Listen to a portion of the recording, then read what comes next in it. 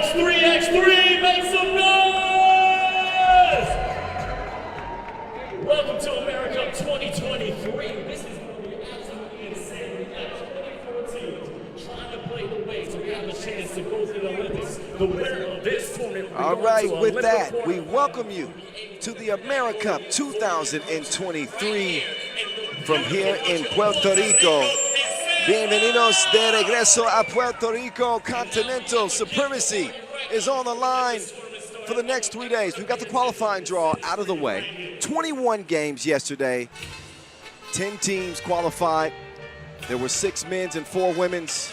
Now the main draw is set. Pools A, B, C, and D. The top 2 teams from each group advance to the quarterfinals. Day 1, pools B and D will take center stage here in the capital of Puerto Rico, San Juan. I'm Kyle Montgomery, AKA the voice of 3x3. Happy to be back here in a city that has been so significant in 3x3 history. They've hosted World Cup qualifiers. We had the first ever World Tour final winners residing from Puerto Rico in 2012. And now we are here for the 3rd edition of the AmeriCup, the very first time here from the T-Mobile District. Man, let me tell you, the visual displays that you have here at this venue are absolutely incredible. I believe in Spanish they would say increíble, right? I have to work on that. I got a couple of days to do it, but the point is, amazing views, huge video screen right in front of us, massive scoreboard. The T-Mobile District is lit. We are ready for day 1 of pool play, and it's about to go down. 34 teams is what we started with, 19 men's teams, 15 women's teams. We are now trimmed down to 12 men's teams, 12 women's teams. They are all aiming at gold here at this AmeriCup. Speaking of gold, you know who won gold last year? That would be Team Canada. The women of Team Canada, that is, and they are going to take the court first here to get us started against Colombia, who come out of the qualifying draw and could be a threat in this group. Trust me, they are a tough team. They went 3-0. More on them later. But how about the Canadians? Oh, Canada. Oh, Canada, indeed. A different team that we saw last year, but you got 2 players that are returning from last season's gold medal AmeriCup team. That is Paige Crozon, and that is Casey Bosch.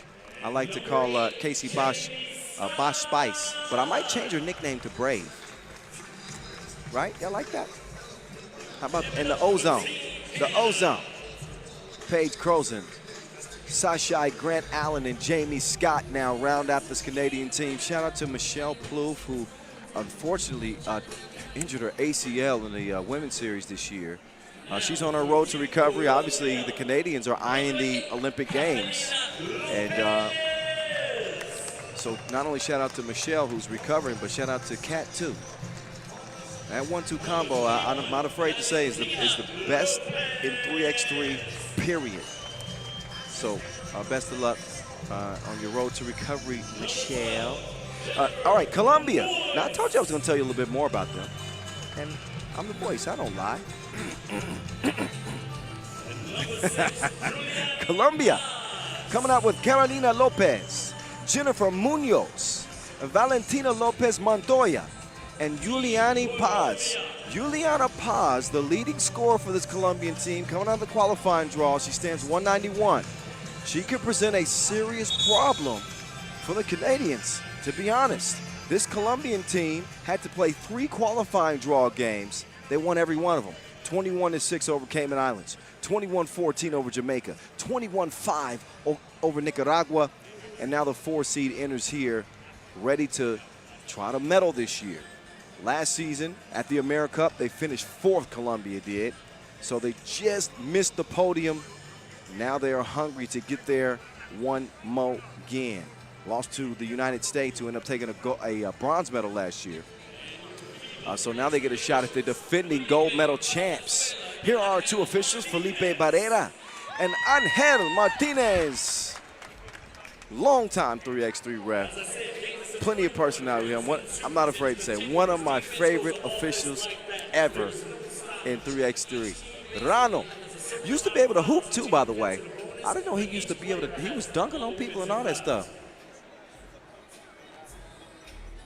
Anyway, back to the game. We got 10 minutes on the game clock. I think you guys were able to see the rules of the game. If you're new to 3x3, 10-minute games, the first to 21 wins. 12-second shot clocks. Half the court, twice the fun. It's on from San Juan, Puerto Rico. Welcome to the T-Mobile District, and welcome Munoz to the game. Jennifer Munoz showing that mid-range stroke, but she's got to deal with Brave. Bosh Spice. She's defended well. I talked to her before the game. I said, hey, for this tournament, please do not be bleeding from the head, if you could. She's such a competitor. Many tournaments, she's always somehow like getting in a scuffle. I don't know. Anyway, she's on the bench, and Paz's shot is off the target. Rebound goes to the Canadians, and here they begin their attack. Here's Scott now, driving through the paint. Scott is denied by Paz, but it was not clean. So Jamie Scott, who we saw featured on the Women's Series, she's played 14 games, 2 Women's Series titles, 29 years old, and is a reliable add to this new-look Canadian team. Normally we see the Plouffe sisters. Obviously, I mentioned already they're not here for this one. And Scott will miss the free throw. Munoz will set up shop. She wants to get it down low to Paz, who stands 191. Up fake. Where you going? Where you going?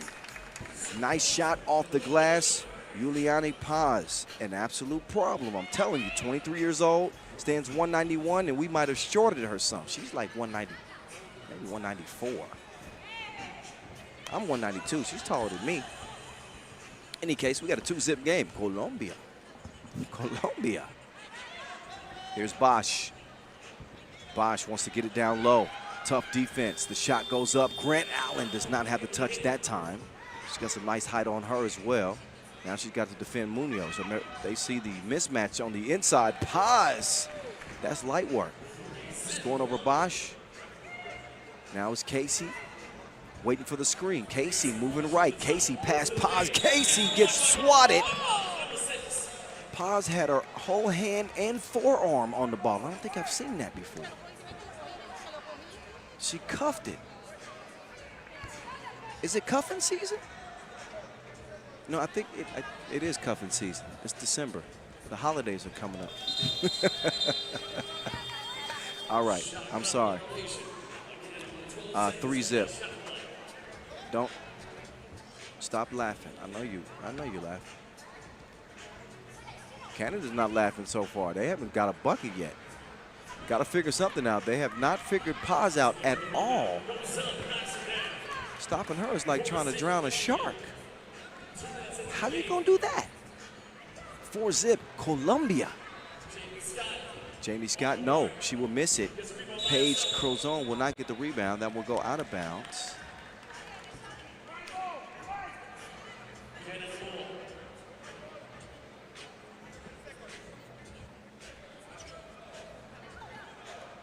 So now Bosh Spice will set up the possession. Crozon to the crib. That's exactly what Canada needed. You just need to see that Wilson go through the hoop one time, settle into the game, and the defending champions are on the board. What a run it was for the Canadian women last year en route to that goal.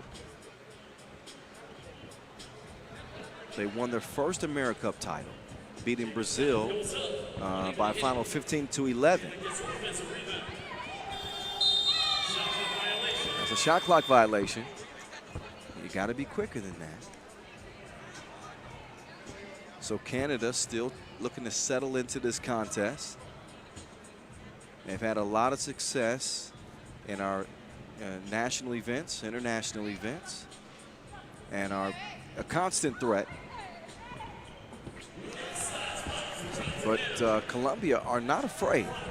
And oftentimes in a tournament like this, you can throw the seedings out of the window. Forget about it.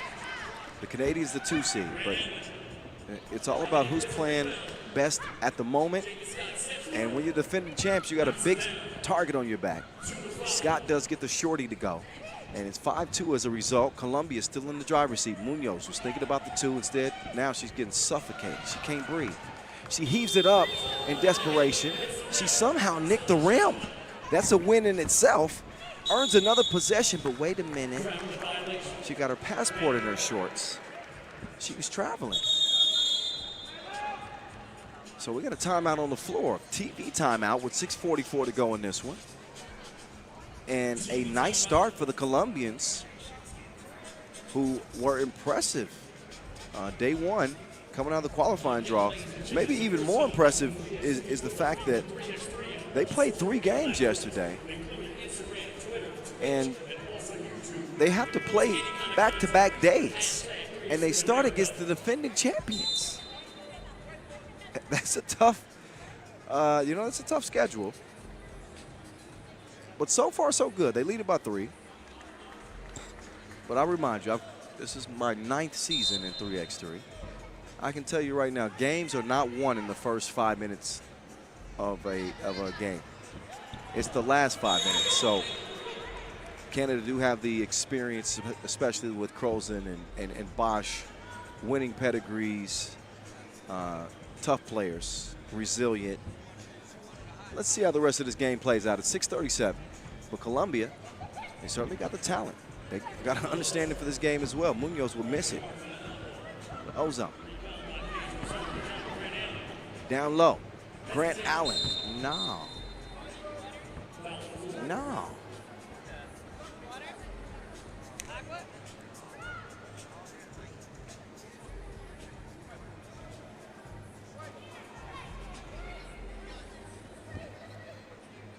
Scott will start the possession.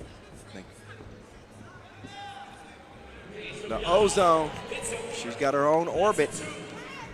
She drops that one from the sky down to the rim, and it's 5-4. Here comes Canada. Down by 1. Lopez on the move like the lease is up. And she misses the layup. Oh, pops. That's a shot clock violation. Touch nothing.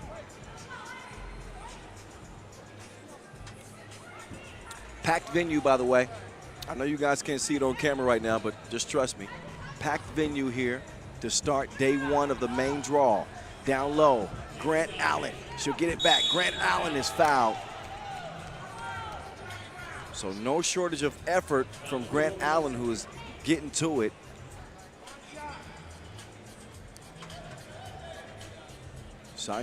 Patricia Grant Allen, that is. She actually stands 196. 196. The 28-year-old steps up to the line. She will shoot and she will splash. Look at Lopez. Fast move to the rim.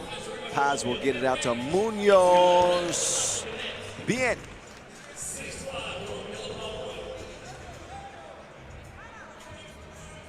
Bosch stops. Couldn't pop, just off the iron. Grant Allen has it from the free throw line. A little strong for her. Munoz will come around with it. She's getting harassed by Crozan. Grant Allen now in hot pursuit. That ball fed down low. Paz with the hook shot. It's either Paz or Paz. Correct me if I'm wrong if you're watching from Colombia. First of all, shout out to Colombia. Somebody send me some coffee beans, please. The voice has never been to Colombia. But also, please correct me if I'm saying any names wrong. I apologize in advance. At 3x3 The Voice. At 3x3 The Voice. I'm open for criticism for the next 20 minutes. Be careful, I'm sensitive. 6-5 games. Scott on the baseline. No, it's stolen away. Lopez with the ball fake, swings it over, up fake, Munoz, step back with Bosch defending. Paz will hand it over, or is it pass? I don't know what that is. That's an air ball. Out of bounds. Lopez is in, Munoz is out. Bosch will get a rest as well. So while the Canadian women are the defending champs, the USA men are 2-time defending champs. We'll see them in action tomorrow. Today it's all about pools B and D, both in the men's and women's categories. Tomorrow A and C will take center stage. Game 1, Kyle Montgomery, aka the voice of 3x3, here with you from the capital of Puerto Rico, Boricua, San Juan. T-Mobile District, the site of this year's event. First time we've ever had this event in San Juan. Paz cannot get a hold of it. Continental supremacy on the line here. And not only that, one team per gender will qualify for the FIBA Universality OQT #2. That will qualify one team from each gender to the Paris Olympic Games. Watch out, it's wet out there. Watch your step. Canada all of a sudden in front. Wait a minute, but for how long? That counts and one.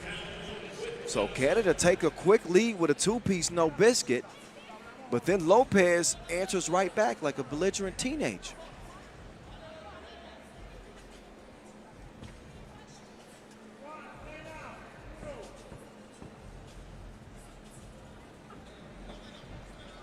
Free throw, no. Paz, no. She will miss it, loose ball. Bosch will track it down, great hustle. Great hustle from her. Oh, Crozen, she crossed it. But she did not finish at the rim. Gotta do it, gotta close the deal. And then she gets whistled for the foul. That is only number 2 on Canada. As we head into our second media timeout, 3:50 to go on the clock, and we're in a 7-7 deadlock. So when you're judging teams coming out of the qualifying draw, you know that the competition is going to be stiffer once they get to the main draw. This is where the higher seeded teams are going to play. So, you know, how much merit do you give that 2-0 record or that 3-0 record? But the eye test told me that Colombia was going to be very competitive and have a legitimate shot to contend for a medal here. Obviously because of the size and dominance of Paz, but they got a high 3x3 IQ, 1 through 4. They can play. The guard play is good. And they're putting Canada to the test here to start the day. See, Munoz, she's a bucket.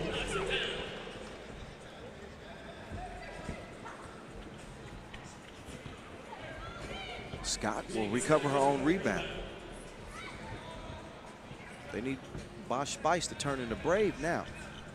She's got to become a hero and get them some breathing room somehow. Oh, that was physical. That was physical. These ladies are getting after it.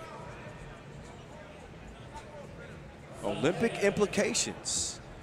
So the road to Paris 2024 has a stop here in San Juan.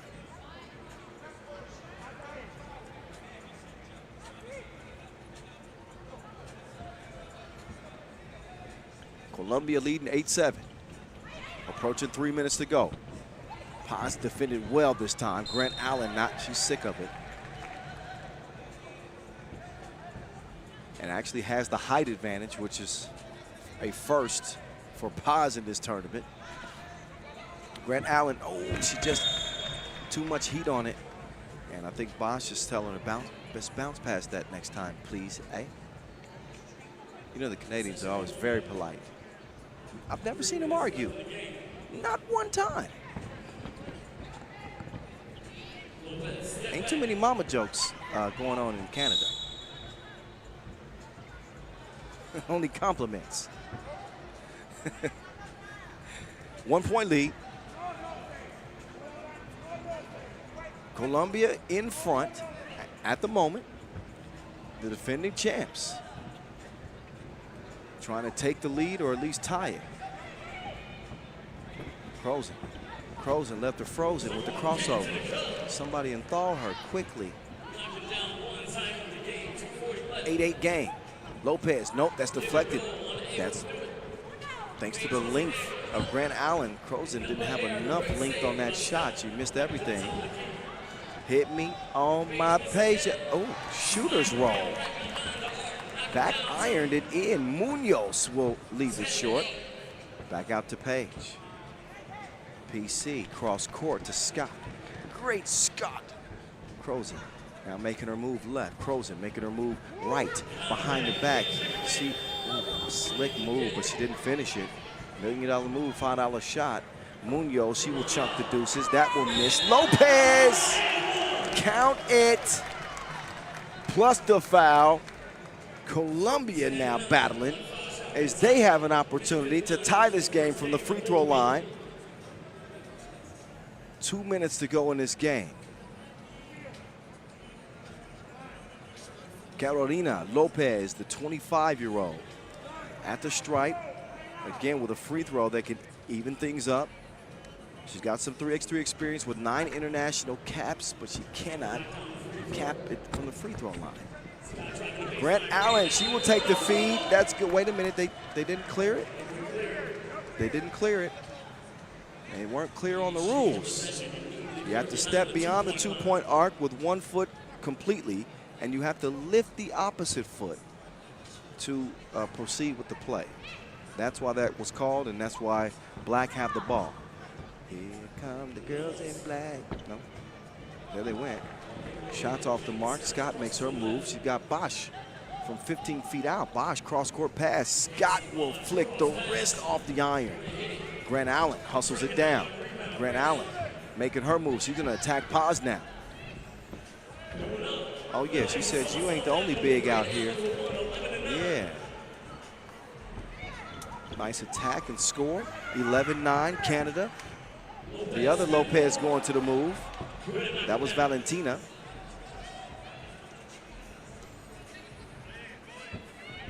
Scott now. Oh, Scott got a lunch pack. Great defense on the inside.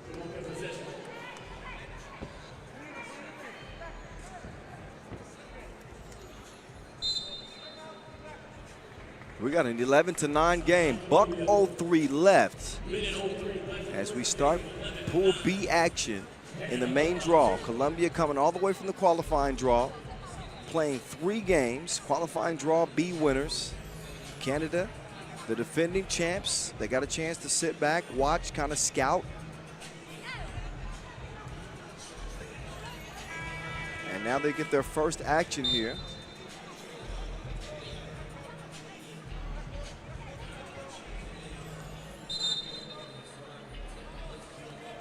And they've been put to the test here. Should mention the other success that Team Canada has won. They've medaled in each of the AmeriCups. They took a bronze in 2021. Let's not forget about their silver medal at the World Cup 2022. So they're a perennial power. Oh my goodness, she faked it out of her socks and shoes. Lopez with a beautiful up and under move to get the bucket for Colombia. They pull within 1 with it. Grant Allen, oh, just a little strong. She'll get it back and make good on the second opportunity. It is 12-10, 33 seconds to go in this contest. This is the main draw opener. Munoz moving left to right. Munoz, 2 on the way, no. Munoz gets it back. Munoz, she misses it. Paz patiently waiting. She will also miss the layup. Big missed opportunity on that possession for Colombia. As 5 seconds separate the game clock and the shot clock. Bosch will have it poked away. Grant Allen with 1 to shoot. They're going to run out of time. That is a shot clock violation. 4.4 seconds are on the game clock. We'll see if they award them any more time, but it looks like they'll have 4.4 to work with. So Colombia can tie and probably have a chance to take the lead. They're going to take a look at the clock situation and just make absolutely sure that there shouldn't be more than 4.4 seconds left. So Canada a little bit slow out of the gates, but I don't know if you guys remember, some guys said games aren't won in the first 5 minutes. They aren't won? All right, some guy. Canada came alive in the second half of the game. Their defense has been sharper. Better movement offensively. They made some tough buckets, and they find themselves in front. Jamaica versus Puerto Rico.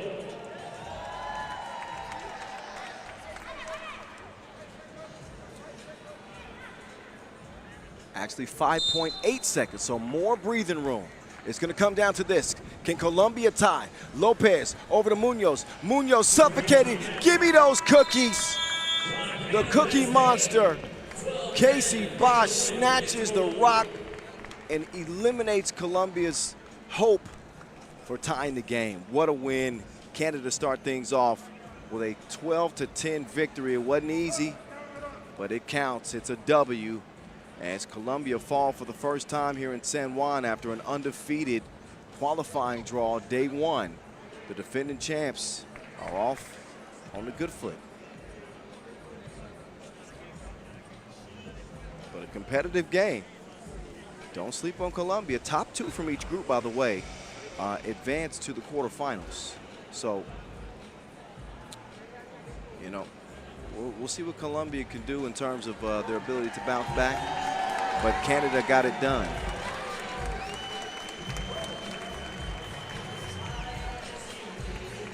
So here are the highlights of this one. Well, here is the highlight of the game, I would say. It's the steal. Defense wins championships. Defense just happened to win this game for Canada. It was Bosch Spice who was there for the steal. And that secures a 12-10 win for all Canada. Who's next? Let's see. I heard a lot of screaming from the crowd. Oh, that must be Puerto Rico. Yeah, it is. The hometown squad, Puerto Rico, with nearly every person in this venue supporting them. They will lace them up against Team Jamaica, who also played yesterday. This is women's Pool D action.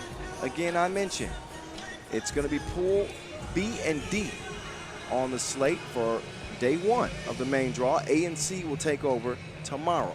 So Puerto Rico, our first time looking at them. They come in as the 4 seed. How they do last year at the AmeriCup. They finished 7th. 2021, 4th, just shy of a podium. Here they are playing in their backyard for the very first time, and they'll have an opportunity to put a lot of smiles on some people's faces, trying to obviously ultimately make their way to the Olympic Games. They're going to go against a tough Jamaica team. They come out of the qualifying draw 2-1. They were in qualifying draw B. They destroyed Nicaragua 21-1. You heard me right. 21-1. Meantime, that's Christiana Gail Bryan. She rocks rough and tough with her Afro puffs. Hey, rock on with your bad self. That's a throwback. I'm old, I'm sorry. Anyway, joining Christiana Gail Bryan, you got Crystal Desiree Prim, Jessica Lena Fairweather, who's a certified bucket, and Tashana Melanie Higgins. That is Team Jamaica. They beat Nicaragua, as I mentioned, by 20 points. Then they won a 22-3 game over Cayman Islands.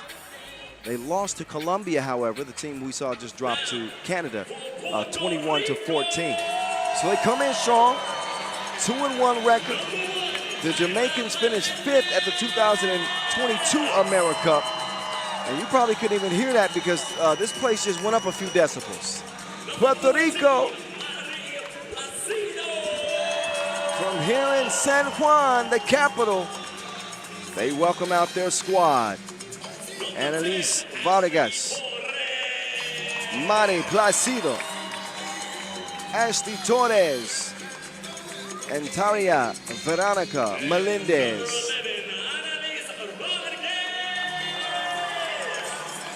This is Team Puerto Rico.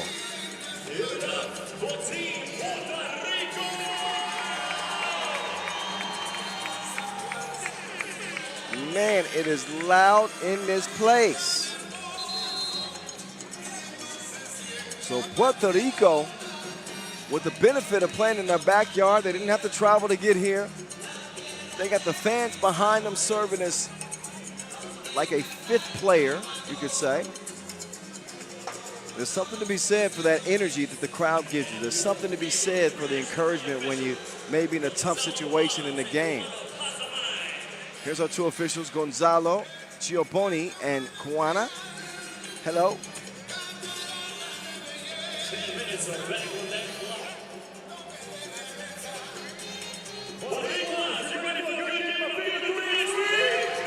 Shout out Vince Chang, 3x3 the energy on the mic in here. I'm Kyle Montgomery, aka the voice of 3x3. It's time for game number 2, Pool D action in front of us. The ladies get us started today. We're minding our manners. We are chivalrous. Ladies first. Is that a Game 2 has started. Puerto Rico, Jamaica. 10 minutes on that clock. I got good intentions. We'll start this action off. Higgins down low, using that pivot perfectly. Gets some space and scores it from 2 feet out. Jamaica draw first blood in this one. Torres rocked her left to right, but she misses the lefty lay. It's recovered. The shorty is short. Higgins will come away with the rebound. A gritty player on the inside. She does a lot of the dirty work for this team. Prim is a problem when driving to the rim. You see what I mean? Prim to the rim, and Jamaica start this thing 2-zip. Once it's a rebound, you have to give the possession a chance until they can dribble. Then you can play defense. 30 seconds in. Puerto Rico looking to give this crowd something to cheer about. Oh, Vargas. Oh, that's a 5-star dish. That was, okay, maybe a 4-star dish. That wasn't 5-star, but it was nice. Higgins. Oh, take some contact. She will miss it there. Meantime, the deuce is chunked from long range. That one's also off the mark. Higgins with already 3 or 4 rebounds. We've been playing this game for 60 seconds. Fair weather. Couldn't change the weather. Rain was not in the forecast that time. Oh, the feed on the inside. No bueno. No bueno. Prim. She's fouled on the way up. Great versatility on this Jamaican team. Bryan is their leading scorer. She's going to check into the contest now.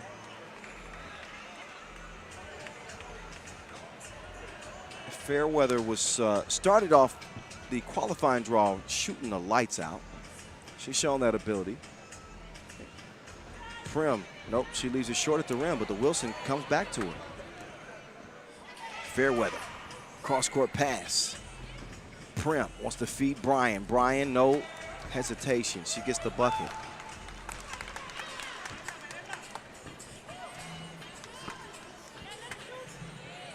Good look from the corner. That one's airmailed express over to Jamaica. Prim, jab step, getting to the baseline. Prim, a non-contested layup. Puerto Rico have to step up the defense here, or this crowd is going to go dead silent. This venue with hundreds of spectators is going to sound like a library.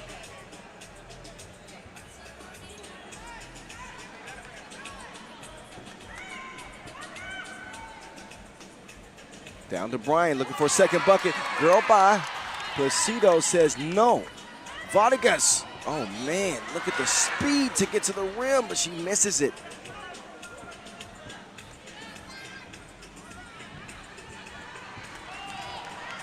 Bryan will clear it herself. She'll set the screen. Now it's up to, oh, Prim with the fake. Bryan, give me that. She snags the rebound. She's hacked on her way up. She's going to head to the free throw stripe and look to expand Jamaica's lead. It's already 4-1, 2.5 minutes in.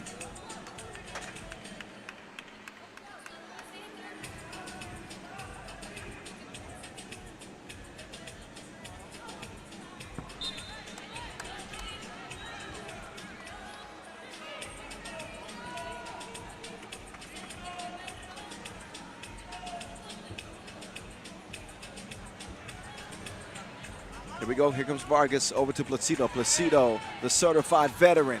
She will miss the shot. Torres. Oh, my goodness. They got some problems right now. Olivia Pope might not be able to solve them. Fairweather still cannot stroke from long range. But Puerto Rico with a single score. Let's see if they can get into their groove. Vargas now. She will drive. She will scoop, and she will score. Puerto Rico with their second point of the game. The crowd likes it.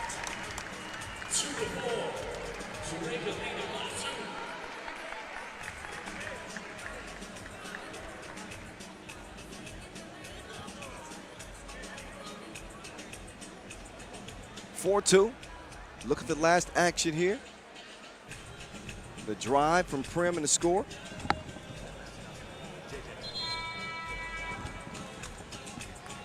Puerto Rico's mascot is in the building. What's up, JJ? JJ can't hear me. He's in his costume. He done.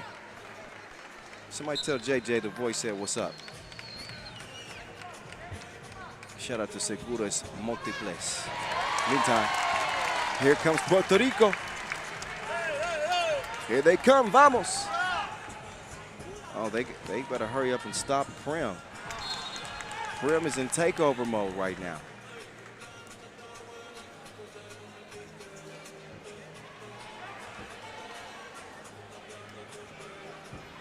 Now Fairweather, out top to Prim. Prim swings it, Higgins, up fake, gotcha. Floater, oh, that got you too. Off the window and in. Jamaica, man. They lead at 6-3. Placido cannot trim into that advantage. Prim will corral the rebound. Higgins directing traffic. She wants to see some movement. She'll get it to Fairweather in the corner, down to Prim. Prim, oh, just Hunger Games. Prim don't need Katniss. Meantime, it's a foul. Torres driving. She puts the pressure on Fairweather, and she's going to earn the whistle. 7-3 though, Jamaica with a 4-point advantage. Nothing for Puerto Rico to be afraid of. This is 3x3, 10-minute games, 12-second shot clocks. They got a lot of time to get into this lead, especially at the free throw line here. That lead is now down to 3 as Torres strokes it. But they got to find a way to stop the interior threat of Jamaica. They're getting it done on the drive. There's Prim to the rim again.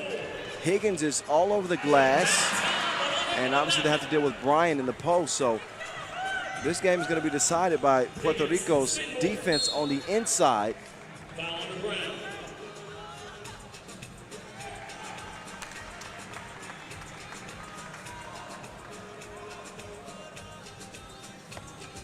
Shout out to Puerto Rico's coach as well.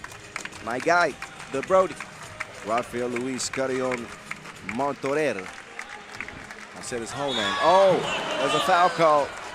There's a foul call.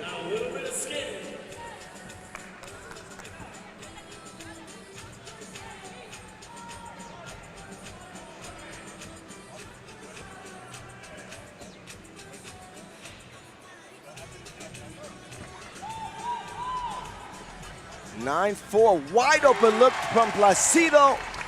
Bang. 9-6. Now the effort, you're seeing it. Jamaica 9, Puerto Rico 6.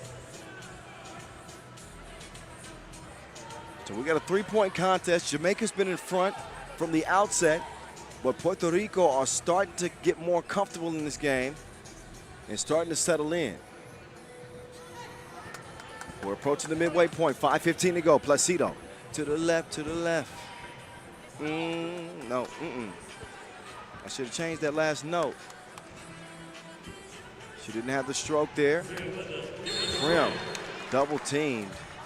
And she is crunched in the paint. Shooting one. Crystal Desiree Prim,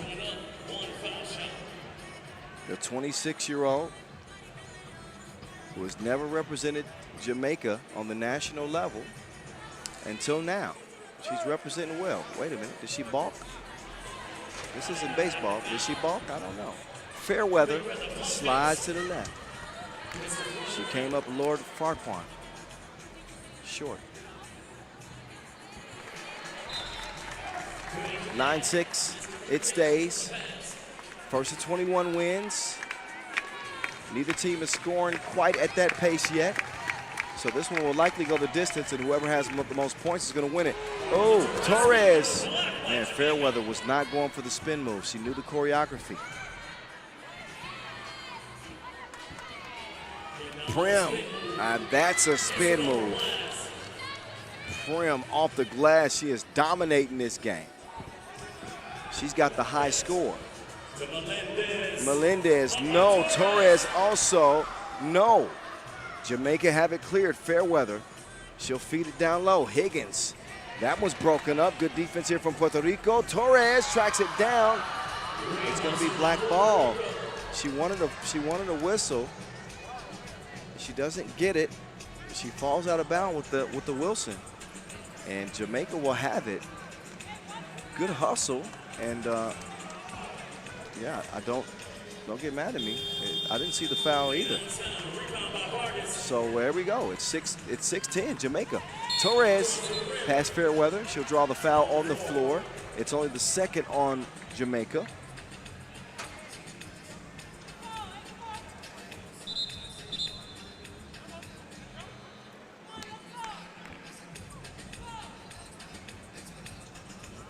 Now Torres trying to get in her bag. Torres launches the 2, off the 10. It'll stay with Puerto Rico.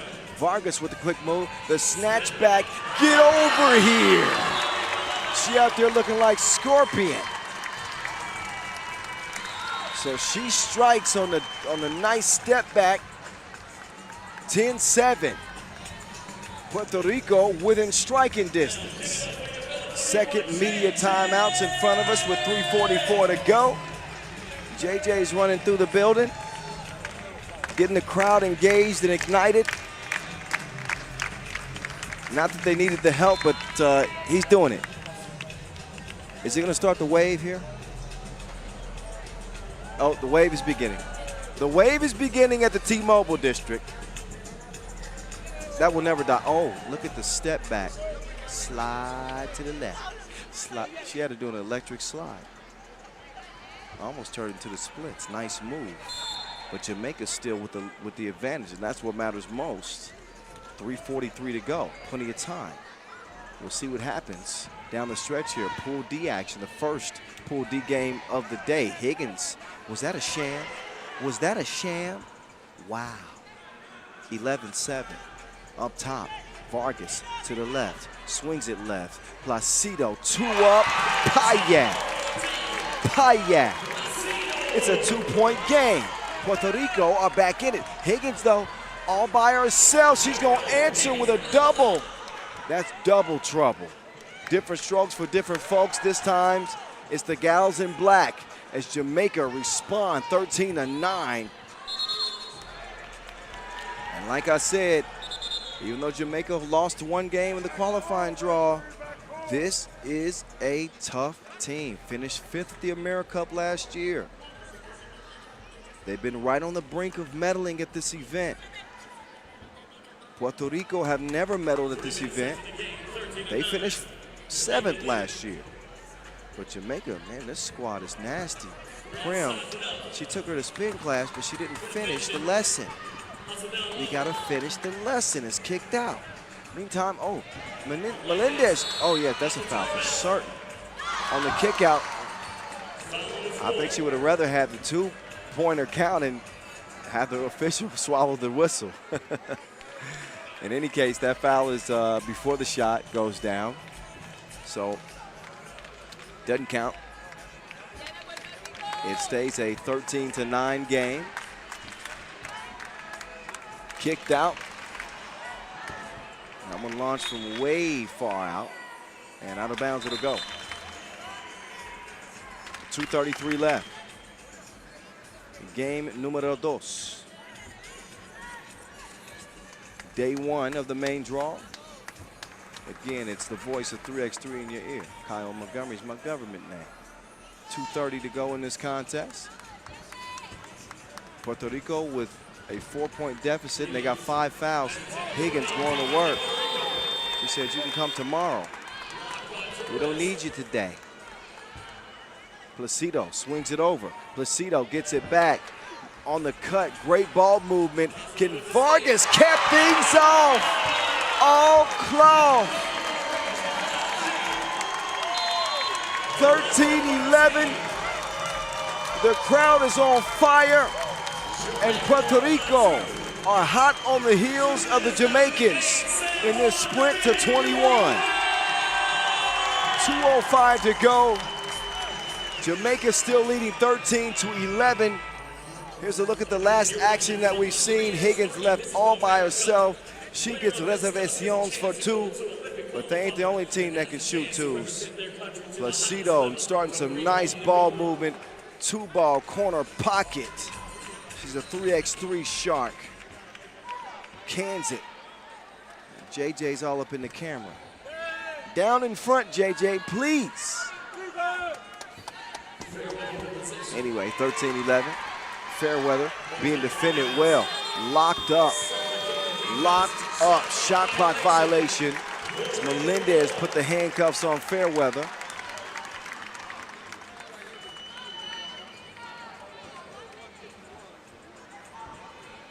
Now Torres with Higgins in defense.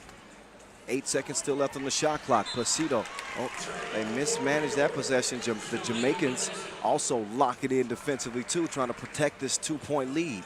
Jamaica have a 13-11 advantage, 1:44 to go.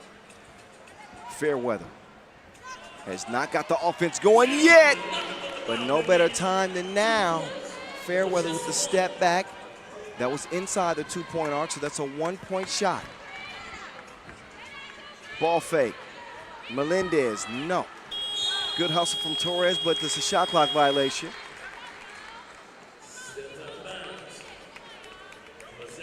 Top two from each group advance to the quarterfinals. We'll know at least 2 quarterfinalists in the women's competition today. Actually 4, my bad. Same thing for the men. Oh, they are not buying what you're selling. Fairweather, that shot is deflected. Out of bounds off of Puerto Rico. That will leave 6 seconds on the shot clock for them to work with.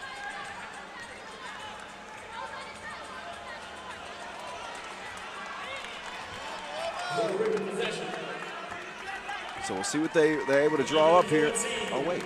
Never mind. They said off Jamaica. I thought that Puerto Rico touched that last. Uh-oh. Uh-oh. Sharon is Karen. No, you got to make those. Oh, Placido's defended well as well. So Puerto Rico a little bit frustrated. They've had some very makeable shots in this contest. Fairweather, 2 toes behind the line. Not that time. Higgins, though. She is gobbling up every Wilson ball. Oh, the crowd is going crazy. They felt like where Fairweather should have been called for a travel. She might have got away with one. She might have got away with one. We'll have to look at that on slow motion in the replay. Anyway, 30 seconds remain. Jamaica with a 14-11 lead. Puerto Rico, it's time for them to put together a possession. Doesn't have to end in a 2-ball. It does need to end in a score. I think if they're going to have a chance here. Half a minute to go.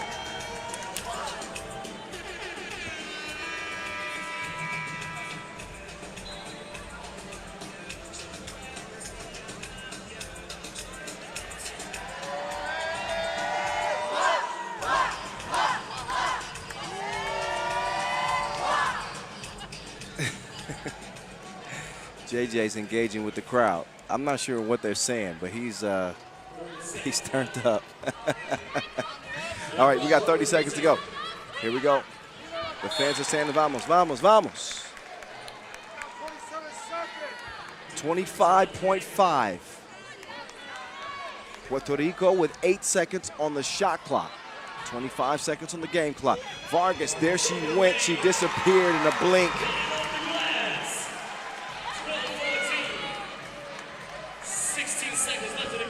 Prim, she spins free, but wait a minute. We got 10 seconds to play here. Vargas with the jab step. Vargas, 2-piece.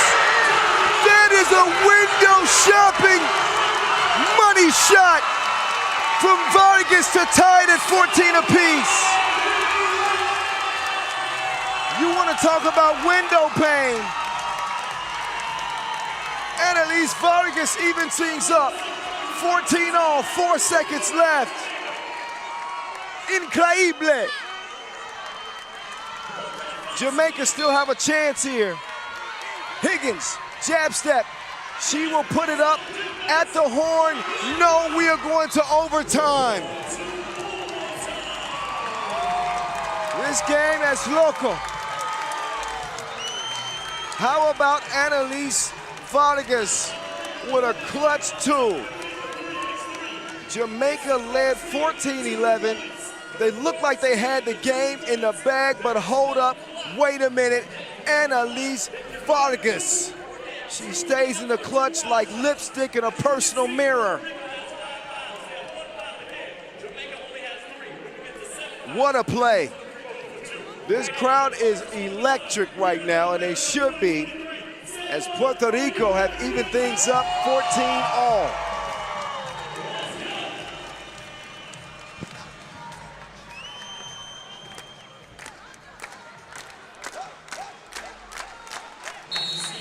So Puerto Rico start with the ball. First team to score 2 points in overtime wins it. Over to Vargas, who just hit the huge two. Vargas's pass is stolen away. Prim to Fairweather. Prim will slip to the bucket. Fairweather's pass, entry passes, defended well. So they got 7 seconds to work with on the shot clock here in OT. Again, first team to score 2 points wins the game. Defending the two-point arc is top priority. Prim going to the spin move, using the pivot foot. She is denied. You are not welcome here. So Melendez with the strong defensive effort, moving her feet, moving her hips, and stops Prim from getting the bucket. And Prim has virtually been unstoppable in this game. Placido with the rock in her hand. Over to Torres. Torres going for the win! Window pane! That will hurt the Jamaicans, who felt like they had this game in the bag. But don't believe everything you see. 16-14 Puerto Rico. Puerto Rico, they take it in overtime. Incredible. Amazing.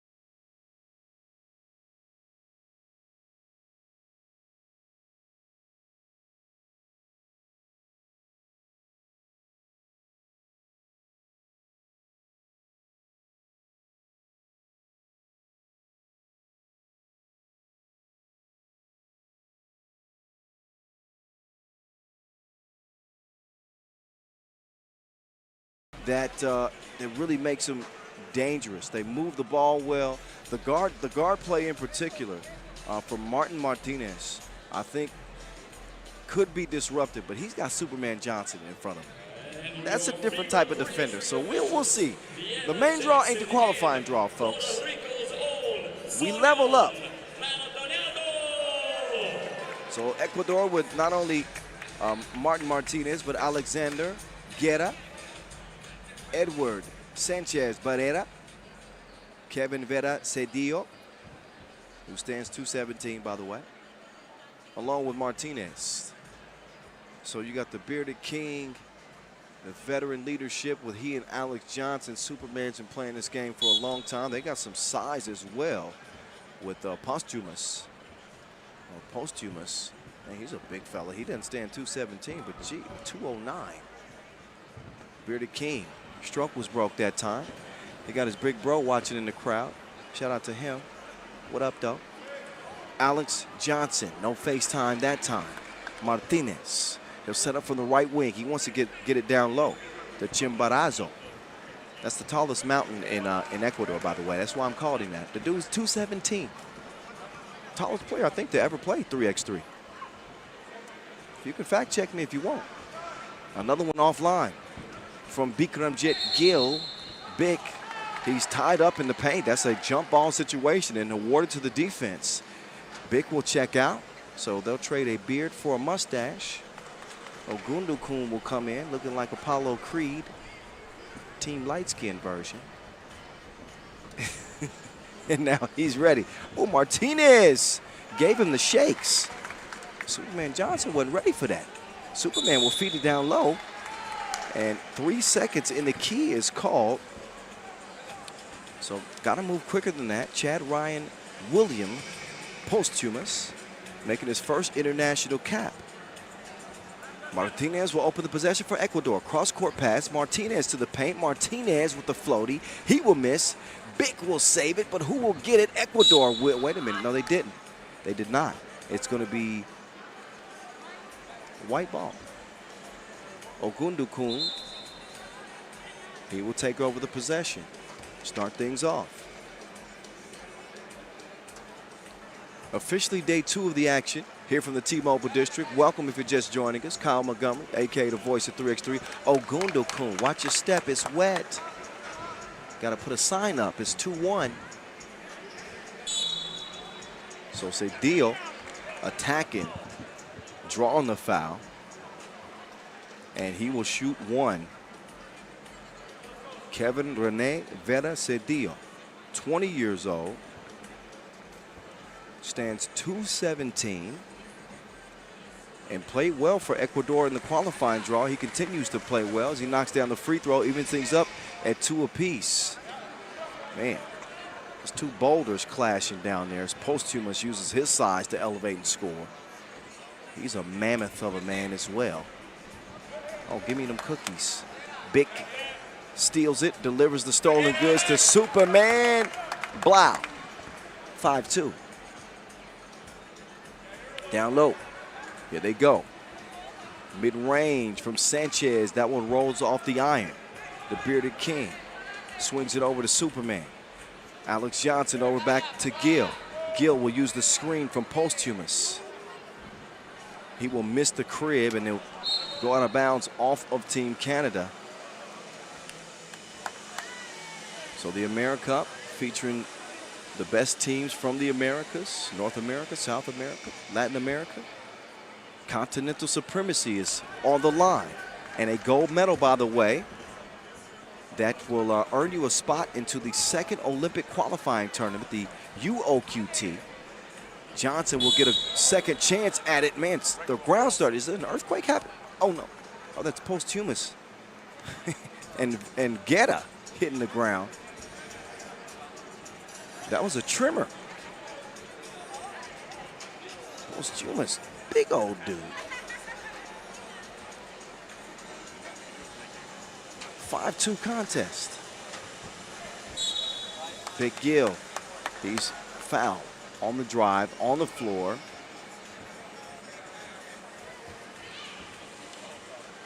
Ogundukun swinging right. He doesn't get it. Johnson decides to get it to the Bearded King. Oh, Bearded King, he missed the crib. That's one he normally would make. Sanchez crosses right to left, and he misses the point-blank range attempt as well. Now it's big. The Bearded King looking to make up for that last missed lay. He will miss the first one, but he will clean up his own mess as he settles into this game. Oh, Canada lead at 6-2. Sanchez pulls up. Bick wasn't having it. Got a hand on it. That'll leave 2.5 seconds left.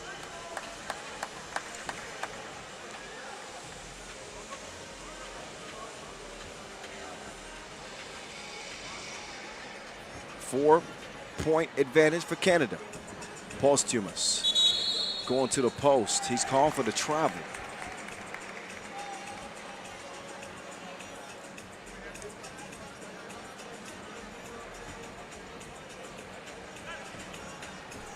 Back to it we go. Martinez working on Superman. Martinez moving left. He's got Johnson in hot pursuit. Doesn't get a hand up, doesn't have to. The floaty is off the mark. Superman, or should I say Dean. Posthumous bumping and grinding like a slow jam. Oh, that was thrown out. Yesterday's garbage. Guetta aggressively playing defense, but there's a whistle. 3 fouls on Ecuador, only 1 on Canada as we go into our first media timeout. 6:38 left on the clock.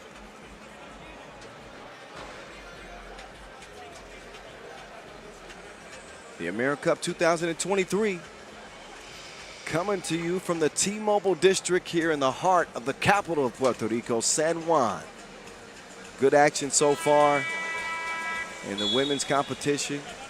We saw Canada emerge victorious to start the day. We saw an absolute thriller in game number 2 with Puerto Rico taking it into overtime and beating the Jamaicans. Now our first look at the men's competition here day 1 as Posthumous will step up to the line and shoot. He will get the shooter's roll. It goes.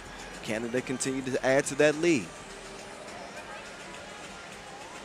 Oh, Guetta trying to get tricky with it, but Ogundukun is a good defender, and he snuffs that one out.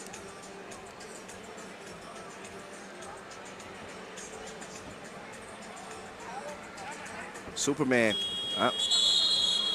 smart defensive play. He recognized what was left on the shot clock and knew not to foul. Let Martinez go, who ended up running out of time. Johnson will step out of the game and have a seat, rest up. Ogundukun, a.k.a. the Pringles man, will start the possession. He gets it. Oh, he yammed on his head, on his tippy toes, Posthumous. 6-point lead, and it stays that way. Posthumous will spin free, but Guetta will poke it away.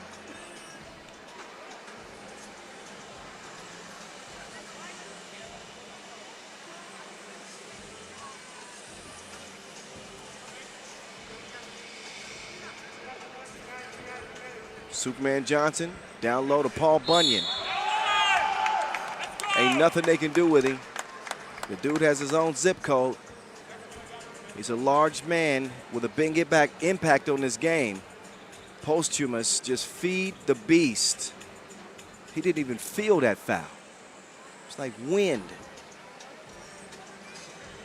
Posthumous knocks it down, converts to the line. Canada's lead continuing to grow. 10-2.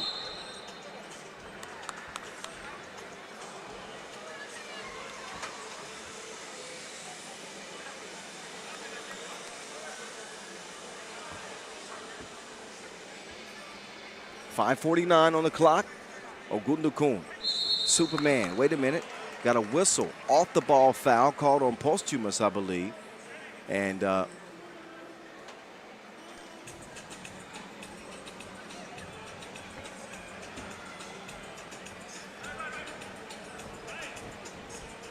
I should have known that Posthumous could hoop because I said, Eronimus Vanderlist, he hit me up and said, yeah, shout out to my old teammate, Posthumous from Canada. They played together in Japan. Who's taller? Wait, Posthumous is 209. Eronimus is, how tall is Vanderlist? He's a footer. I don't know if he's too old. Yeah, he's over 209. Yeah, he's 212 or something like that. Anyway, Posthumous, jump hook, soft touch. 11-2. Sanchez falls away. He'll miss it. The Bearded King comes away with the Bearded King. 2 from the corner, too long. Ogundukun, nice hustle.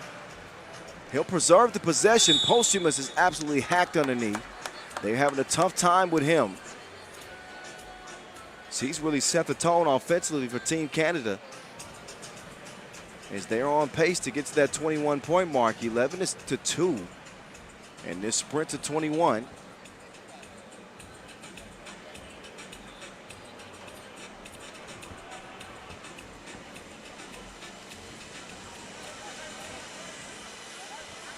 Down low, Ecuador go. Hey, this ain't the qualifying draw. They're learning quickly. Sanchez, he was scored past Superman Johnson. Johnson lost it to Big. Big throws in the reverse. Oh, he didn't quite work out how he wanted to, but it ends in a bucket. Posthumous ends up tipping his missed dunk, but Ecuador respond with a two-piece combo. Big swings it to Superman. Superman lets it fly. That one comes up abbreviated. Stays an 8-point contest. Canada well in control. They control in this game. They got the remote in their hands. They do get called for the foul with 4:26 still left, but the way it looks now, it's too much firepower that Canada is bringing here. Posthumous is dominating this game on the inside. Big Gill is all over the glass. Ogundukun is locking in. You cannot leave Superman Johnson open from beyond that 2-point arc. And Ecuador are finding it difficult to get buckets here. They trail by 7.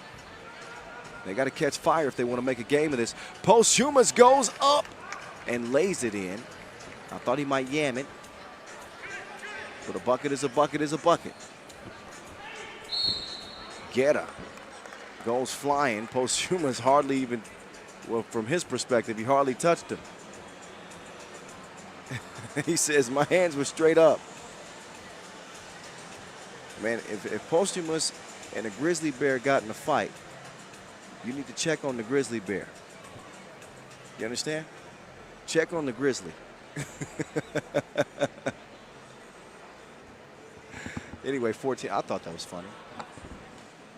All right, I'll show myself out. 14-6. Let's just stick to the facts. 4 minutes to play. Ogundukun. He cannot hit it. Martinez. He is the catalyst. Martinez. I think he has that ability, but he's got to assert himself in this game. He could be a difference maker for Ecuador, but they need him now. Oh, Superman Johnson, a facial. He put cucumbers on his eyes. 16-7. That's the second two-piece from Superman. Oh, he wants another one. That one will ricochet off the front iron. Martinez will find an open shooter. Guerra will swing it back to Martinez. Beautiful ball movement. Sharon is caring, but they don't finish off the play. Don't turn it into points. But they had the right idea with the ball movement. Got him as good a look as you could ask for, as Canada lead it 16-8. So the Canadian women already in the win column. The Canadian men look to be well on their way. We're going to find out for certain what they do or what they don't do. But right now, again, they got this game well in control. They've looked composed. They've had the more dominant team, whether it be Superman Johnson or this man Posthumous. He might not be human. He's an absolute problem. Straight up. We got people watching from all over showing love. The voice of 3x3, that's me. Oh, you know I love y'all. What's happening? I'm just having fun. Thank y'all. Make sure y'all stay active on the live stream on YouTube. And follow us at FIBA 3x3. Man, stop. He slapped that. Back to commentating. Okay, now back to promotion. Follow us, please, at FIBA 3x3. Use the hashtag 3x3 AmeriCup. That's where you're going to get all your latest updates on everything 3x3, your highlights, all that. And if you want to follow me, it's at 3x3 The Voice. Posthumous drops it off. The bearded king. No, bruh. He missed everything. Martinez to get her. Quick move, Euro step, nice. Can't finish it, man. This defense from Canada is absolutely a criminal. It is lockdown. They are enforcing and imposing their will on the defensive end, and that is why they lead this game 16-8. There is no easy buckets for Ecuador. No soup for you. 2:33 left. Canada in complete control of this contest, as it's been from the very start. They overcame a little bit of a rocky start, to be honest. There were some missed layups, things like that, a couple of turnovers. But once they settled into this game, it really has not been a contest. And I know that Ecuador played yesterday in the qualifying draws. It's hard to play back-to-back days, understandable, but this effort right here, this won't get it done against Canada. Meantime, Posthumus locking up. That's like Andre the Giant versus the Big Show. Ogundukun will step back. He wants to get it down to the post office. So Posthumus lost the handle on that.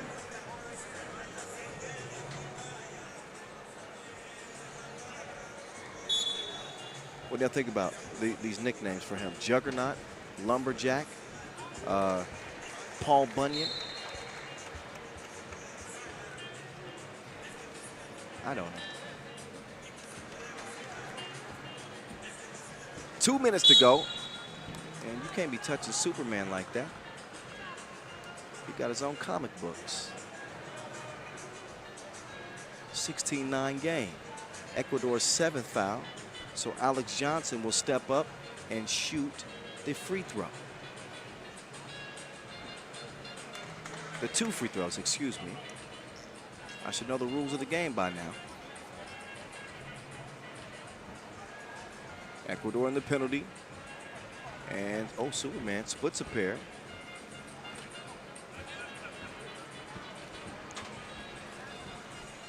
And Ecuador will respond. It's a 3-possession game. They're not out of it yet, but they're going to need a furious rally, and they cannot leave Superman. Maybe they can. He hadn't missed much from out there. He does miss that one. Oh, Martinez, good move. Drop step. He's been the lone bright spot, really, for Ecuador in this one. And now Superman Johnson is going to work on him. Superman will get it over to the Bearded King. The Bearded King got his cookies took like an internet browser. It's the drive and the kick. Sanchez up fake. 2-ball, corner pocket. Blau. 16-13. Wait a minute. Loose ball is stolen. Guerra now. He will move past Big. He will miss the layup. But Ecuador have life here. Ecuador have life. We got a minute to play. 16-13. Superman will find the Bearded King. Easy breezy. Sanchez up fake. Past the Pringles can man. He's in for the score. And it's back to a 3-point difference. Superman driving, missing. Martinez. He dips the shoulder. Wait a minute. He hit Gill right in the diaphragm, and I think Bick is actually called for the foul. He is. And both players are slow to get up. Bikram just is still doubled over. You can see that Martinez, he ain't afraid to get physical. And now 2 free throws coming up for Ecuador. I can hear Big's big bro saying, stay composed, stay composed. That's exactly what they need to do. Listen, Canada, they've been in control of this game since they pressed the power button. Now all of a sudden, Ecuador has shown that heart and that tenacity that I saw from them in the qualifying draw yesterday. I was a little bit shocked that Ecuador got off to such a slow start. They were one of the teams that really stood out to me in the qualifying draw. So the fact that they got off to such a slow start was a little bit shocking. Now they're looking more like the team I saw yesterday with 2 free throws in front of them. This could be a 1-point game. This game was separated by 8 points at one point, 16-8. Martinez will miss that free throw, but one make here will still make this a one-possession game with 45 seconds to go. Oh, he misses them both. That is a tough trip to the stripe from the most impactful player for Ecuador right now, which has been Martinez. You're going to get some bruises down there. Down to the body shop. They go to Posthumus. When all else fails, just give it to him.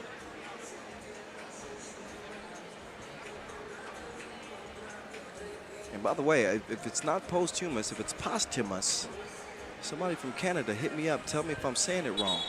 He misses the first of two. He's got 2 free throws.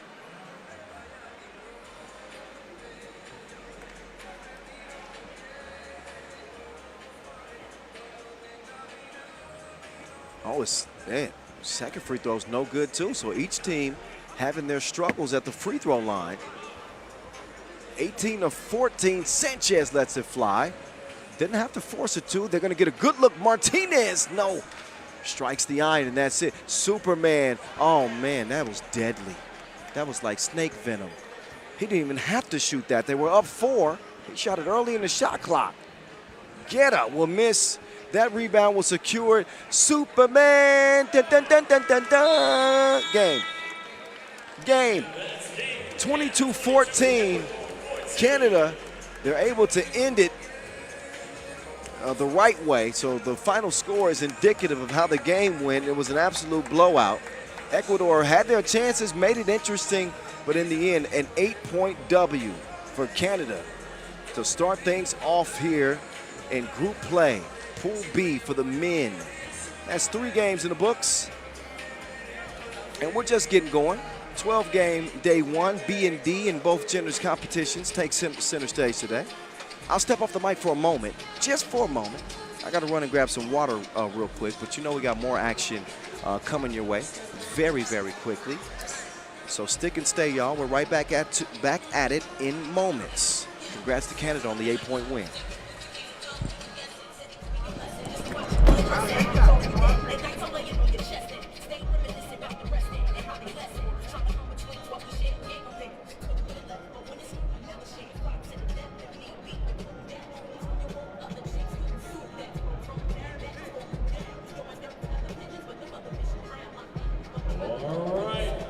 Ladies and gentlemen, next game coming up, Chile versus Mexico. Starting with Chile, number 10, Carlos Laurel. Number 23, Kevin Rubio.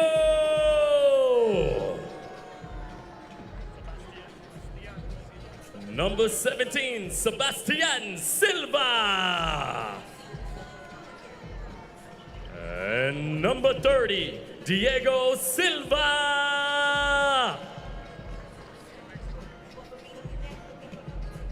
Team Chile.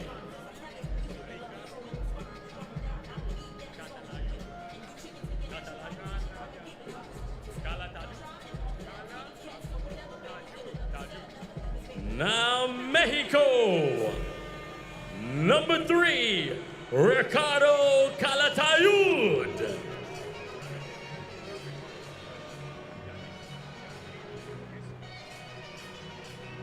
Number 1, Yannick Espinosa.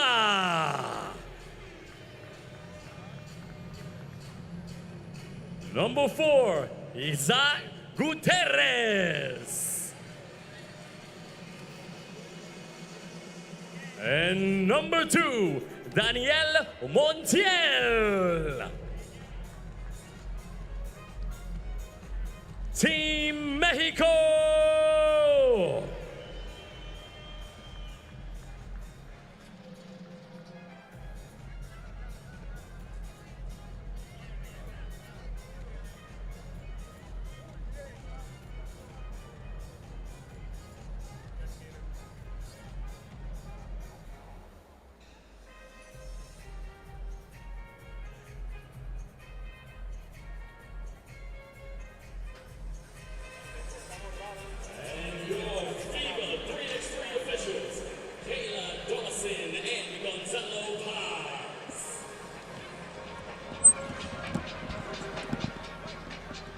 All right, the action rolls on. That was a long drink of water, wasn't it? Had to go to the men's room, excuse me.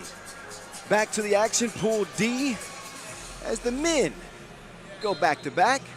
This time we have Mexico and Chile.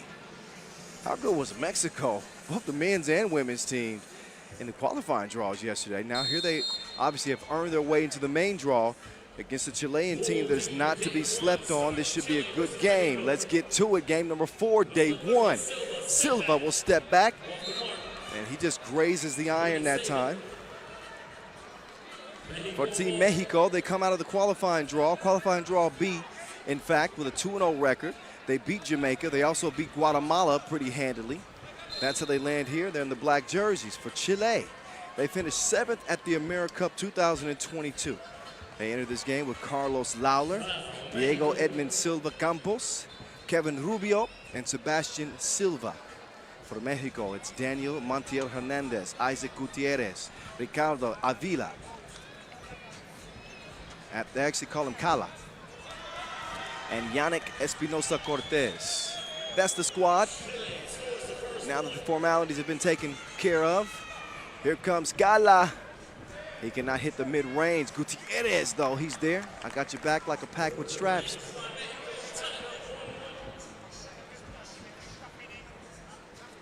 Rubio, he gets not stroked to 2. Chile usually field a team that certainly got great shooters. Rubio decides to pass that 2 up. And a travel is called. That possession is wasted.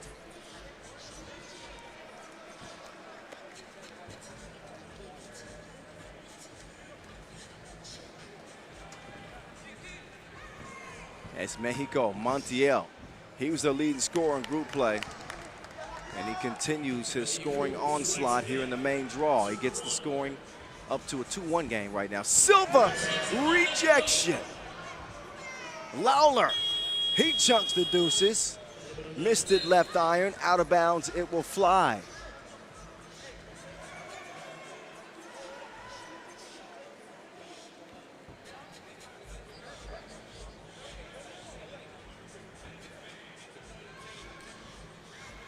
Two-1 contest. Cala chunks the 2. He will nail it.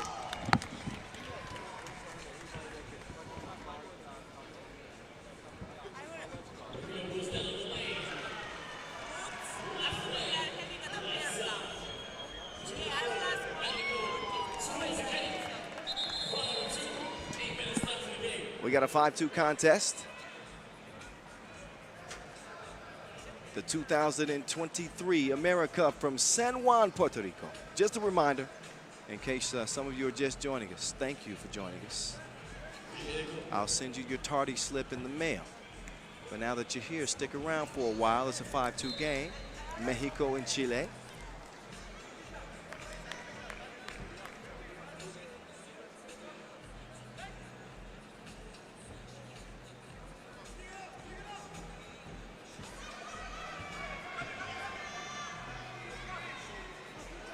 Cala, hotter than lava. He knocks down another deuce as it's 7-2.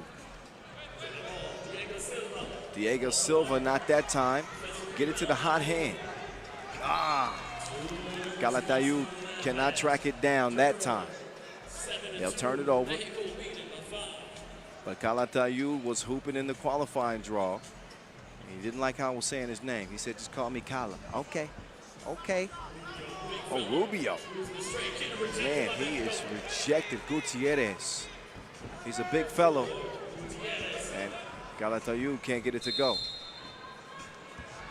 But Gutierrez, with that size on the inside, his defensive presence is obviously critical to Mexico's success. You got the outside shooting of Montiel and Cala. That makes things very, very difficult. Oh, speaking of outside shooting, now the net's all wet. Campos gets it to go, and then a foul. Wait a minute, not a foul. Gutierrez went flying. I thought that the whistle was a foul. But instead, it's going to be Chile ball. They trail at 4-7. Diego Silva will start it from the right wing. Lawler comes around. Lawler using the screen. He will step back. He's by himself. He cannot connect. He will get it back, swing it over. Silva, oh no. He misses the bunny. On the baseline, Espinosa.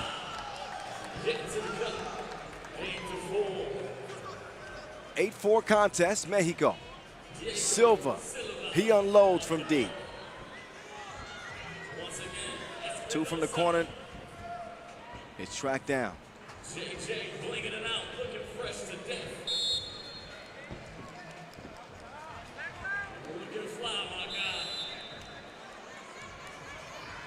So we got a 4-point difference. And our first media timeout, 6:22 to go here. Game number 4 of the day. Mexico trying to stay unbeaten coming out of the qualifying draw. And Chile, who have been a competitive country at the AmeriCup, still have not managed to medal.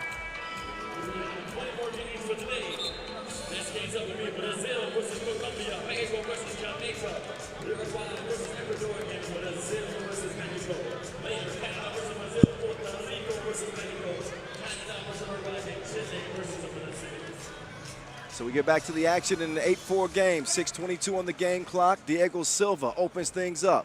He moves left, he's got the rock in his hand. On the drive, he will kick it, 2-piece biscuit.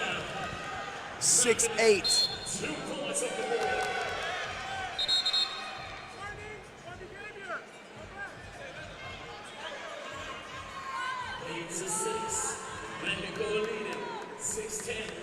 Approaching the 6-minute mark. Chile starting to heat up from long range. Lawler now, he wants a 2. And the deuces are wild right now. Different strokes for different folks from Chile. They're all even at 8 apiece. Rubio. The Euro steps to the paint, and he's able to draw the foul. So all of a sudden, Chile have caught flame. They were down 8-2. And completely have erased that 6-point deficit. That's how quickly things can change in 3x3. And that 2-ball completely can decide a game. Gala, crossover, step back, tough defense. Took in the spin class. He done brought all the fakes. Sets up Gutierrez for the layup as Mexico respond. Lawler. Lawler comes up short. Gutierrez, oh, there's a foul. Rubio, his hands were too active, trying to get that steal on the baseline.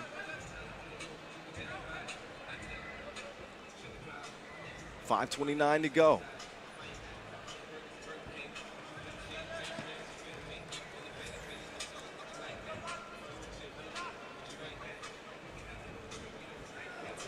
Here's Gutierrez being defended. There's a foul off the ball, actually.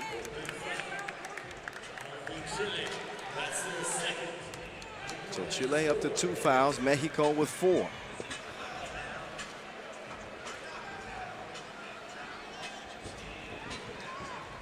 Gutierrez asserting himself.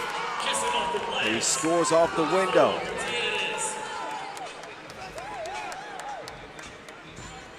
Rubio runs into Gutierrez. He snags the board. Possession for Mexico. Calatayud gives it to Gutierrez. That foul is on the floor. Number 3 on Chile as they trail by 2. We're exactly midway through this 10-minute sprint. 4:59 remaining in this game. Mexico has cooled down a bit while Chile has heated up. Mexico trying to get back in their groove. They go to Cala. Cala says holla to the crib and the lay.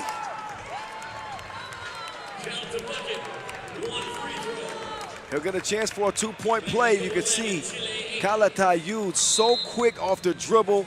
Once he gets you in your rear view, just taste the vapors. If you're rooting for Chile, make some noise!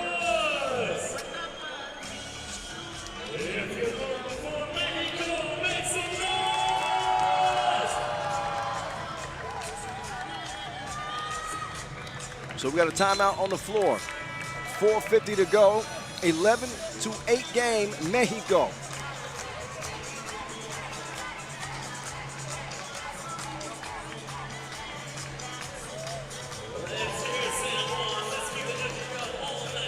Calatayud trying to convert it to line here, make it a 2-point play.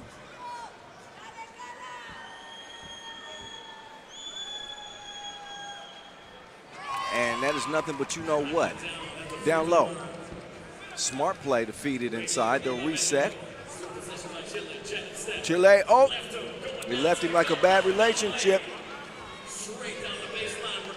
Gala missed it that time. He gets it back. No serve. Good defense there. Now Calatayud. Oh, he did the James Brown splits. Get up, get on up, get up. Okay. Never mind. 12-9. Get on the scene. I like it. I said I was done. Meantime, that two is missed. 4-10.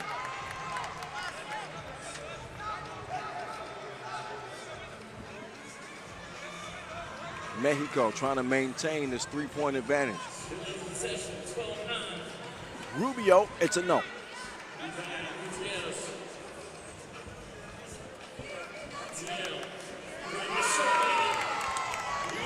$13-9 now. Mexico trying to regain the stranglehold they had at the start of this game. Was up to 6, now it's at 4 with 3:45 to go. Montiel's been fairly quiet offensively in this one. He's got the ability, but he does not make the shot off the window. He can't save it either. It should be Chile ball. Time for a media timeout. 3:38 left in the contest. If it's anything we've learned from this game is that Chile have the ability and the firepower to knock them down from long range. So a four-point lead for Mexico is not safe.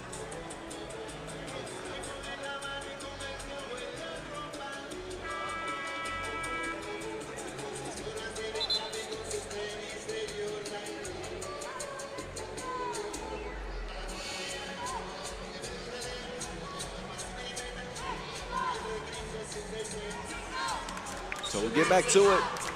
Sina guarded by Calatayud. They'll switch now as Lawler will start to attack. Using a double screen top of the key. Rubio gets a wide open look, but the stroke was broke. Up fake. Good look, but not a good looking result. They keep it alive, and they miss on the inside as well. Silva is gold from long range. Knocks down the two-piece. Kala going to work on him. Kala in and out. Two ball, corner pocket. He dropped that man off like the shuttle bus. 14-11.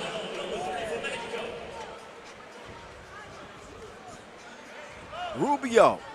The floaty is too strong. Gutierrez, he'll corral the rebound. Kala, he's un problema. Kala the problem. Montiel, they've defended him well in this one. Lawler, Hezi, Montiel, no question about that. That is a foul. That is called on the floor. 2:36 to play, the 5th on Mexico, and a 3-point lead.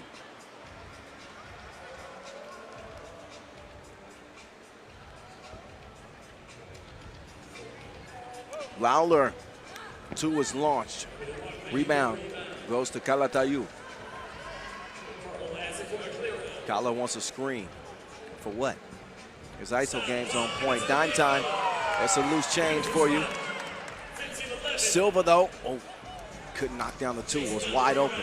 Silva swings it left. Lawler, he'll drive baseline. Lawler's lay does not hit its mark. Wow. So Chile have certainly had their opportunities, but they have missed some layups, some possessions that they would normally convert. They have not been able to convert, and they haven't been doing anything with Calatayud. They were lucky to see that one missed. Rubio waiting for some help to arrive. He wants a screen. They got 3 to shoot. Silva will attack. His floater is short.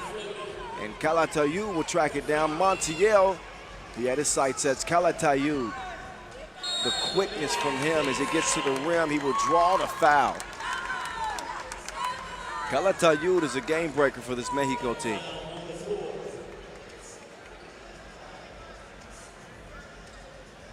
Quickness off the dribble. That was not a shooting foul, it was called on the floor. So Calatayud, that time he had too much protein. 15-11 it'll stay, but for how long? Now Chile's going cold. They're in a bit of a shooting drought right now with 1:20 to go. All it takes is one for them to kind of get that momentum and confidence back, but right now, with 1:20, time is not exactly on their side.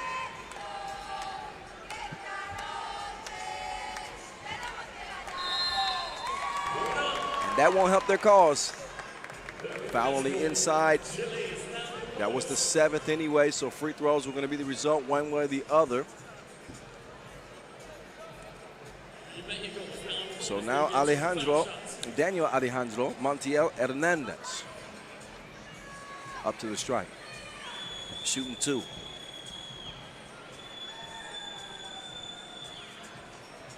First of 2 is good.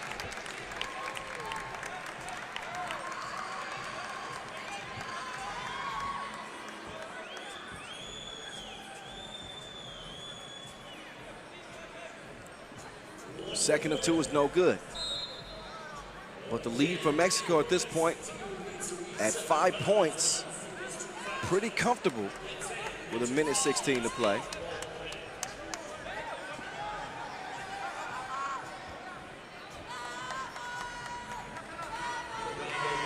Montiel wants to get Gutierrez involved. Gutierrez turns around and shot's deflected. Calatayud, what a save! That was an impressive effort play. Forget the scoring. That might have been my favorite play. Silva can't knock it down. 17-11. So impressive from Ricardo Calatayud Avila. Off the miss, hustles this down, tips it over his shoulder. Montiel is Johnny on the spot, and they get a bucket. A big one. That again makes it a 6-point advantage with 40 seconds left in this contest. Mexico look like they're gonna continue to remain undefeated. That one's deflected. Good defense there. Lawler gets a clean look, but he doesn't get to see it go cleanly through. Calatayud, that is nothing but oxygen. Silva runs into traffic on the drive. Lawler can't get the scoop to go, and no bucket over Gutierrez. Wide open look for Montiel. He doesn't hit it. It's tipped back out. Back over to Calatayud. Cala wants to use some clock. Only 7 seconds left in the game. Less on the game clock than the shot clock. Behind the back, slick move. And he's fouled at the end, and Calatayud didn't like it. He's got some words, and Gutierrez has something to say as well. Rubio, understandably, I mean, the game is over. Probably wasn't as bad of a foul as it could have been, but Cala didn't like it. And Gutierrez, he got his bros back. He said, don't be messing with my homie. Don't be messing with my homie. 1.3. That's all that's left on the clock. This was gonna be a Mexico win no matter what.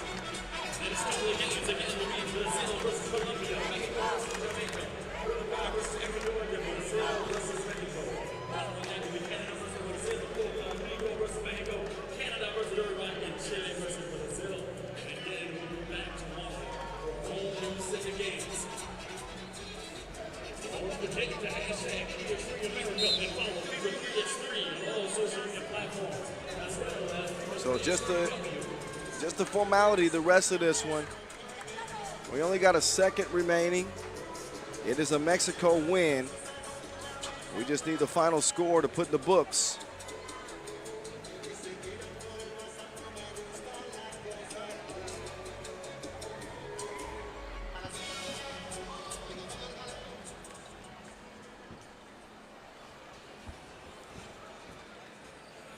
Calatayud. This has been the catalyst for this Mexico offense in this game. Yeah, he misses the free throw, but he just misses a chance to pad his stats. Again, the outcome of this game is decided. The final score is the only thing we're waiting on here and now, and it looks like it'll be 18-11. Let's see if Chile can get one to go. No, they will not. 18-11, Mexico over Chile. They remain undefeated here in San Juan and get their first victory here of the main draw. An impressive performance, defensively in particular. Mexico holding Chile to just 11 points in this game. And we might see a rising star in Calatayud. Of course, we'll see both of these teams back in action later today. Pools B and D in action. Top 2 from each group will advance. 4 games in, 8 to go. Enjoy the highlights. I'll step off the mic for a moment, but we'll bring you more action here in just a minute.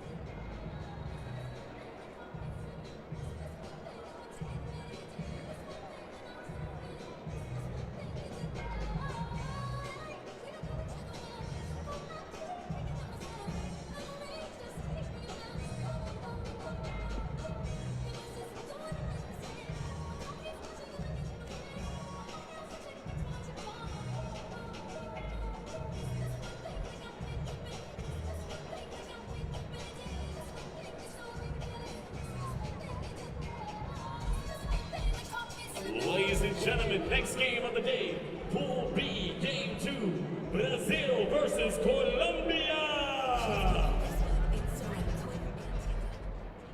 Number 3, Luana Batista de Sousa.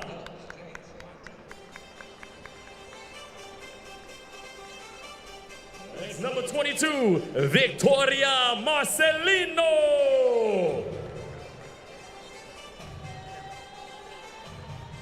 Number 5, Rafaela Montero.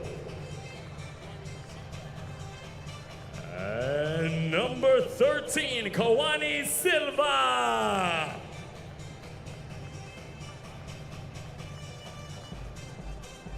Team Brazil.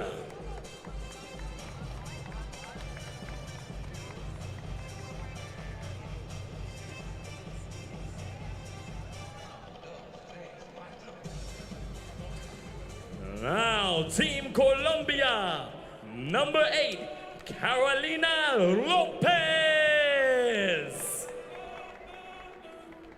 Number 21, Valentina Lopez.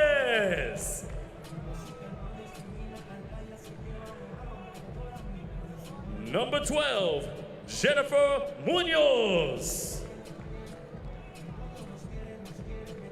And number 6, Julani Paz.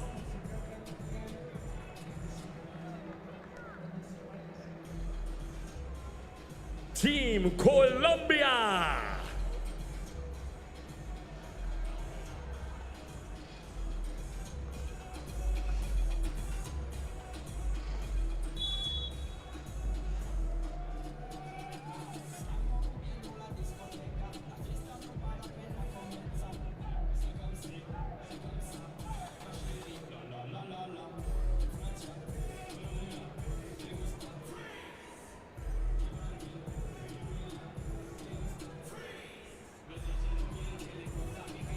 Your FIBA 3x3 officials, Deanna Jackson and Sonia Maldonado.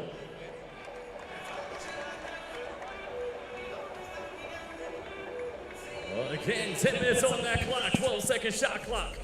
All righty, it's time to get back to the action as we welcome you back to the T-Mobile District here in San Juan, Puerto Rico. Back to the women's competition. We have Brazil, we have Colombia. We saw Colombia to start the day. They made it a contest against Canada, but they fell short 12-10. They are back in a need of a win, a must-win situation against the silver medalists of last season. It is going to be a tough task, but Colombia do possess a lot of power on this team. They did play Canada well. For Brazil, they finished with a silver medal at the 2022 version of the AmeriCup. Here they are, one more again with Kawani Silva, Leila Zabani, Luana Souza, and Victoria Marcelino. Got a shot clock violation to start things off. Luana will do the honors of inbound in this one. The 32-year-old, saw her on last year's squad, got that silver medal, as well as Marcelino.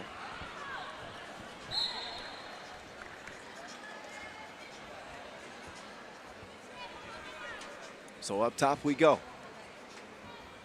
Luana swings it left to start it off. They want to get it back over. Swung down low. So it looks like Brazil are going to be intent on trying to use their size advantage. 1 through 4, they are the more sizable team. Although Paz is the tallest player on the court. But maybe they can exploit the guards. Oh, Paz. She hits the deck as she's fouled. That was Marcelino getting underneath her. Paz is slow to get up. And our officials are going to discuss who that foul should be on.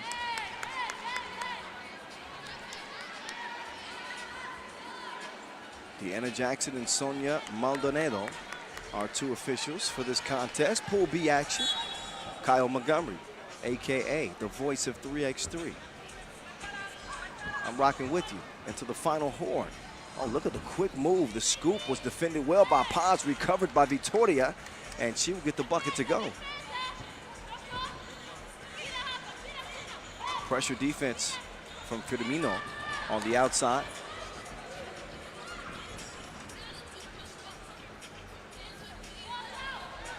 And Firmino will miss it on the inside. Loose ball, who's gonna get it?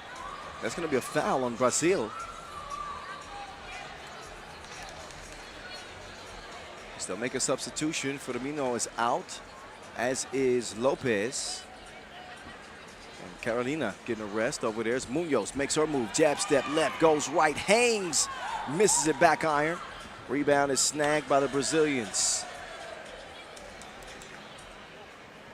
2 ball, good. Oh, and an offensive foul called on Paz. She was trying to get position and was just a little bit too aggressive. She'll get called and turns it over. So here come Brazil, back on offense. They want to feed it down low. Kicked up top, Luana from 17 foot, all out, all net, all wet. Beautiful stroke from her.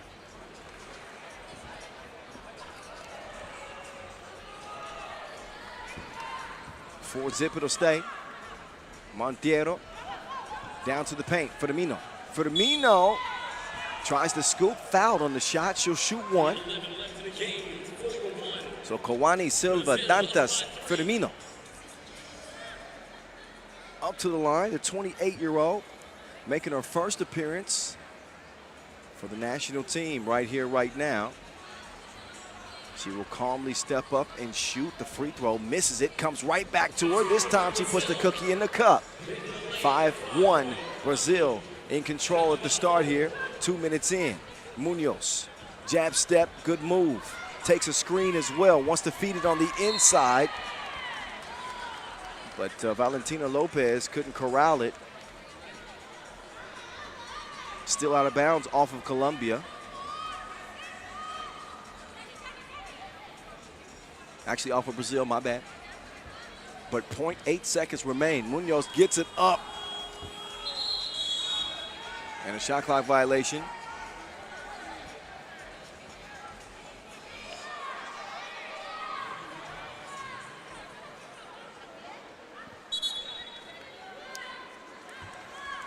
Two minutes in and we get back to it.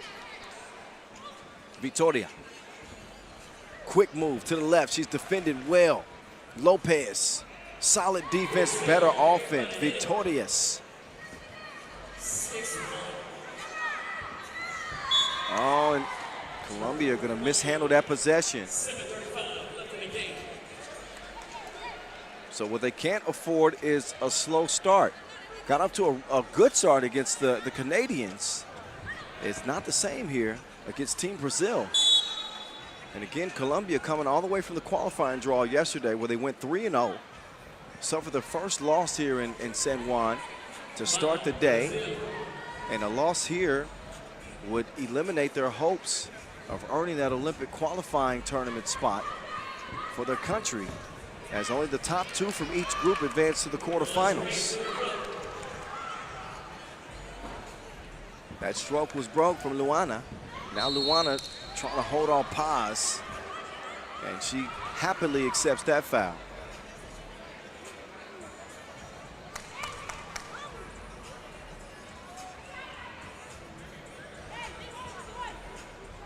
So up top, Lopez swings it. Munoz will use the Paz screen. Munoz trying to set up the crossover on Firmino. She'll give it up to Lopez. Lopez with the shimmy shake and left her baked. 6-3 game as Colombia will take over the possession after the TV timeout. You can sense that Colombia's got some more confidence here. They got to string together some possessions as both teams will step aside and get to reassess themselves and discuss the best strategy of attack. With plenty of time left in this game. It was a 6-1 start for Brazil, and Colombia have scored the last two.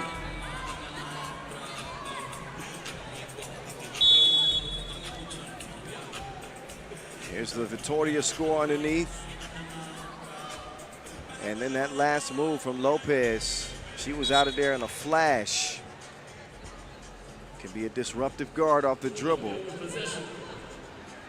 If she stays aggressive, she's got the Wilson in her hand right now. She wants to feed it to Paz. Paz cannot corral it initially. She does save the possession. They got to get it up. They do.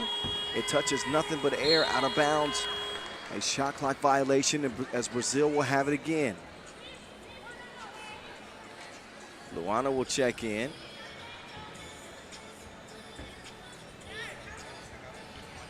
And Monteiro is out. That one back iron.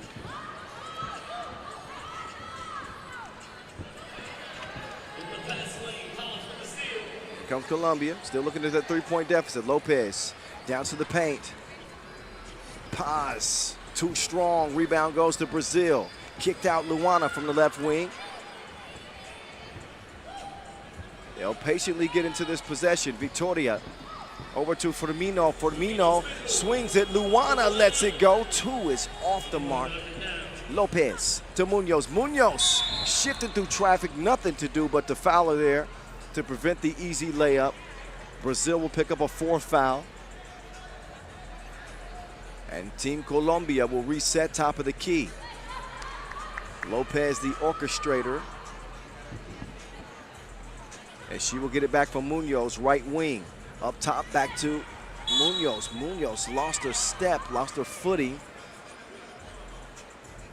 And they voluntarily give it back over to Brazil.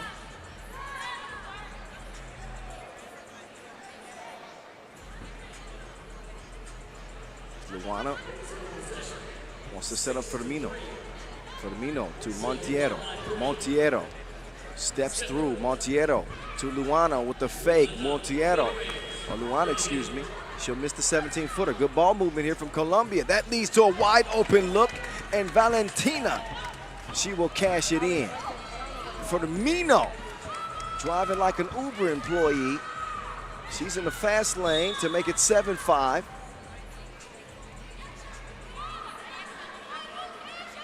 And Team Brazil feeling the heat a little bit from Colombia now. As they're starting to sense that they can match up with them. That's a tough shot. Oh, wow. What a make on the baseline. Lopez got game. Lopez got game. Monteiro. She can score short range as well. Brazil's respond to make it an 8-6 contest. Lopez gives it up to the other Lopez. Carolina to Valentina. Valentina to the line after the foul. 5th on Brazil. Colombia with their backs against the wall. Again, cannot fall to 0-2 or they will not be moving on out of this group. Hey, y'all. How y'all doing? 8-7. Brazil playing inside out right now. Luana wants to step in. Too much protein in her shake this morning. Monteiro from 5 foot. That's good money. Monteiro's wreaking havoc. Uh-oh. She had her lost, but did not cash it in from deep. Monteiro gives it up to Luana. Monteiro swinging to the rim. They missed her. Victoria decides to drive herself and will draw. No, won't draw a foul, but I do believe out of bounds off of Colombia. So time is of the essence here for Brazil with 2.3 ticks left. Nursing a 2-point lead. I don't think they were paying attention to the shot clock. The way Luana started that possession was like they had plenty of time, only a couple of ticks. And the Brazilians are going to waste that one. Paz starts it from the 2-point arc. Munoz. She's going to wait for Paz to get to the block. Luana will call for the foul. They don't want to let Paz establish position. She's a terror when she gets that ball on the block. I haven't seen many players be able to stop her so far here in San Juan. She sets the screen. Lopez with the quickies. Kicks it out. Munoz lets it fly. It ain't that windy in here. Oh, what a hustle from Lopez. Munoz tries to save it. I believe that's going to be, no, shot clock violation. But an A for effort to Colombia hustling. And only a possession down. It's 9-7 as we head into a media timeout, the second of this game. And Brazil also with no more fouls to give, something to keep an eye on. Next offensive foul on the Brazilians, they'll be in the penalty. For Colombia, while they trail it by 2, only 3 fouls on this team. So they've got a little bit more leeway defensively.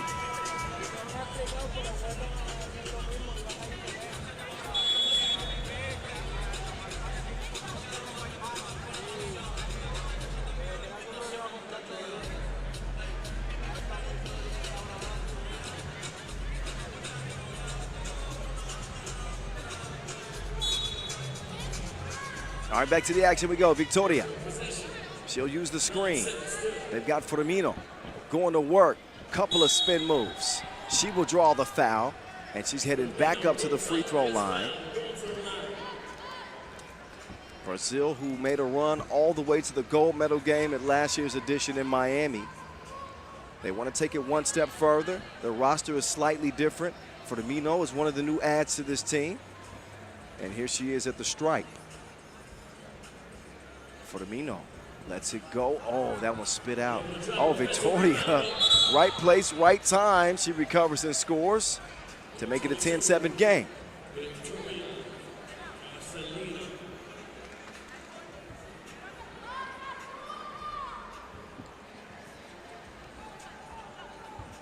Lopez now. She wants the Wilson back. Lopez swings through. Quick move, up fake. Well, that's one step too many. One step too many. Traveling calls are always debatable these days, whether you're watching 5-on-5 or 3x3. That was a travel for certain. Great call. But have you seen some of these travels in the NBA that they don't call? Crazy. Munoz gone with the wind, but she sold the clip at the rim. They didn't clear it. Brazil didn't. So that bucket wouldn't have counted had they made it anyway. So possession over to the ladies in black, Colombia. Firmino is going to come in, and Victoria is going to step out. 3:17 left in this Pool B action. Paz hands it. Lopez trying to decide where to go. She stops short at the free throw line, and she's going to draw the foul out there. She was in a tough position, and yet kind of bailed out with that foul. It wasn't necessary.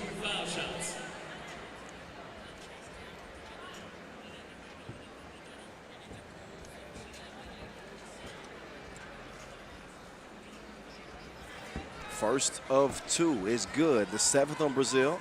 So that puts him in the penalty, obviously.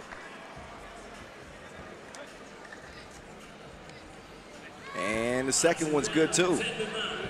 This game far from over with. You didn't need me to tell you that. 10-9 game, 3:05 to play.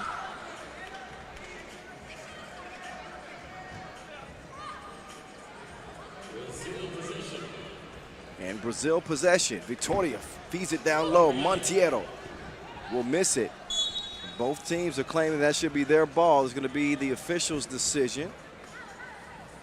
And official Maldonado says black ball. Lopez has it. They'll check it and get back to work. Carolina swings it over. Jennifer Munoz for the dos. No bueno. Victoria open like a double click, but she cannot get it to go down. Another whistle, but this one I believe is going to be on black. It's the 5th on Colombia.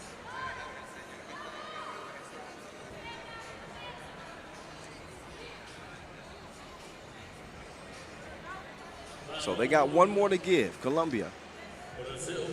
And they are running out of time in terms of their hopes to continue to be playing once we get to the quarterfinals. There's a foul there. And neither Lopez or Munoz like that call. It's the 6th, and it is in the process of the shot. So that means a free throw here for Victoria, just one. 2:29 left in this game. Only separated by 1 point, but Colombia, again, this is a win or go home situation.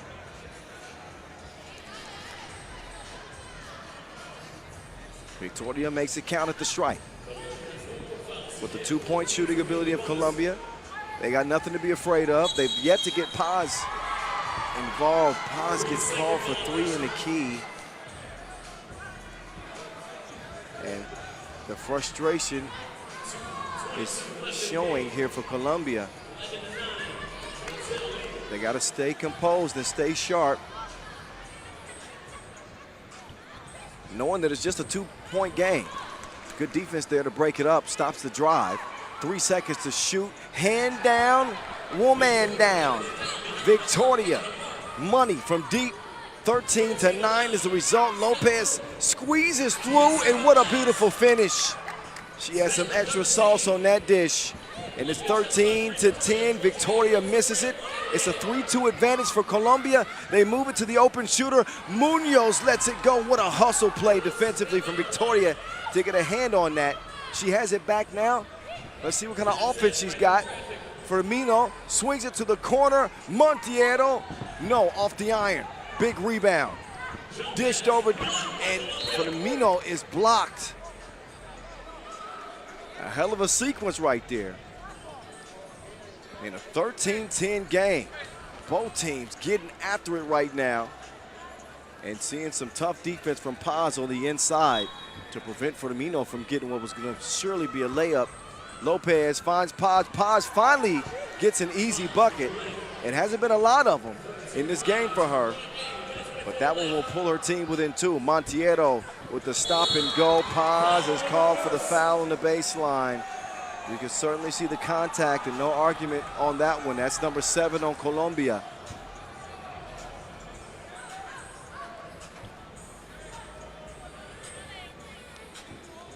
So now Rafaela Monteiro da Silva. It will miss the first of 2.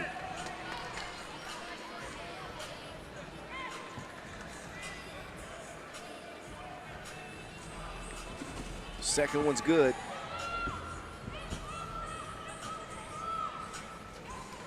So Brazil with the experience of De Souza, who was a part of the silver medal team last year, and Marcelino. They hold on to a 14-11 advantage. Now Firmino, going to use the quickness, pass Paz to the crib. She took her on a drive and dropped her off. 15-11. Munoz, left to right cross from the free throw line, pull up, bottoms. 42 ticks left in this one. Luana gets it cross court, Monteiro going to work. Monteiro to the baseline, drop step, take her off the to-do list. Munoz, check. 2 go is short. Luana finds herself all alone. She says, I want reservations for 2. She was lonely. 18-12. It'll stay that way. Look at Paz staying active. Paz will get the shot to fall. But a 5-point lead and only 7 seconds left in this game. This will be a Brazil win. And Colombia will miss a chance to advance here in San Juan. That shot goes before the horn. And the official final in this one is 19-13, Brazil over Colombia, who dropped back-to-back games. And that will spell the end for them. Day 1 of the main draw.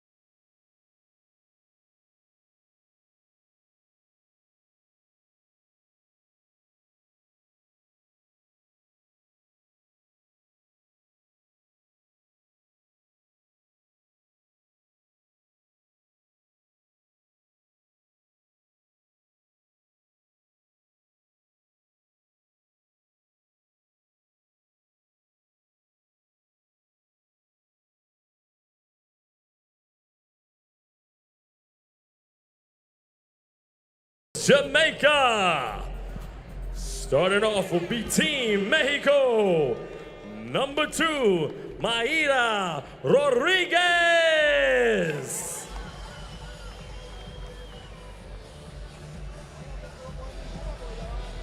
Number 1, Ana Renteria.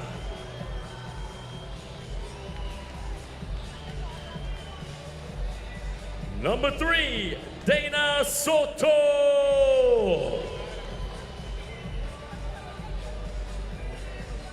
And number 4, Paula Velasquez.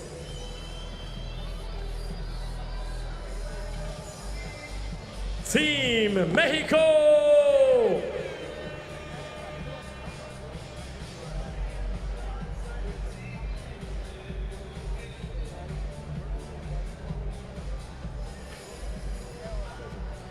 Now for Team Jamaica.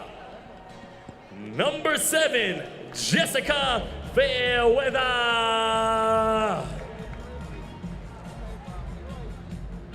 Number 12, Christina Galabrian.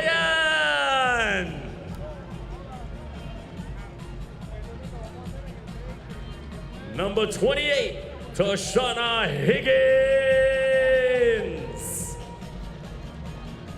And number 23, Crystal Prim.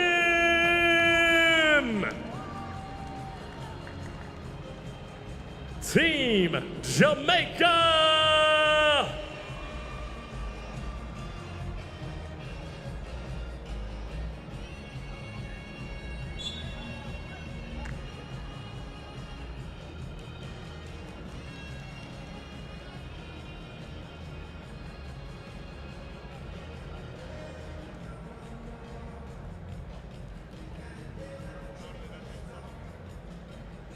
And your FIBA 3x3 officials, Kawana Posamai and Kayla Dawson.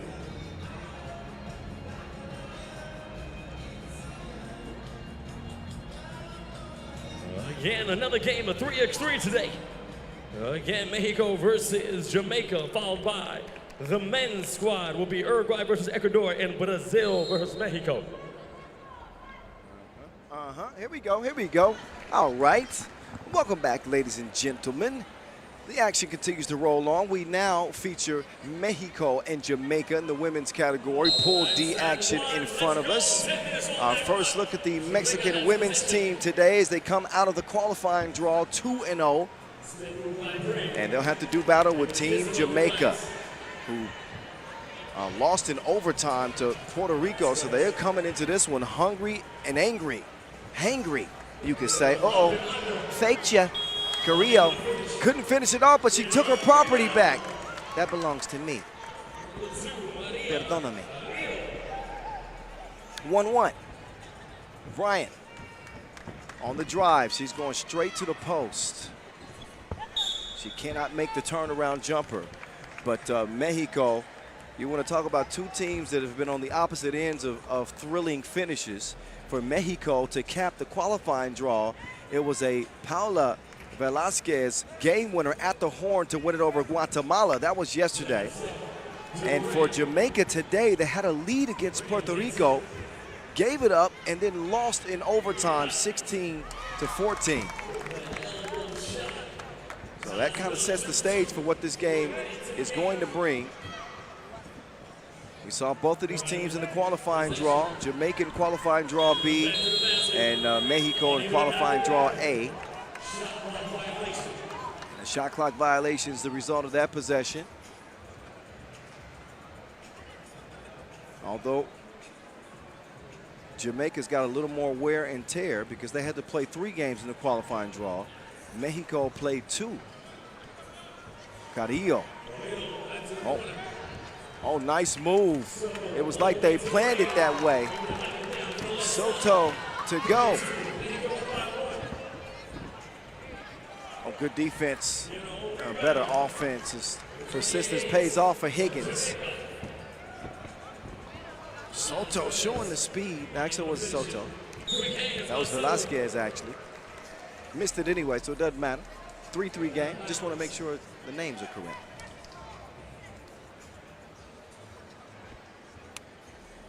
Midway through the first day of the main draw here from the T-Mobile District. This place is lit up like Times Square. We got a video screen, a video board that will rival some NBA arenas out here at the T-Mobile District.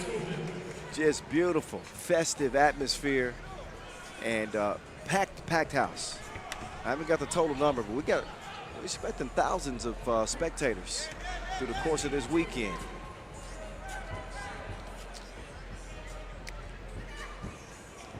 Who's gonna break the 3-3 tie? Prim. She got some extra hang time and made it count at the iron. Velasquez, she's a shooter. That time she fires a blank. Mr. Mark, she'll substitute out. Carrillo will check in for Team Mexico.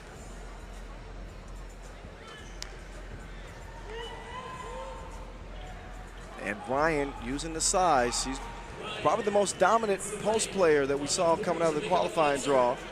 Next to Paz. Meantime, she had her hand down and Carrillo made her pay double.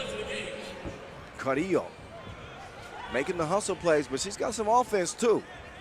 5-5 Soto. She gets a clean look at the rim, drains it. Agua. Fairweather drops it off. Prim, so tough in the post. Wanted to get the score and the foul.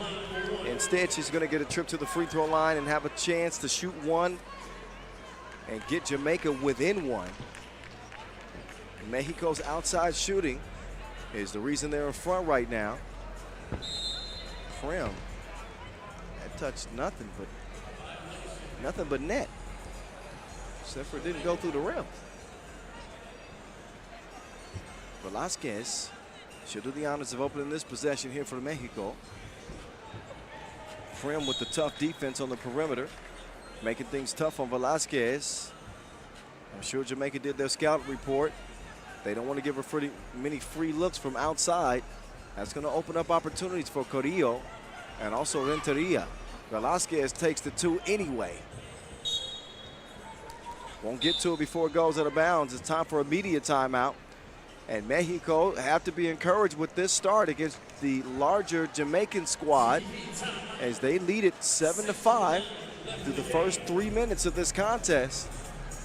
Jamaica in a must-win situation. They can't fall to 0-2. I'll remind you, top two from each group advance to the quarterfinals. Here's the move from Soto. Between the legs, shifts gears, and gets to the rim. Then Higgins sharing with Prim. Prim scoring through the contact, no problemo. And that's how we got to where we're at, 7-5. Back to it, here we go. Higgins with the hezzy. Carrillo trying to stay in front of her. Higgins still attacking. Higgins will miss the layup. Carrillo. She'll set up Velasquez. Velasquez with Brian defending. Velasquez wants to get it over to Renteria. Renteria had a great first game of the qualifying draw yesterday. She gets that one up to beat the horn, but it does not go in. And Velasquez making things difficult on Higgins out there. Pokes that one away. That leaves 10 seconds for the Jamaicans to get to it. Higgins with the rock. Prim from the elbow. Prim with the shimmy shake. Left her cooked. Velasquez from 15 feet off the iron and off of Velasquez's hand. That'll be Jamaica ball.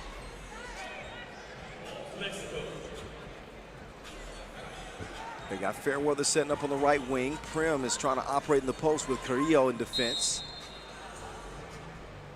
And then Soto will get called for the quick foul in that possession. She was trying to smother Fairweather.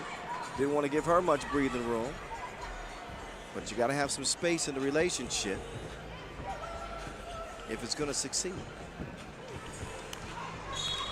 Unsuccessful on that drive. Out of bounds it will go. By the way, our two officials in this one, Kuana Posamai and Kayla Dawson. Have a good game. Velasquez up top, Soto. Fairweather trying to stop Soto. Soto put it between her eyes. She needs some Visine now.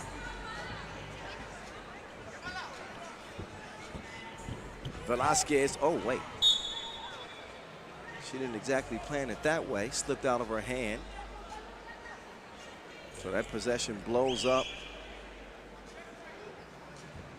And Jamaica will have it.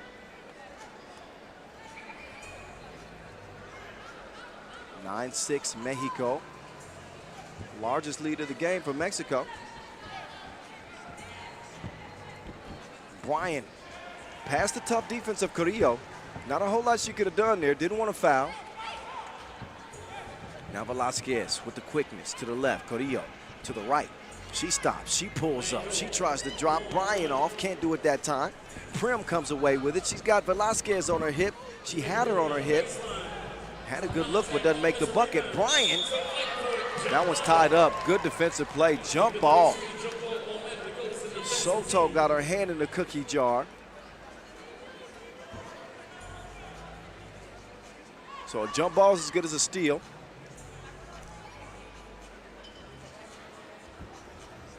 Team Mexico ball. Soto will do the honors. Over to Renteria. Renteria cross court to Soto. Soto jab step, step back, going past Fairweather. It's swipe from behind. About 3.5 seconds left on the shot clock. 5:10 left on the game. And a tight one between Mexico and Jamaica midway through day one. Officially game number 6 of 12. Soto. They let her get a clean look. Payal. Way out in the deep end. Oh. That jab step was devastating.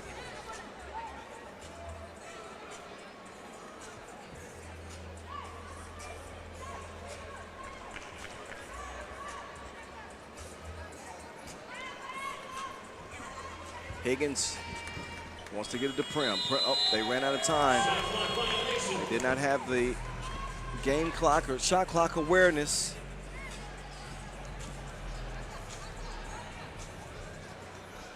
And we'll give it back over to Mexico.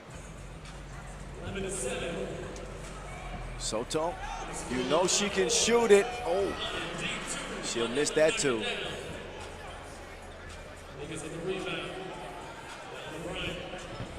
Higgins, spin move, no, Bryant foul.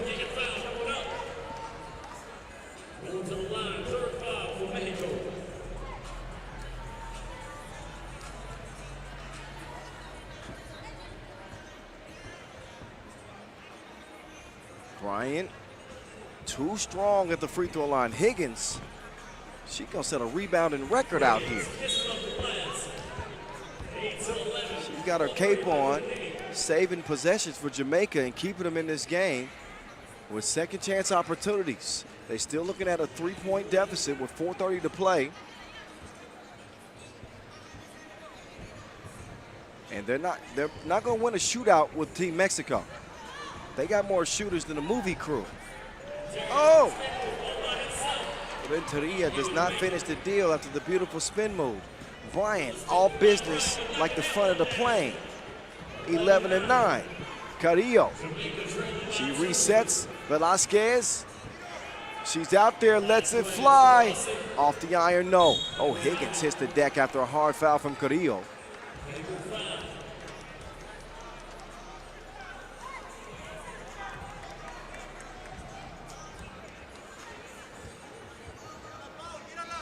So Mexico with 4 fouls, and here we are 6 minutes into this game, and Jamaica don't have a single foul. They trail this game by 2. Could benefit them down the stretch. We will see. Right now, we'll see them feed it down to Bryant. She's going to that drop step, and Carrillo is going to get called for the foul, which is the 4th on Mexico.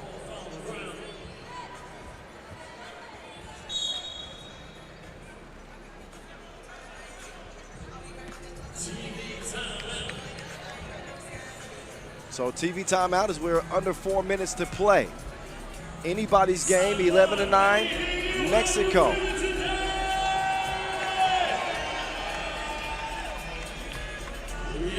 First time we're having the AmeriCup here in Puerto Rico. San Juan, to be exact, from an incredible venue here at the Distrito T-Mobile.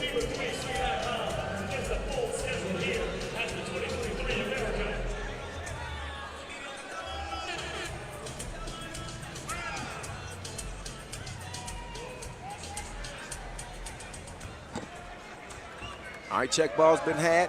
Let's get back to the action. Prim with an aggressive move, sticks with it and sticks the layup. Carrillo, no bueno. So Carrillo will check out. Renteria will check in. Fairweather having a seat for the Jamaicans. 1 point contest, but for how long? Not long at all. Didn't even get a chance to finish the sentence, and Brian has it even at 11 apiece. Renteria going to the post office. Renteria trying to deliver. It is swiped away, but not cleanly.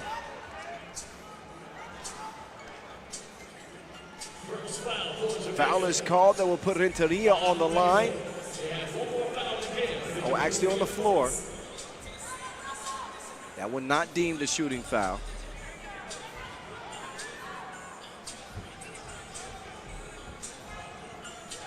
Dana Samantha Soto ante Leon.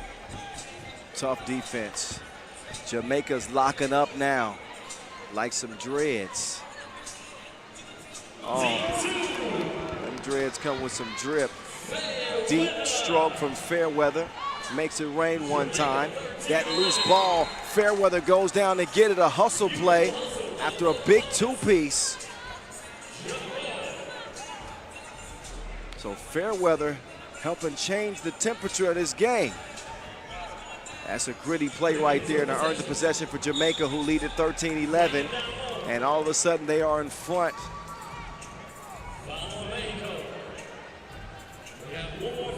Storming from behind down the back stretch. Critical game in Pool D, particularly for Jamaica, who cannot lose if they want to stay alive and hope to play in the quarterfinals. Prim with the hezzy. Prim lost the handle on it. Higgins somehow continues to find the ball.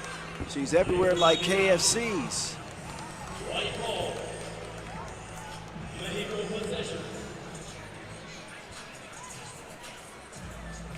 2:47 officially left on the game clock.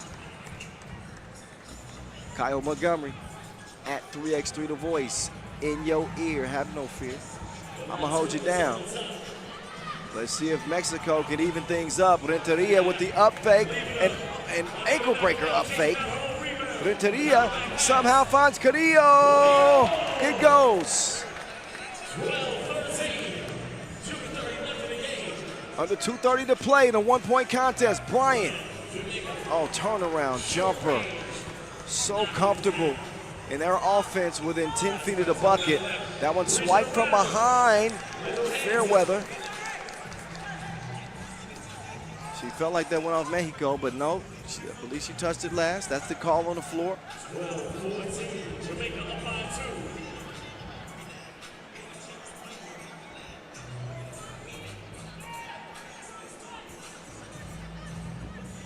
Soto will use the screen. Soto up top, Carrillo. Oh, they faked me out. I thought Carrillo had it. Instead, Renteria chunks the deuces. The hustle from Soto to keep it alive. She's trapped in a corner. She's trying to get some freedom, but the Jamaican defense locks in again. And they'll hold on to that 14-12 lead for now with 2:02 left in this one.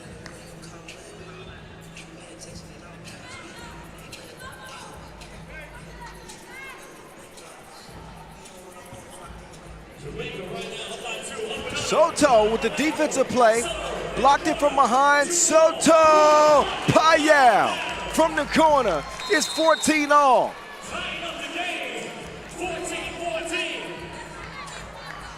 So Mexico saving their best for last. Jumped out to a lead on the Jamaicans, lost it, and this shot will get things back even.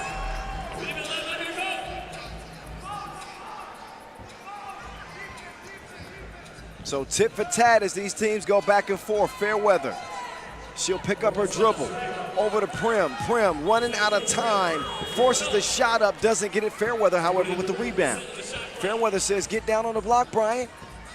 Brian decides to stay out beyond the two-point arc, and they waste the possession anyway. Soto, no. Minute 19 and counting. Down to Brian, trying to clear some space. Velasquez with the quick hands. She pokes that out of bounds. Don't underestimate a defensive play like that. That would have been a certain bucket for Brian, who's a dominant scorer. Velasquez thought it was their ball. She thought wrong. But only 4.4 seconds are left on the shot clock for Higgins and company to get a shot up. Here we go. Late in the shot clock, Prim, no. Velasquez sprints to clear it. Velasquez, oh, lost the handle. Got to push. Push Black, that was called on Prim. She was trying to hustle to get to the loose ball. And uses the off arm. It is 4 fouls on Jamaica. Mexico in the penalty with 7 in a 14-14 tie.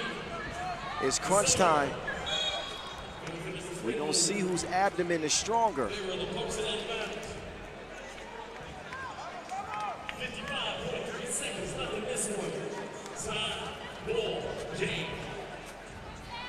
55 ticks left.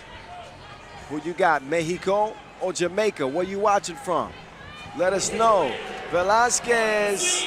Oh, no. Higgins gets to her spot. CCC. Jamaica in front. Soto. Jab step. Soto spins. Soto to the hole. D'd up. Higgins with the board. 24 seconds left. Jamaica, they want some more space. Quick dribble. After the crossover, the drive is good. 16-14. Do Mexico have a miracle? Soto, she does not hit it. Jamaica has it, and they get a must win. They had to have it, they got it. 16-14. The exact same score that they lost game 1 by. What a bounce back performance from the Jamaicans as they will wrap up their group play 1-1. That gives them a shot, and that now puts the pressure on Mexico in this group. Man, that was a pretty fun finish. They got me losing my voice in this one.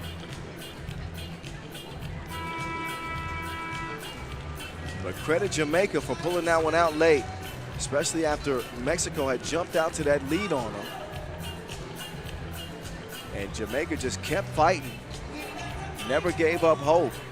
And they find themselves on the right end this time of a 16-14 contest. W over Mexico. Okay, enjoy the highlights. No need for me to talk about these. You've heard me talk enough. I'll be talking again when Uruguay and Ecuador take the court, as the men's competition will take center stage for the next 2 games from here at the T-Mobile District. Don't you go nowhere. I'll find you. Next check ball, 7:20, Uruguay, Ecuador. Make sure you give them some love.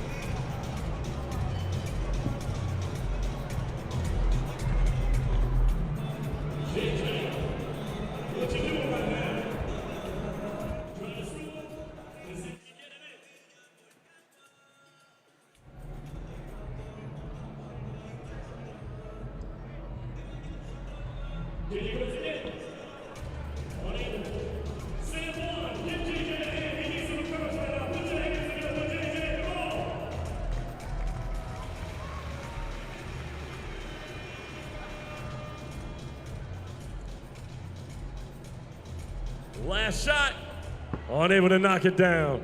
It's all right, JJ. All right, next game is gonna be from your men's squad, Uruguay versus Ecuador.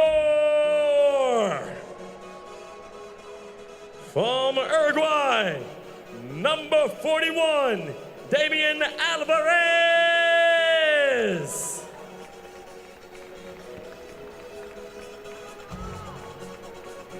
Number 9, Esteban Batista Hernandez. Number 5, Rodrigo Cardoza. And number 2, Augustin da Costa.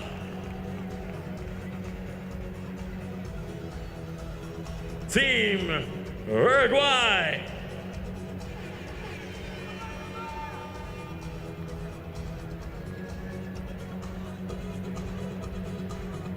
Now for your team, Ecuador.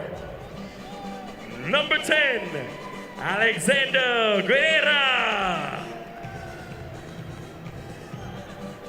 Number 5, Martin Martinez. Number 8, Edward Sanchez. And number 23, Kevin Vera. Team Ecuador.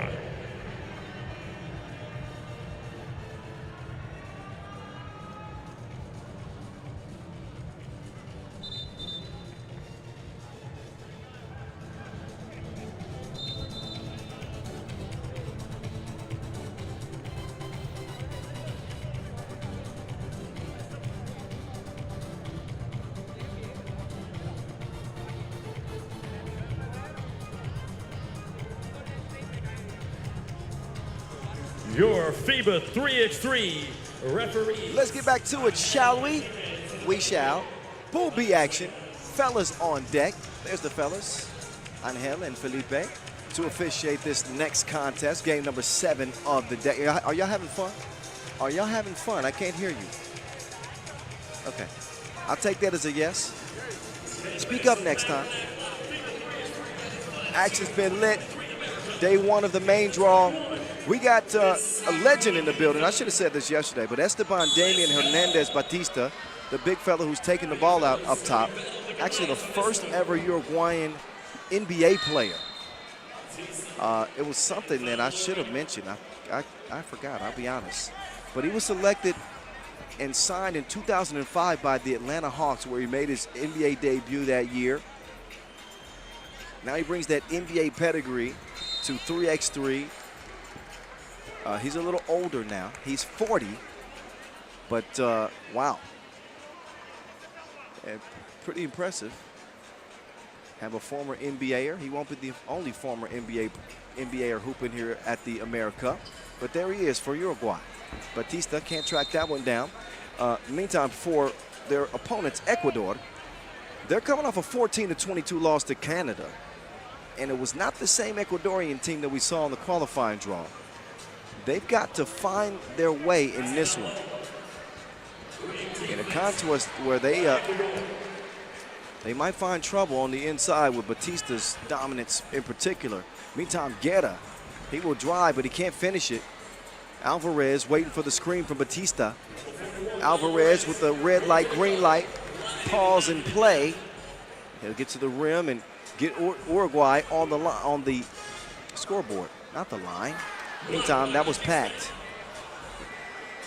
Alvarez, nothing but you know what. 3-zip Uruguay. Tough defense. And a tough shot made tougher by Batista. Alvarez left alone. He can't get the double shot to go. Track down, now Batista setting up shop. Batista, dime time. Oh, not quite yet. And it's finally finished. Scored on the inside. Gotta love the activity from Rodrigo Cardoza, the 31-year-old, who played well in the qualifying draw. The entire team played well as Uruguay comes into this one with a 2-0 record. Picked up a 9-point win over Colombia, and then a 7-point win over Barbados to land themselves a spot here in the main draw. Haven't even began to talk about Agustin da Costa yet. Oh, that's da Costa met Guerra at the rim. Ain't nothing for free.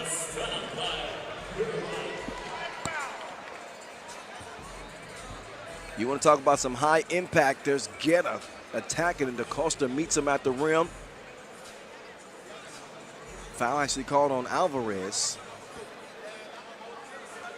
Guerra. Oh man, Ecuador still not on the board. Now da Costa. Now it's his time to shine. He's in the post office. He's held up and fouled by Sanchez. But da Costa explosive. One of the quicker players that we saw in the qualifying draw, with the ability to get to the bucket. He's 25 years old, a lot of pep in his step, and a decent stroke as well. He cashes that one in, 5-zip.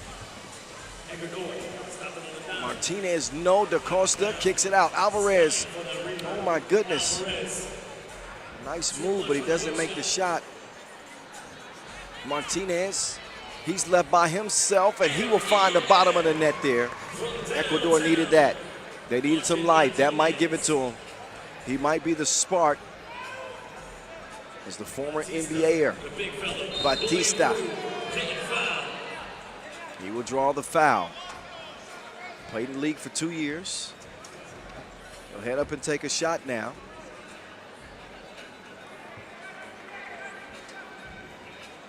Six feet, 10 inches is Batista. The follow is no good. Cardoza will make it count, plus the foul. So the effort and activity from Uruguay is the reason why they're leading in this game. Rodrigo Cardoza jumping like a jelly bean. He misses the free throw, but still a 6-2 start for Uruguay. Oh, Martinez with the step back. You don't know me like that. You don't know me like that. 6-4. Batista on the baseline. Oh, who's he throwing that to? Wrong color jerseys. Martinez swings it to Sanchez. Sanchez will misfire. That one's tipped out. Long rebound.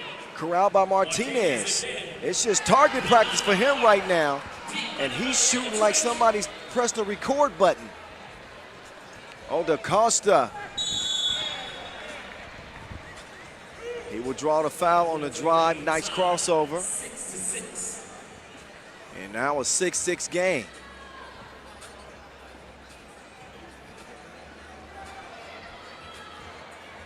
Uruguay and Ecuador in men's Pool B play.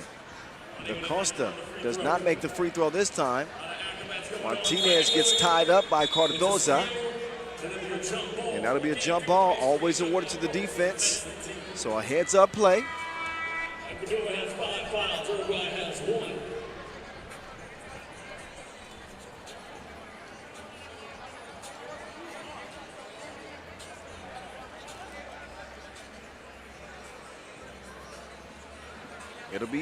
It'll be Ecuador ball.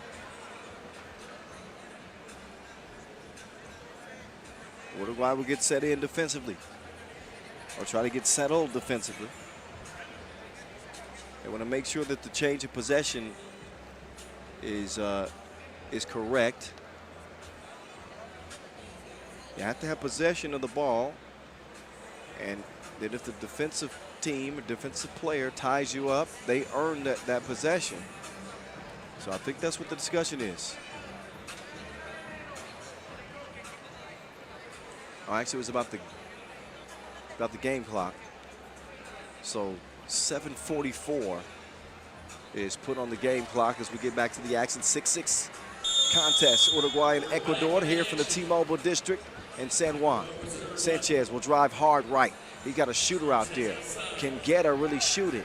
Not that time. The stroke was broke. Sanchez now. They're going to leave Sanchez.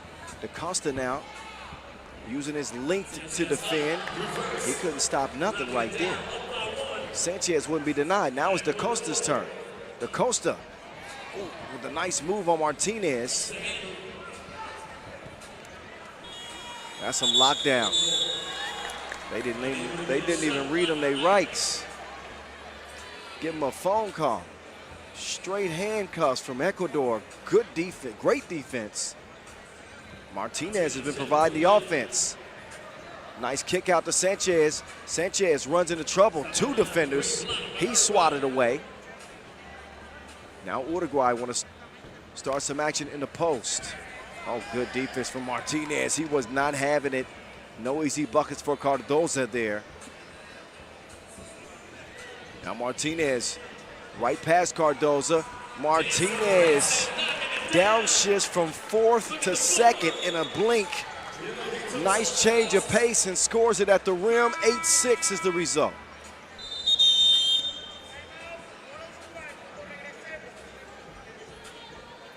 Short timeout, game 8-6. Ecuador up by 2.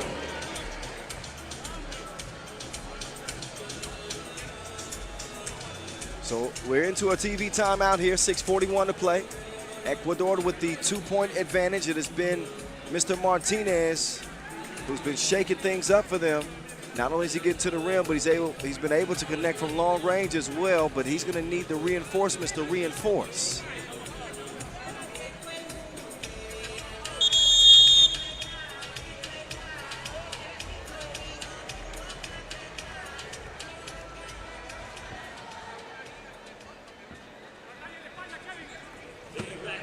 Oh, Batista all alone. How could you miss a man that size? He'll show up on the satellite. He gets to the baseline and gets the score. Another two mountainous men in this game. With Ecuador's Kevin Cedillo. So with him and Batista, we got a 7-footer, well over 7 feet, in fact. 7'2" is Cedillo, and 6'10" is Batista. 8 is always great. Martinez got the space, but doesn't give him a taste. Guerra hustled, but he didn't get to it in time.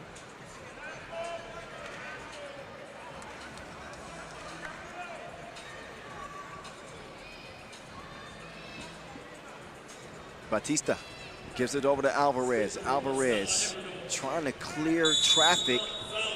He's going to draw that foul on the way up. He was in trouble. Nowhere to go with it but up. And a savvy play to draw that foul. Uruguay, last time we saw them at the AmeriCup, by the way, they finished 11th in 2001.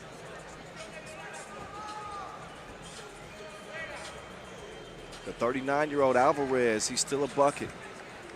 He gets it to go down in a 9-8 contest. 4 minutes past. Guerra drives a lot. Sanchez doesn't shoot a lot, and that one comes out. He will shoot it again, and he is shut down on the inside. They weren't having it. Here comes Uruguay offensively. Oh, beautiful finish. Beautiful finish, Rodrigo Cardoza. He might be an underrated player on this team. But Cardoza is continuing to wreak havoc, not just with his ability to get to the rim, as we see him get to the rim right here, but he's a menace defensively as well.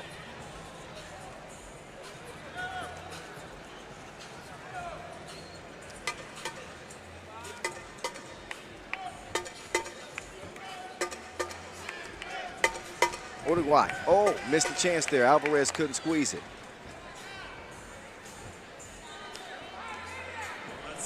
Oh, good look from Martinez. He's hit contested shots, but he is not able to hit the wide open attempt.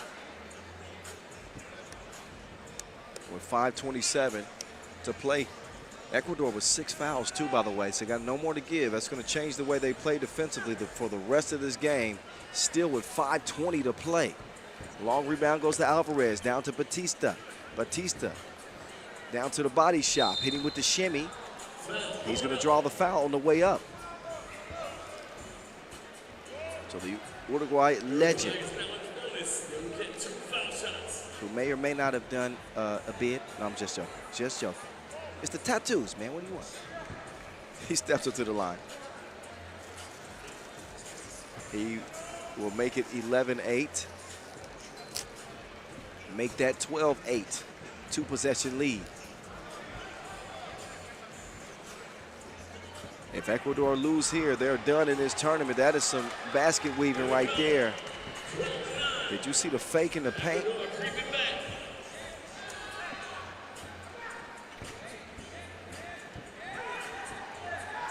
Good D right there.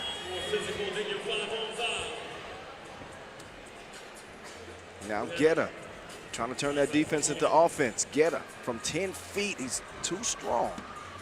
So Guetta's consistently gotten past the defenders in front of him, but he has not had the touch. Batista going to the spin move. Wait a minute. That foul is on the floor.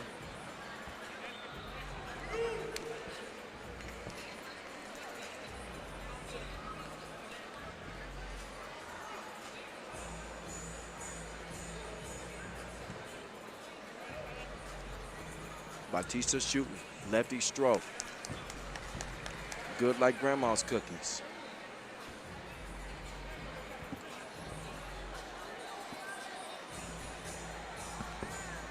Second one good as well. 14-9, Uruguay with some space here. Ecuador can't lose confidence if they hope to win it. Martinez has got to find his stroke. It is in a lost and found right now.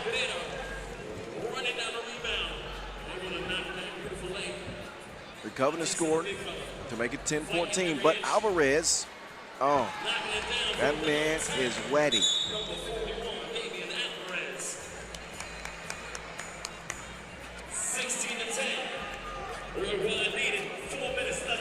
So Uruguay's lead is now up to 6. Alvarez is in his bag. Martinez going to the spin. Oh man, he got a 2-for-1 discount. He checked 2 dudes off the to-do list. DaCosta will chunk the deuces. Front iron, big rebound, over to DaCosta.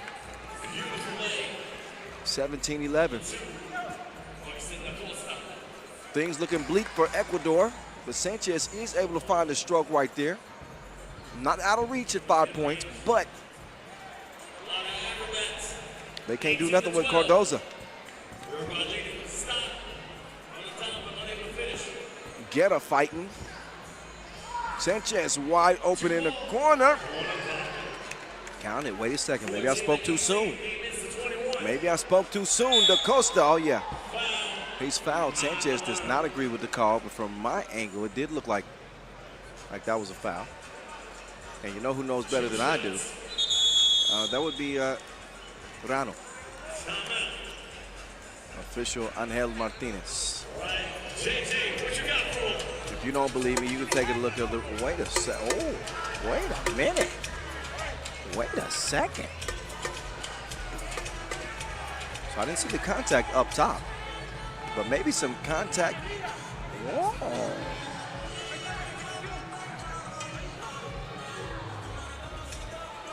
Oh, man.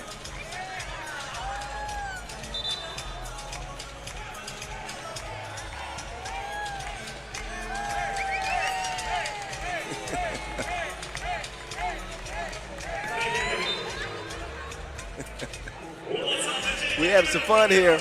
Y'all can't see it on camera, but Vince Chang is turning up with JJ. They're having a twerk off. I'm not gonna say I enjoyed it.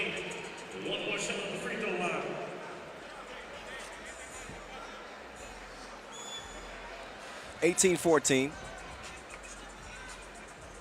Big free throw coming up for DaCosta. He'll cash that. Ooh. Martinez getting tricky with it. Who touched it last? Da Costa is saying our ball. Guerra tells him to get out of here.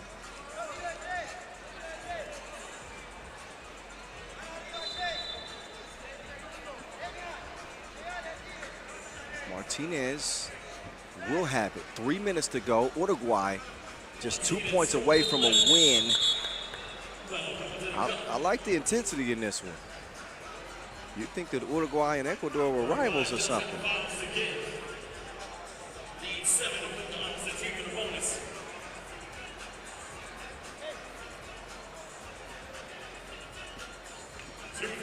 All right,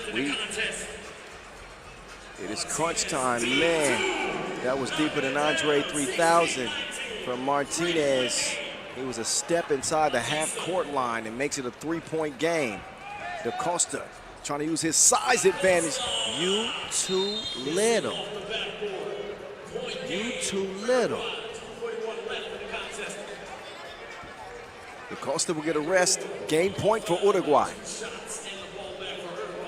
Martinez crossing, doesn't score. Batista with the rebound. Nice ball movement. Alvarez down low. That one is not good, but that's because of a foul.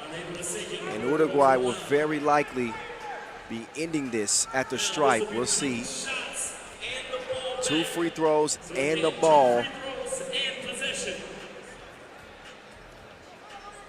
Rodrigo Cardoza at the stripe. That's the 10th double penalty. All it will take is 1. It is up. It is off. But he's going to get another free throw and possession if necessary. No need for possession if he makes the free throw. Cardoza. Can he close the door? No, he can't. Cardoza misses them both. Much to the shock of the crowd, Alvarez says, if you want something done, you got to do it yourself. He handles it at 39 years old. 21-16, Uruguay get rid of Ecuador, who will see their day come to an end, their tournament come to an end. Uruguay will be playing on. That win will earn them a spot in the quarterfinals no matter what. Impressive team is this Uruguay squad. Let me tell you, they win that one well before the limit. And they are a pick your poison type squad, 1 through 4. Look out for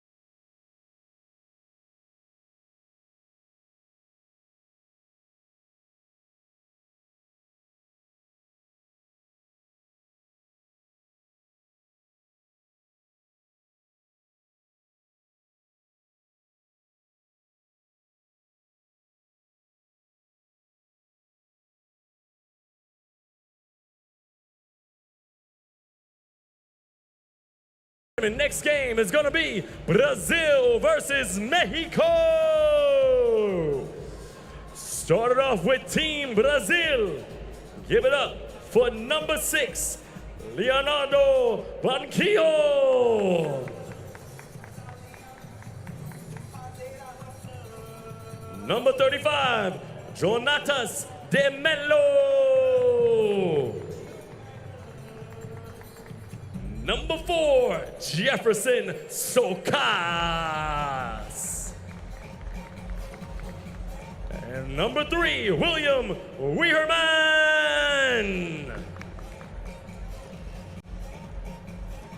Team Brazil.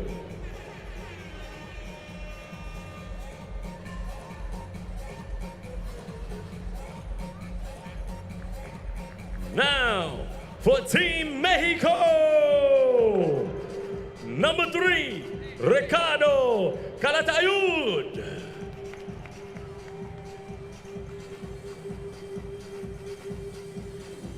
Number 1, Yannick Espinosa.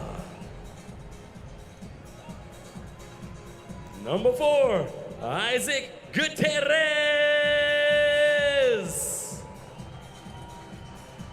And number 2, Daniel Montiel.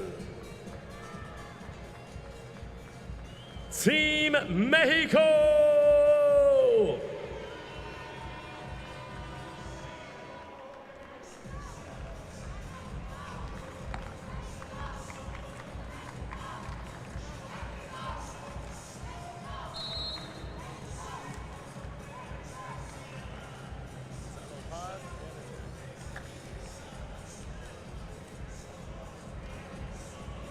All right, so we got Brazil and Mexico. Team Mexico, of course, keyed by Calatayud, one of the top scorers so far here day one. He was carrying the weight for his country like a cargo ship. Look out for a bigger game from Montiel in this game. Gutierrez consistently dominant on the glass, but he's going to be in a hell of a battle with Yonatas Melo, one of the strongest players to play in 3x3. Jefferson Sokas, that is a great matchup with him and Cala. I am looking forward to that on the left wing. That's where it's going to start. Branquinho, as clutch as they come, long time, veteran 3x3 player. He gets to the cup. Montiel, they want to get him started early. He'll miss the 2. Long rebound to Branquinho. He's a sniper. He decides to give it up. They want to get it down low to Melo. Melo up top to Branquinho. Branquinho on the drive. Melo by himself. Melo out in the deep end. Splash. Here's Calatayud working on Sokas, but Sokas, he ain't a regular defender. Nobody knew where the ball was except for Gutierrez. He gets Mexico on the board. They trail it by 2 here early still. Branquinho trying to get to his spot. Branquinho drives, falls away. Melo denied, but not cleanly. There's a foul on the play. You can see Branquinho, who drives, and Melo, one of the better rebounders that you will see. And it's muy fuerte. But he misses the free throw. Too strong, I guess you could say. Calatayud, 2-piece biscuit. Melo, he'll take the package and deliver. Wait a minute, he gets fouled too. So a late foul, and Calatayud, that was unnecessary. One lesson you'll learn in 3x3 is if you're clearly beat for a bucket, no need for a foul. Give it to him and sprint to the corner and start some transition offense. You get a good look that way. Instead, it's going to cost him just a point. Melo couldn't convert at the free throw line. Here's Calatayud using that speed, but he throws the ball away quickly as the weatherman, Will Weirman, is in. Branquinho. Emphasis on the last 2 letters of his last name. No.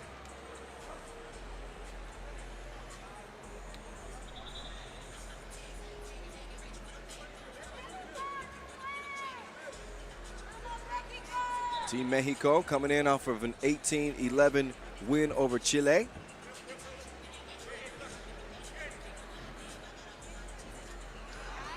Our first time getting a look at Brazil today. They lead this thing 4-3 at the start. Melo, he wants to get it to a shooter.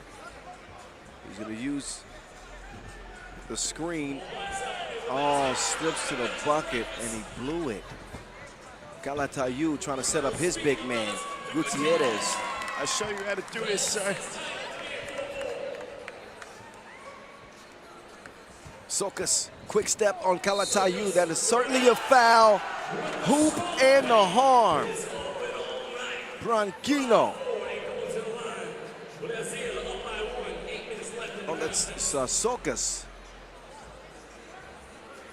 These dudes look like twins. Socas at the line with a chance to convert a two-point play. He will do it.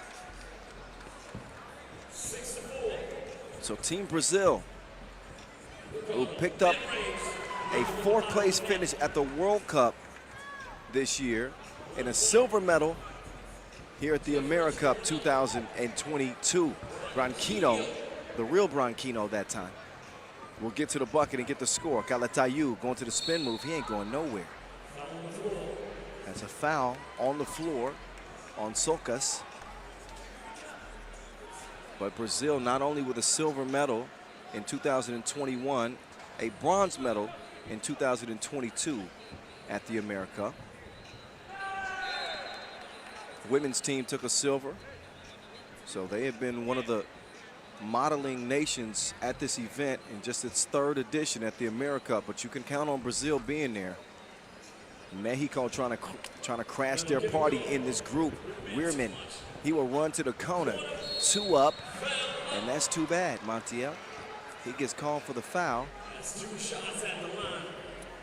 When you contest, you gotta go straight up.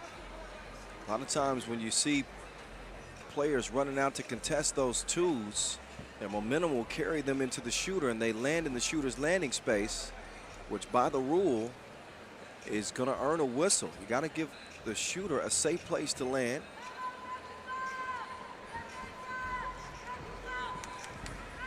Oh wait, I thought he was called for the foul. What's happening here? Calatayu sets up Montiel. Montiel with a off the glass. 7-6 contest. Brazil still in front.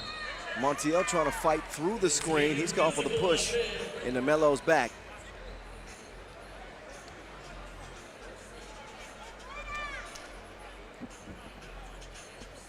Game number 8 of 12 on the day in front of you.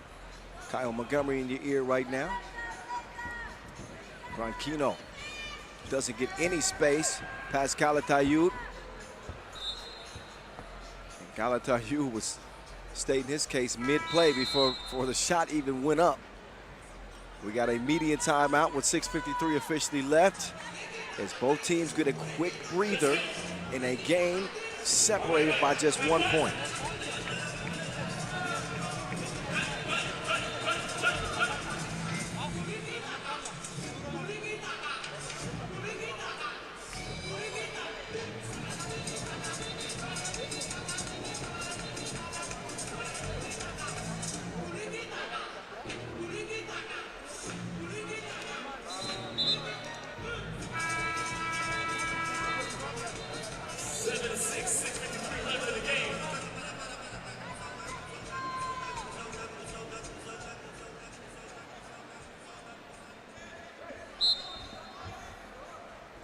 Back to the action we go. Weirman, the sharpshooter, will swing it to Melo. Nice design play, but the pass was not where it needed to be. Weirman can't save the day with a two-piece. It's tracked down instead by Mexico. Cala and Montiel share it. Gutierrez, they got to clean up this possession for themselves. Montiel with an up fake, tough shot, and touches nothing but the glass. That is a shot clock violation, and that is lockdown defense. And clinic defensively from Team Brazil.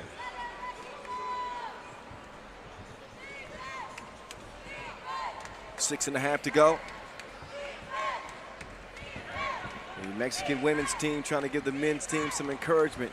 You hear defense in the background. They still got to defend. Hard to do it with that type of ball movement, but it leads to a tough shot. They fumbled the ball, had a chance for a layup, but the attack continues for Brazil, and they still will come up empty. Now credit Mexico's defense. Montiel, Gutierrez working from the elbow. He's got to do something. He's got 3 to shoot. He goes to the spin move. Nothing happening there. He can't track it down. He collides with Branquinho. I'm not sure where he hit him. Gutierrez. He's apparently got hit in the eye. And Branquinho got hit in the breadbasket, it looks like. Loses his breath for the moment. He's going to have to check out of this game.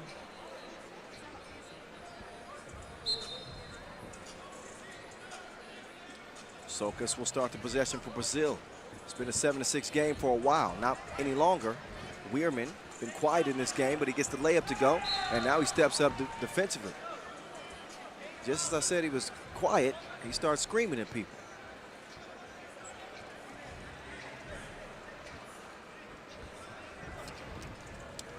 Montiel, you will not get a better look than that. He shreds it, 8-8. Socas collides with Calatayud. Socas will go to the foul line. Brazil trying to threaten an undefeated start to group play for Mexico in Pool D action.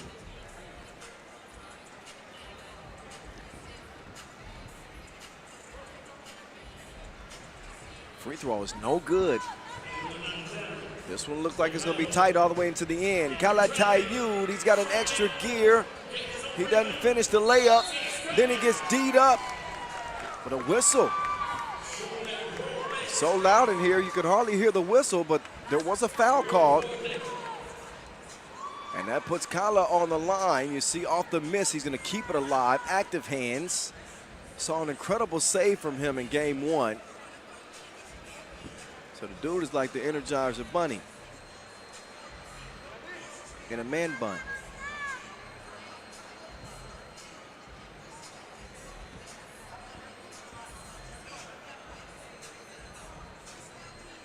Free throw, cash. Socas with 7 seconds. Getting to this possession. Oh, Melo put it on his head. No cap. No cap.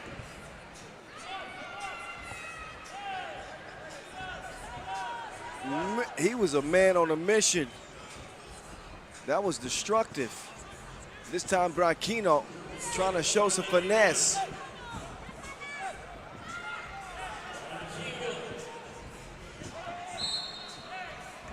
(10-9) game, and you want to talk about a man's yam. Ooh-wee. Yonatas Melo.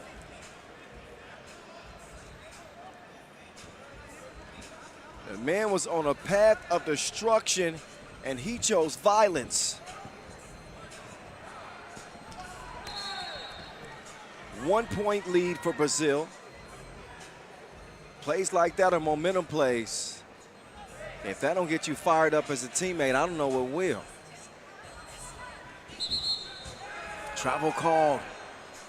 Kala moved his feet, or his foot, I should say. Socas will check it up and start the possession. Melo, Weirman now elevate. See, what had happened was, he's lucky that that two didn't go down. He might have lost a teammate or two.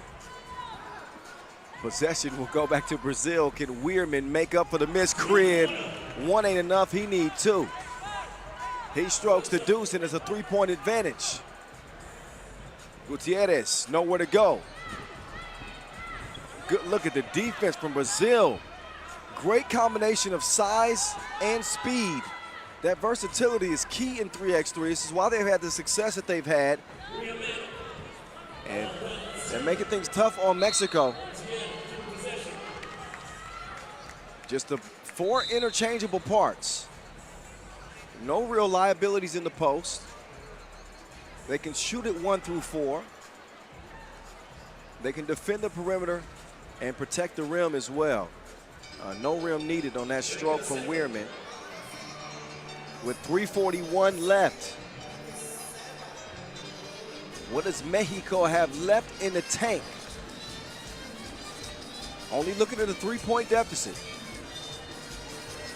And their last game of the day. Here's another look at the nastiness. Tell the kids to close their eyes. Jonatas Melo just absolutely putting it all on Gutierrez's hairline in front of his family. I see you, San Juan.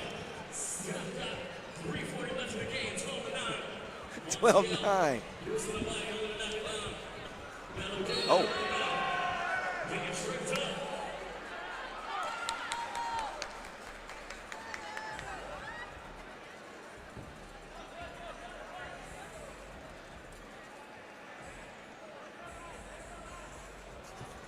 .331, Melo at the line.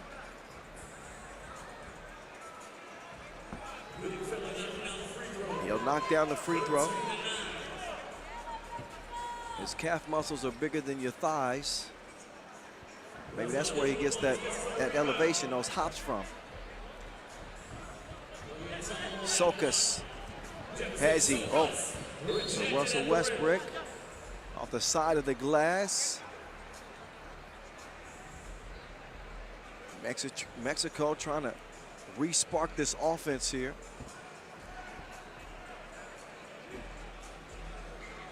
The pressure defense and the length of Brazil has been a problem, making it difficult to pass.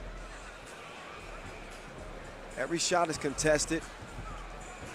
Even Calatayud's speed has not been able to outduel the size of Brazil.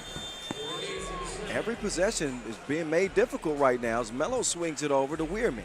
Weirman to the left, threw it in reverse. Ooh, that was tasty. 4-9.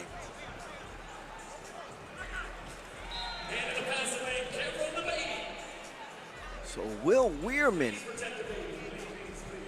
on the baseline with some special jelly. You can't buy that in the grocery store.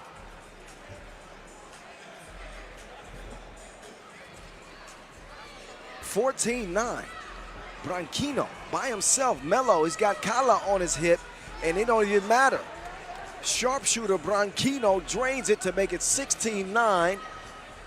And don't look now, but Brazil are pulling away with 2:30 to go in this game. Mexico have fallen flat. And it looks like they're very likely going to fall to 1-1 and be in jeopardy of potentially not moving on to the quarterfinals.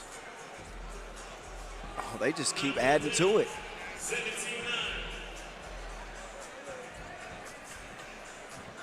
Calatayud will pull it.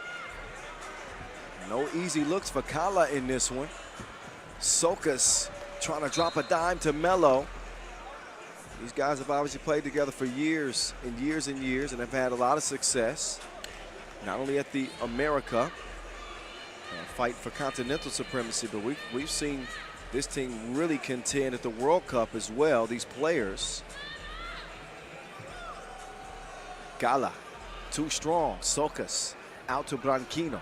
Branquinho, he's saying get out of here. He wants it back. Branquinho all day long, doesn't knock it down.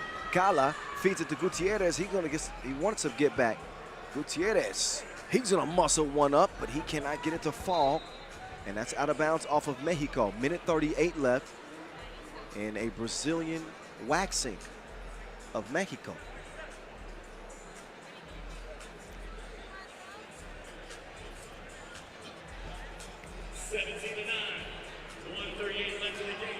(17-9). Oh, Melo, he can shoot it too. Everybody's shooting. This is TMZ. 19-9. So a perfect model of versatility. Team Brazil putting it on Mexico. And this is a Mexico team. These dudes are not slouches. Yet that experience has been evident in this one against Brazil. And they cannot get the train back on the tracks, Mexico. Melo, he's already dunked on a man. He's already knocked down a two. Now he wants to get his assist game up.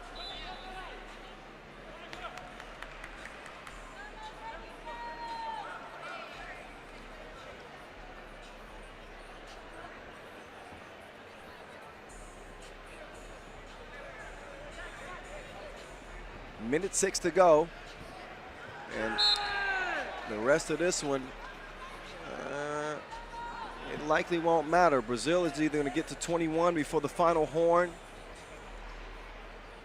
but it'll certainly be a Brazil win.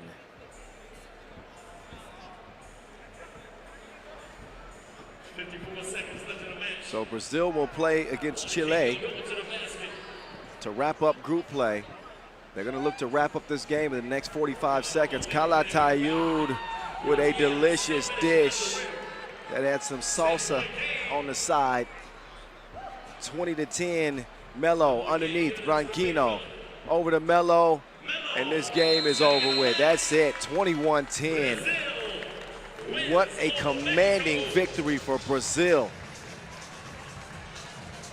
They have served notice. This team is looking for their first gold. It's the only medal that's eluded them at the AmeriCup. 21-10, a nice start for the Brazilians as they cruise past Mexico. Again, we'll see Brazil and Chile to close the day. That game will obviously decide the group and who's going to be moving on to the quarterfinals. Pools B and D continue. Here, day one of the main draw from Distrito T-Mobile. We're going to take a brief break. Our next game will start at 8:20. That's 12 minutes from now with the Canadian women against the Brazilian ladies in our final 4 games of the day. See you guys in 10 minutes. Don't go far.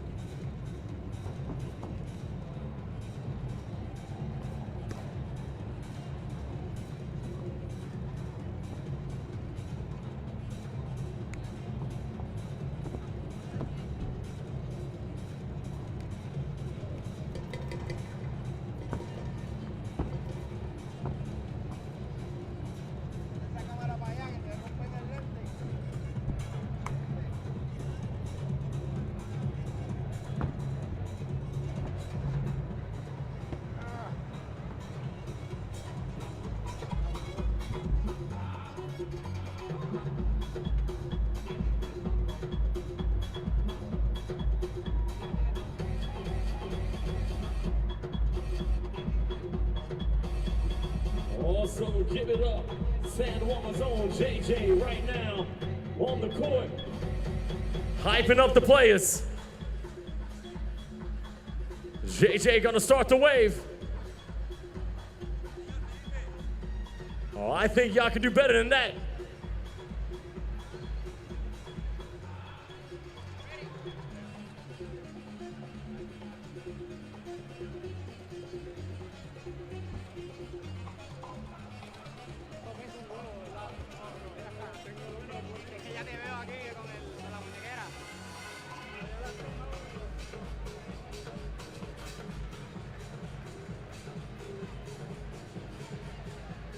Now, ladies and gentlemen, your next game of the day, Women's Canada versus Brazil. Starting off with Team Canada, number 4, Casey Bosch. Number 7, Paige Crozone.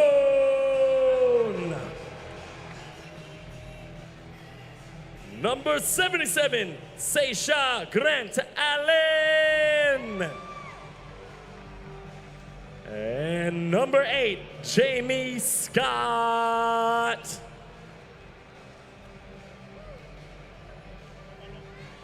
Team Canada.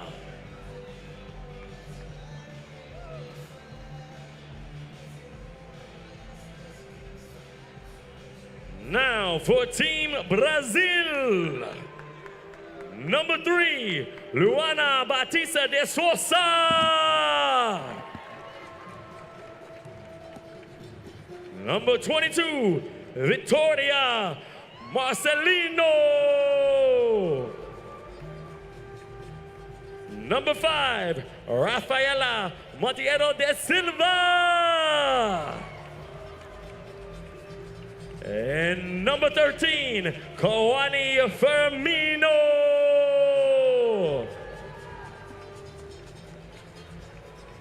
Team Brazil.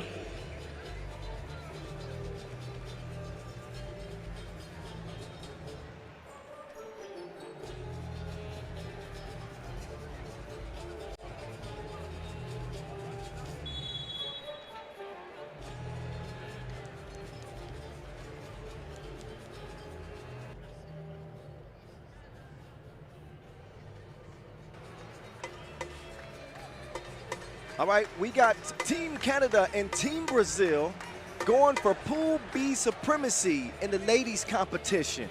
Both of these teams handling Colombia. Wasn't an easy game for Canada. They emerged by 2 points to start the day. They are the defending AmeriCup champions. For Team Brazil, we saw what their men's team just did. They just dismantled Mexico. We'll see the men's team again. This will be the last time we see the Brazilian ladies as they take aim at a 2-0 record as well. Both of these teams will be moving on to the quarterfinals as the top 2 from each group advance. But you want to have that 1 seed. Matchups matter when you get to the quarterfinals, which will be coming up the day after tomorrow. I believe today is Friday, so that would be Sunday. So each team getting set and ready to go. Looks like Brazil will start with the opening possession. They come out in the green and black. Oh, Canada in the white with red trim, and it's on again. Kyle Montgomery, a.k.a. the voice of 3x3. What a pass. Tough shot. The zone. Trying to get it back. The zone. Sets her sights from Tulane. That one comes up shy. Just a bit bashful. And out of bounds it'll go. Different looking squad representing Canada this year as they defend their 2022 crown. They've added Jamie Scott. They've added Sasha Patricia Grant Allen. You don't see the Plouffe sisters, which is rare in a national event for Canada, but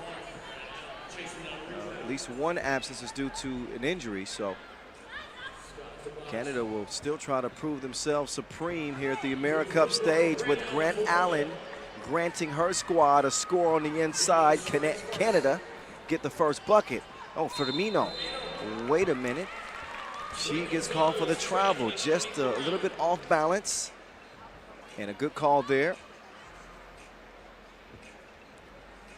So a rematch, in fact, of last year's gold medal game between Brazil and Canada, but different looking teams, as the Brazilians bring back 2 players from last year's squad as well. So it's 2-1. Brazil, we're going to get some get back. Excuse me.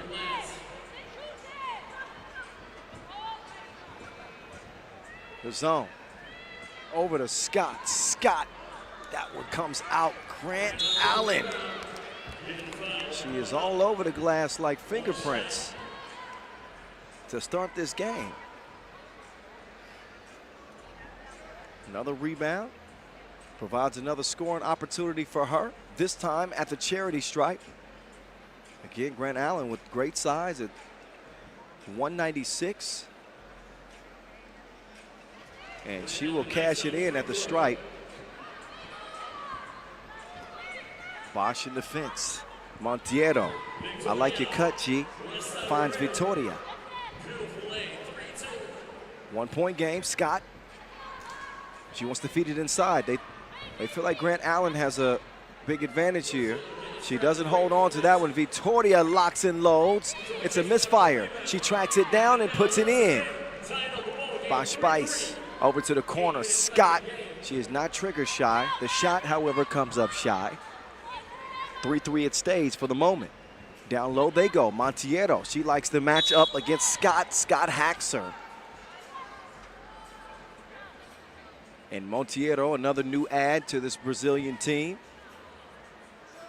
will take a trip up to the charity stripe and look to give the Brazilians an advantage. Neither one of these teams worried about getting to the quarterfinals. They'll be there. Top 2 teams from pools B and D, and the top 2 teams from A and C will move on to Sunday's quarterfinals. B and D have center stage today. We'll see groups A and C in both the men's and women's competition tomorrow. Oh, Bosch steps through. Might have got away with one right there. At least her forehead is still intact. Hopefully she's going to make it through day 1. She's a fighter. 4-3. Victoria. Easy money. Scores with the right hand on the left side of the rim. Here comes Brave. Yeah, I know I keep switching her nickname. So what? She switches. Oh, there's a foul down low. Whistle off ball. That one against Brazil, number 2. Scott will check it up, get it to the elbow. Grant Allen, she's got the zone coming around. The zone. Not in the zone yet. She's a certified shooter, though. I'm telling you.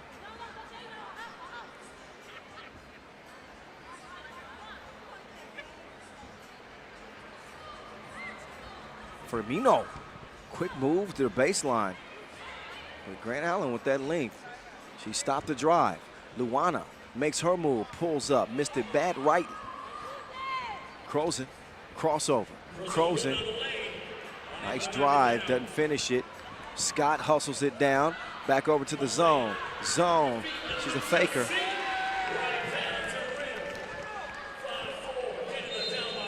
Page got a hand on that one. I believe that'll be out of bounds off of Canada. I believe that's what it looked like from my vantage point. We'll see. We come out of this media timeout. We're heading into our final 4 games of the day, as we will wrap up pool play for B and D in both the men's and women's competition. Already starting to paint the picture of what the quarterfinals will look like. Half of the quarterfinalists will be set today. The other half will be set tomorrow, which will get us set for a thrilling finish to this 3rd edition to the AmeriCup. First time ever in San Juan, Puerto Rico. Boricua, Morena.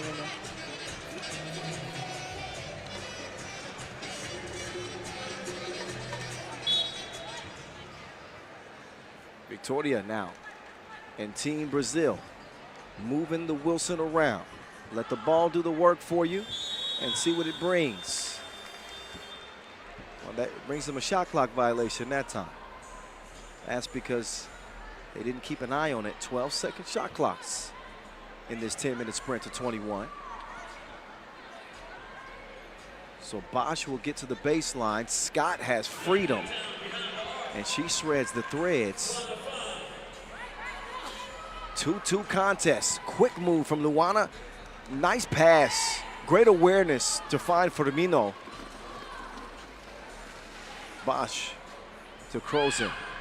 Back to the zone. She's denied. Victoria got a hand on it, but Krozen, she never gives up, stays with it, and sticks it. Dead even at 6 apiece. 3 in the key is called.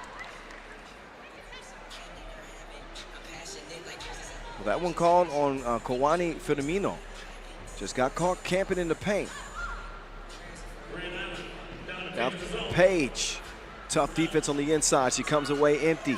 Monteiro. She'll dish it.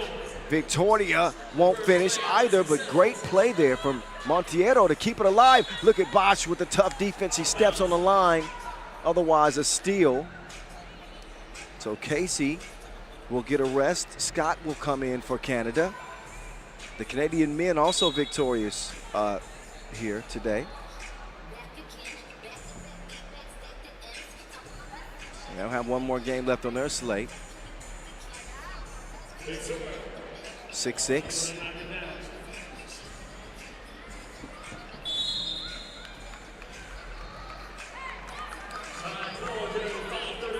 .538. 6-6. 2022 gold medal game rematch. All locked down. Firmino all up in Grant Allen's personal business. Scott will spin, turns around. Oh, certified bucket. She's got a banking account here in Puerto Rico. Scott this time will get that one to trickle in. She's got the last 2 buckets and getting some love from her teammates. She does get a warning, however, for defending in the semicircle after a made bucket. You can't do it. You get a warning first and a technical next. Canada up 8-6.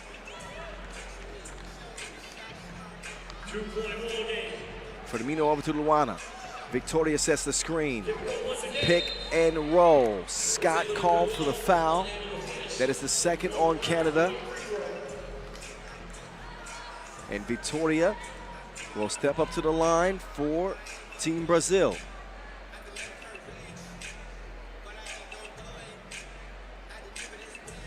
Back-to-back AmeriCup silver medalists are Brazil. They want a different kind of precious medal this time. Victoria, great touch off the glass in the paint. Paige is being harassed. She's gonna have to file suit. She did not get the whistle.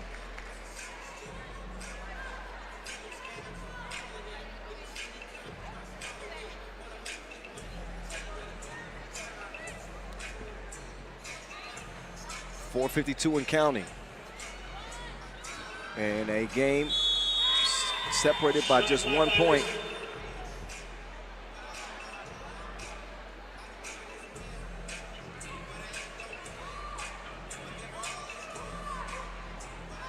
Luana, she'll get this one underway now. Been kind of quiet scoring, Luana, in this one. That's all right. Monteiro with the quickness. Krozen comes out of nowhere like an epiphany. Blocks the shot. Krozen gets in there and mixes it up. Jump ball. That's going to be Canada possession, thanks to the effort from Paige Krozen. Looked like it was going to be a layup. Great time in there from the zone. She's earned herself a rest on the bench. Scott coming around. So she's wide open. They got to find her. Finders, keepers, losers, weepers. Grant Allen with a bird's eye view to make that pass. She's up there. Now she'll have to defend Firmino, who's aggressive. Too strong on the layup attempt. Up top. Here's Bosch. Foul on the floor.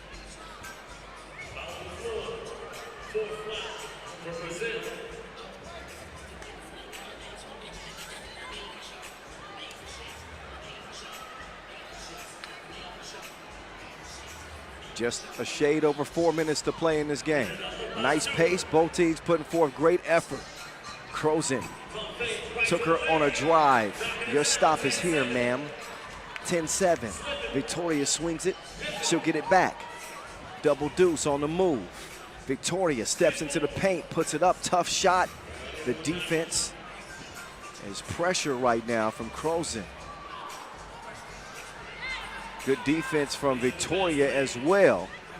Two teams are looking pretty evenly matched despite a 3-point difference on the scoreboard. Luana hit her with the hezzy and then had the right flavor scoop. Scott, no hesitation. Probably should have thought about that longer. Hustle from Bosch, she can't get to it in time. It is time for another TV timeout as it's 3:17 left in this last Pool B game between Canada and Brazil. Who wants the #1 spot? They'll get a day to rest tomorrow. They'll watch A&C and figure out who their opponents will be.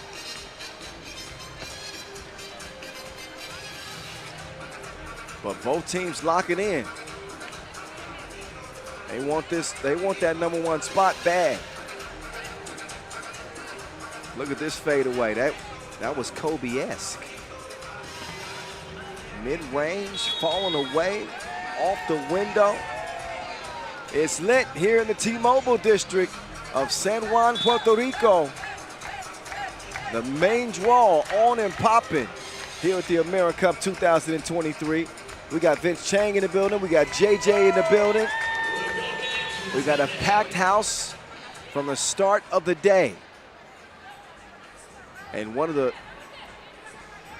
best venues we've ever seen. It's one of a kind from a technological perspective.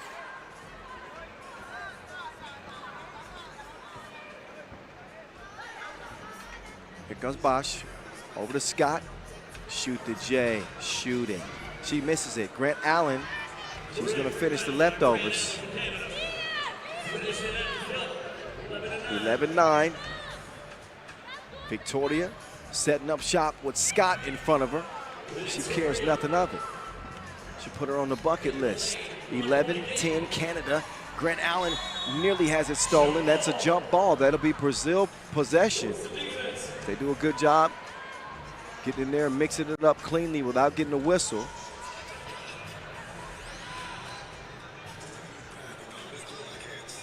Kawani and Luana sharing. De Souza. Nice dish, sis. Score. 11-11.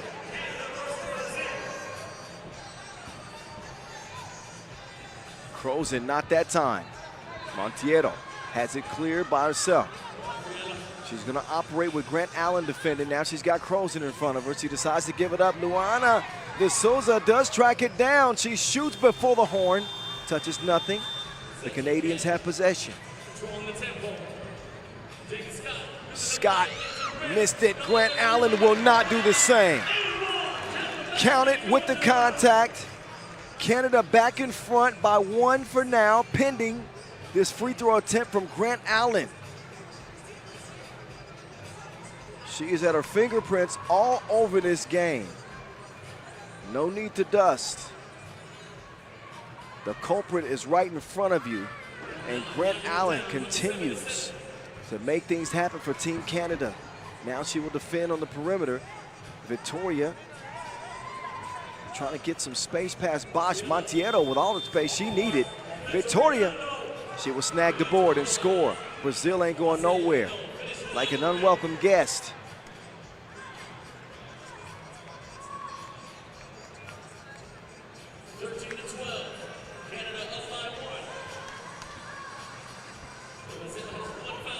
Oh, Bosch almost gave it away. She got 3 to shoot. Bosch got to do something.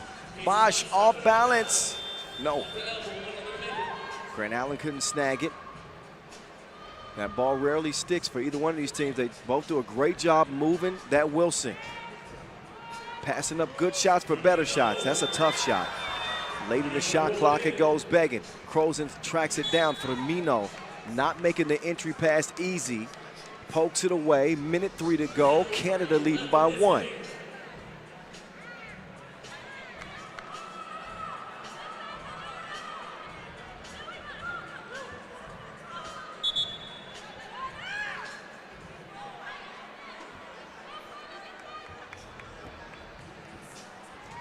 Casey opens things up. She's setting a screen from the elbow. They want to isolate Scott. Scott wants Paige to do the honors. Wait a minute. No time left.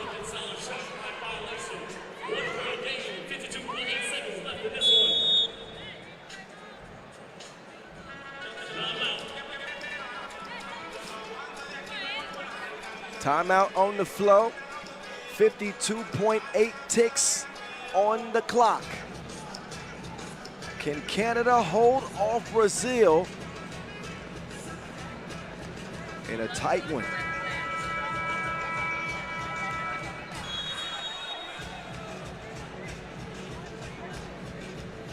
But both of these teams displaying great effort, great skill. This game is tighter than them leggings y'all like to wear these days. We gonna see who's able to pull through.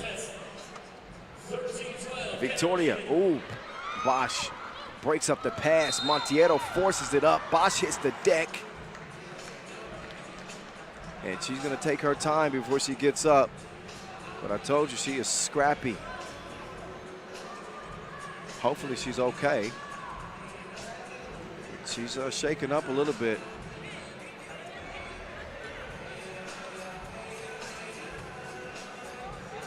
Oh yeah, you can see. Bosch is, it's because of the effort. So she takes a shot to the chin this time.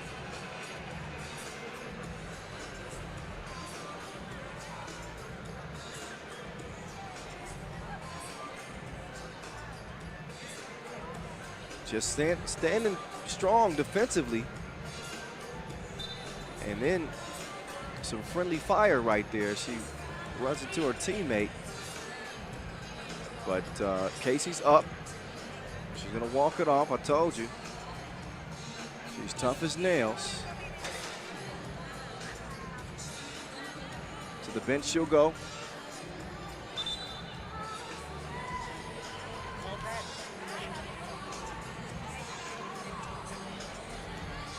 .43 ticks.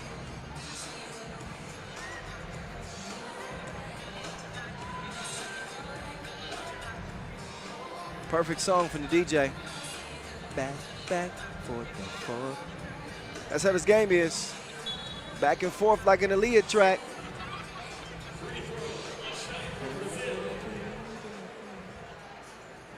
Five fouls on Brazil, 3 on Canada. This is the shooting variety. As Bosch was called for that foul, Monteiro will shoot it and she will get the friendly bounce to get it to go down. Deadlock, 13-13. Scott, jab step. Scott, nowhere to go. Monteiro suffocating her. Only leaves 2.6 seconds to shoot.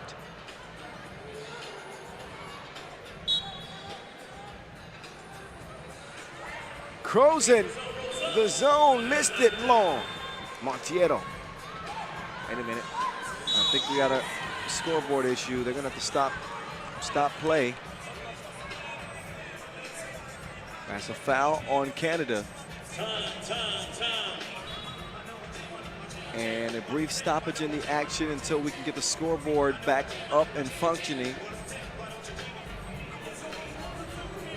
It picked a heck of a time to crap out. Who unplugged the scoreboard? It's a welcome rest for both of these teams. They've been fighting like cats and dogs in this one. So they'll get a chance to recuperate and re-energize as we head down the final, I'd say about 35 seconds or so remaining in this game. We'll get the exact time once the scoreboard is back up and running, obviously. But neither team willing to give an inch. This game feels like a quarterfinal, and they're battling for the #1 seed in the group. They're both going to be playing in the quarterfinals, but this feels like exactly what it was last year, a battle for gold.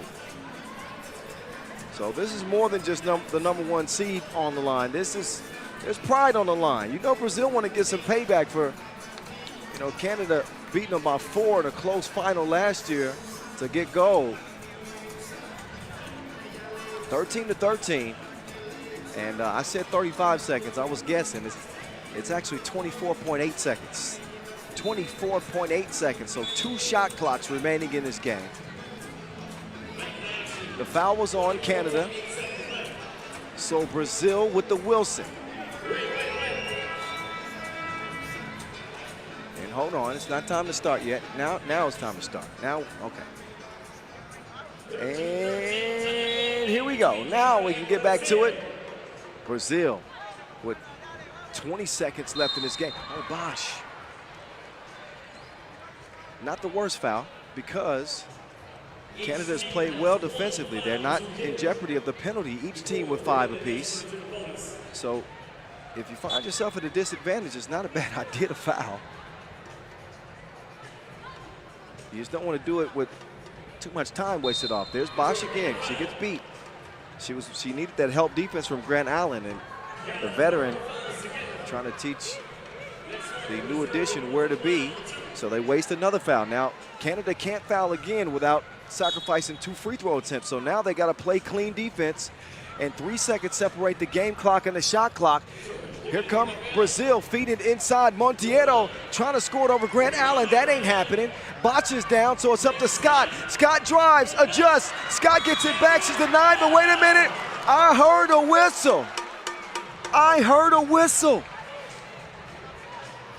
A foul on Victoria with 0.3 seconds left, 0.3 ticks. Off the miss. You see Scott hit the deck.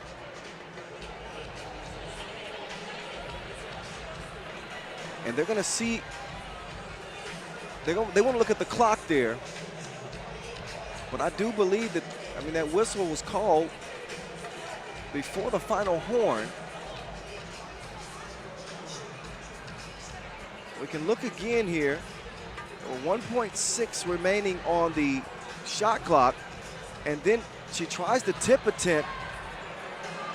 And Victoria looked like she got it clean up top, but there was contact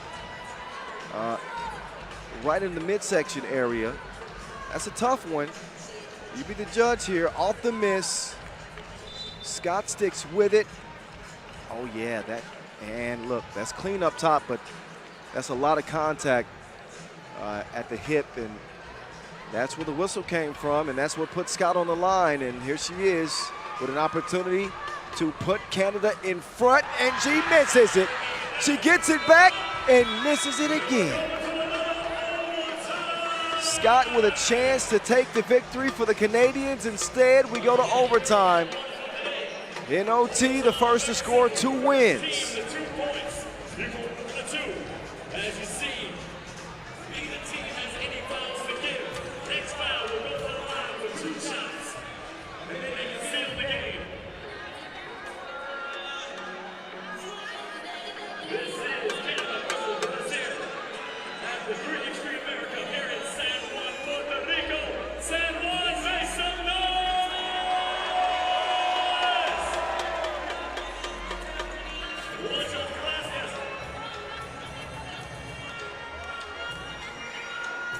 All right, 13-13. Each team getting ready to take the court here in a do-or-die situation.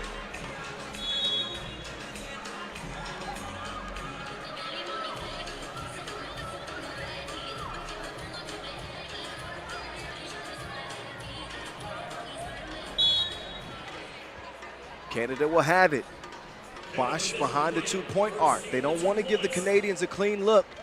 Canadians don't want to give the Brazilians a clean look either. But this has really been a game of 1-point scores. Not a whole lot of 2s have gone down for either squad. And ironically, it might be a 2 that decides it. Oh, nice move. Bosch. Bosch puts it up, had to late in the shot clock.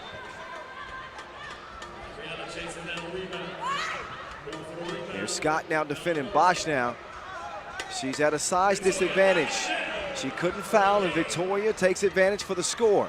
If you're Canada here, you might want to look at a 2, and they do. Scott lets it go. Oh, she was just barely off target. Scott has it back, though. Scott is on the move like the lease is up, and she finds her way home. To the crib, it's even. 14 all in OT.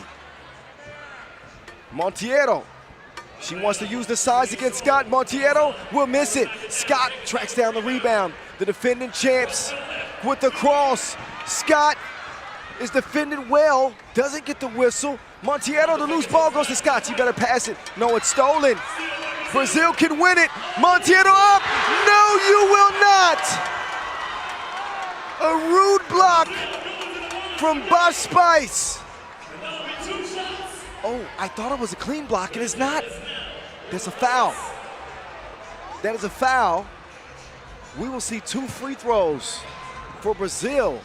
Again, it's so loud in here, you can't hear the whistle from the officials. And now the game rests in the hands of Monteiro, who will put it away. 15-14 Brazil. They stay undefeated, and they exact a measure of revenge against the defending champions. Both teams will be moving on to the quarterfinals, but Brazil will have the top seed out of Group B. Congratulations to them. That was a gutsy win over the Canadians. Canada will finish 1-1, losing by 1 point here in OT. Nice game though, fun to watch. My voice is now shot, but hey, it's worth it. It comes with the territory.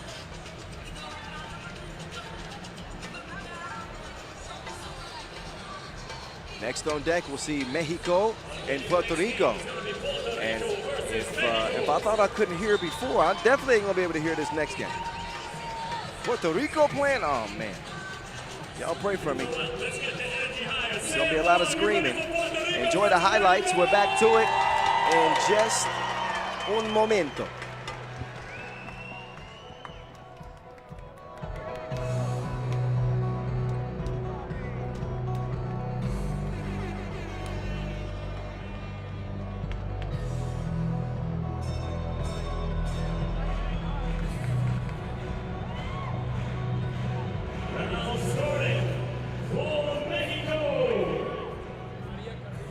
Number 2, Maria Carrillo.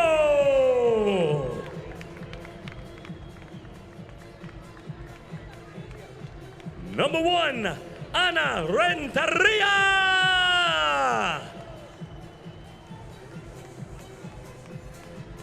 Number 3, Dana Soto.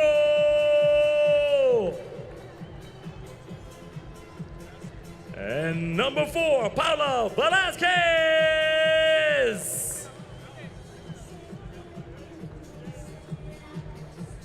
Team Mexico.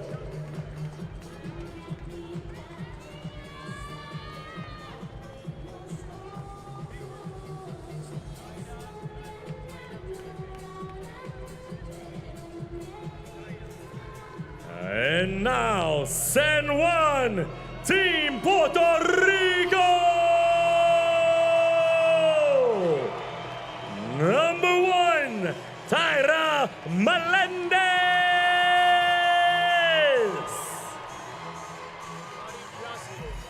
Number 14, Mari Placido.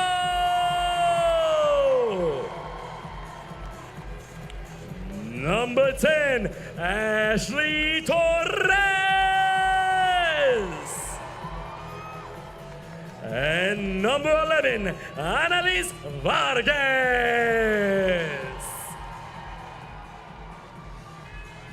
One more time, Team Puerto Rico!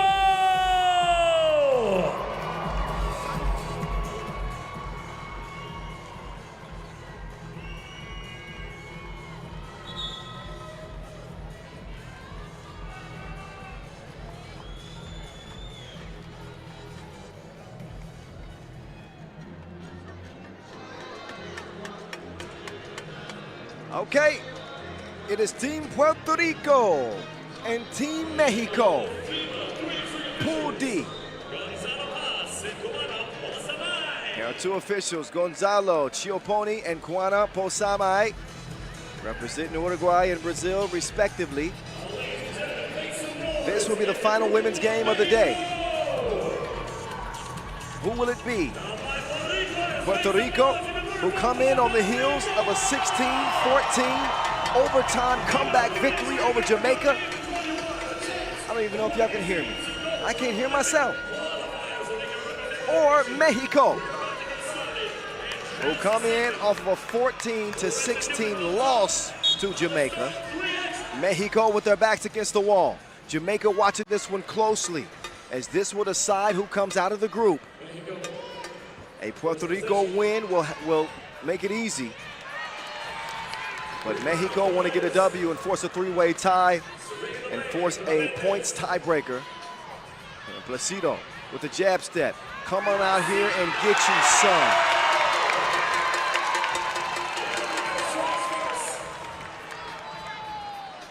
Renteria being defended by Placido.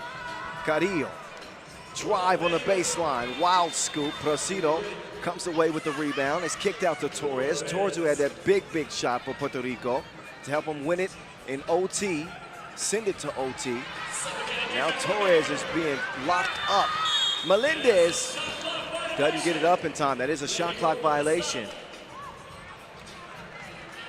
And again, our last ladies game of the day.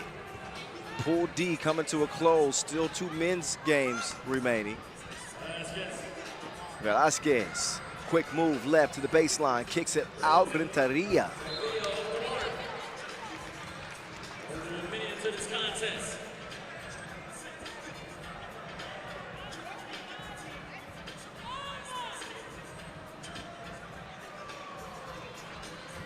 Goes Vargas. Torres, oh no. It was Annalise Vargas is too late. They sent the game to overtime for Puerto Rico. I thought the top was gonna come off this place. Take that back like an insult to my mama.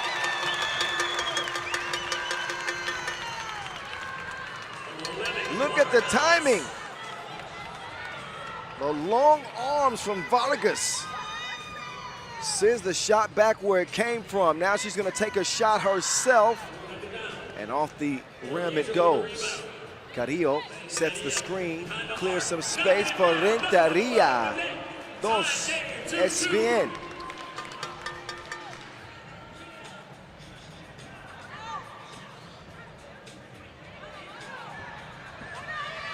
Placido running out of time. Torres no go. 2-2 it stays as we're 2 minutes into the game. Carrillo. She was practicing her boxing skills. She came ready for the fight. She was practicing her boxing skills as they entered the court. She got to work on her left jab a little bit. The left jab was a little bit high, but her right scoop, oh, that's on the money. Free throw, off target. Mexico with a 1-point advantage. Here's Melendez trying to get loose. Melendez took her to spin class, missed it at the rim. Soto doesn't use the quickness that time. Renteria hit him with the jab step. She doesn't make the scoop. Vargas, scrappy player, comes away with it, turns on the afterburners. See you later. Adios, amigo or amiga. Vargas to Placido on the baseline. Placido with the ball fake, turnaround J. Nobody was buying it. Vargas will track it down. Over to Placido, no hesitation. 2 off the target. Melendez, though, doing a great job on the glass. Melendez with the hezzy to Placido. They want to let her initiate the offense. She runs into trouble. It's a double team, and she was upset for the no call. And she's going to get a call all right. A technical.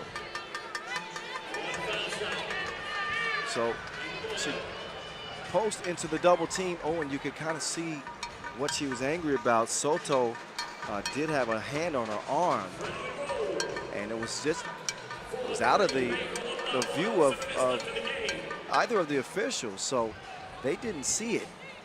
But you can understand why she was upset there.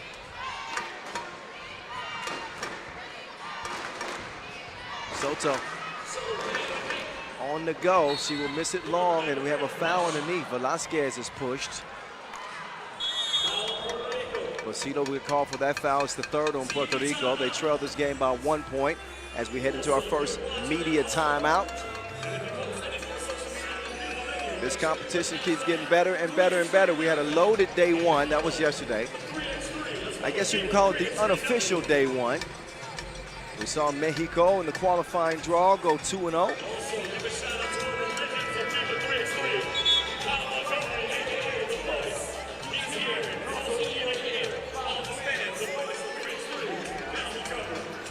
Four-3 game. Vince Chang surprising me, showing me love. Oh, wow. That's certainly a foul. Torres left her feet. Love to 3x3 the energy as well. Shots fired. He was doing his thing. Taking over the esports game and MC in this third edition of the AmeriCup.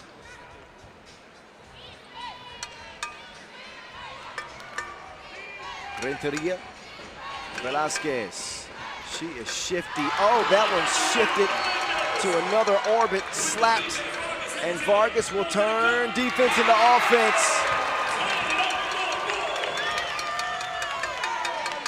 Velasquez, the runner. It goes. Got a game right here. 5-4, 6-16. Oh, Torres will miss it.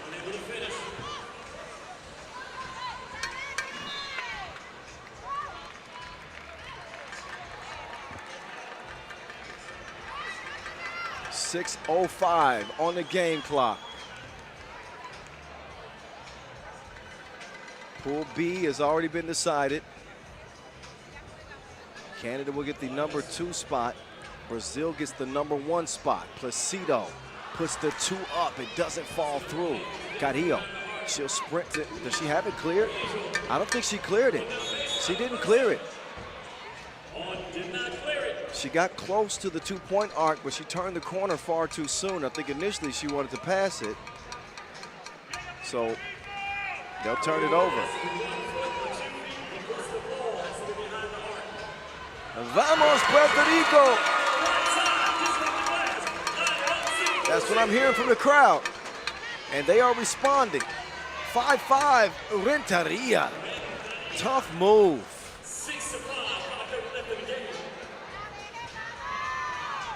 Kicked out to Torres. Torres will let it fly. And she's fouled by Renteria. She could see the contact was coming.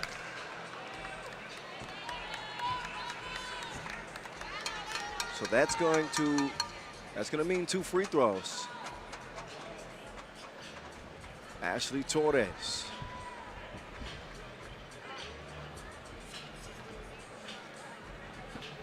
Torres, 29 years old, 8 international caps to her name. Trying some quick transition offense, I understand, but that was a foul beyond the 2-point arc. There's 2 free throws. So let's do it all over again.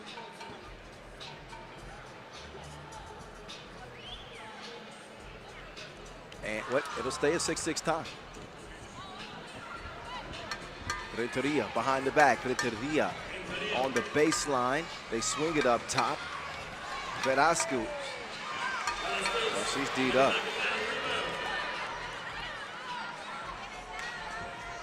Torres on the drive left. Nobody home. She's going to take advantage. Soto, so accurate. 8-7.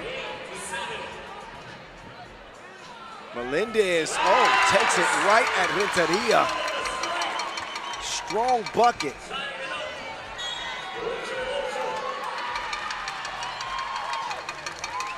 8-8 game.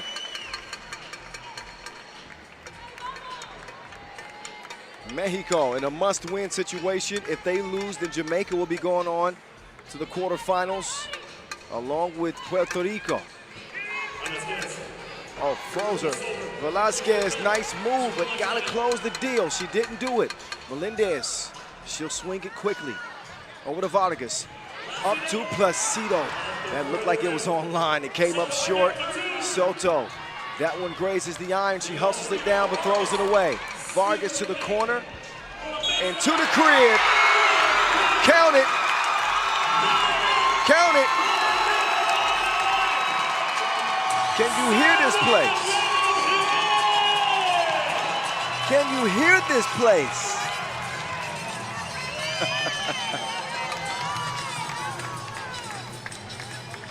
Oh man, Vargas makes it a 10-8 game. Velasquez swings it over. Renteria off the iron. Melendez, she will corral the rebound. She's working on Carrillo behind the back. Had her lost, but does not make her pay the cost. It'll stay 10-8. Velasquez down to Renteria, now to Carrillo.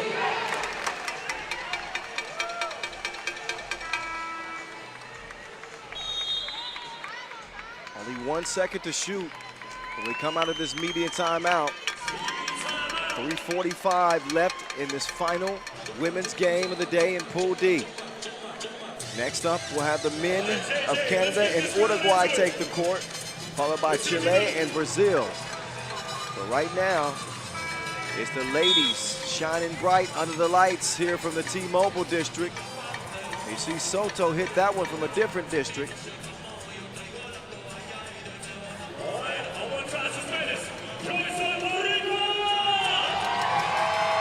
Late in the shot clock, no choice but to heave.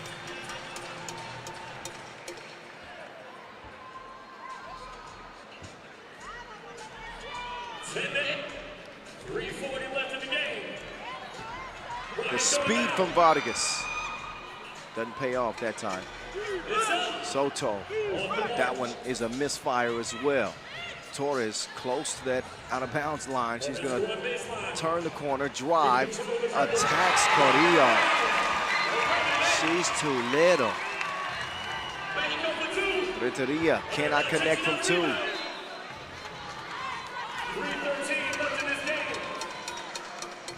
Just over 3 minutes, and Puerto Rico lead it 11-8. Mexico's quarterfinal lives are at stake. Renteria is going to get called for the offensive foul. Torres hit the ground. And a warning. Warning for black. No arguing with the officials.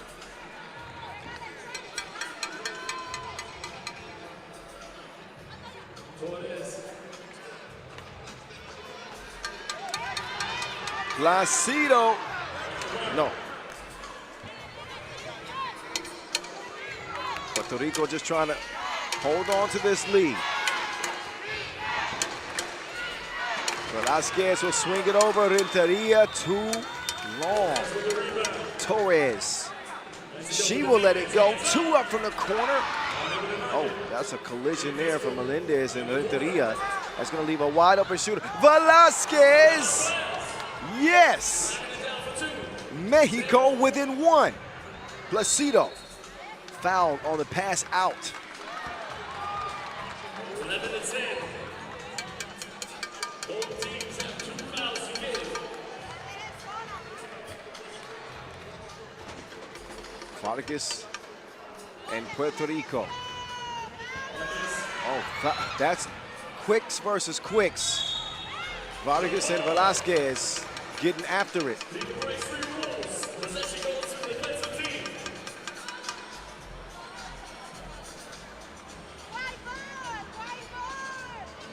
Take a look at Velasquez just picking her pocket.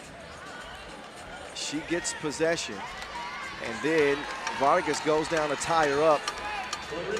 to get possession back in Puerto Rico's favor. Melendez from about 15 feet out.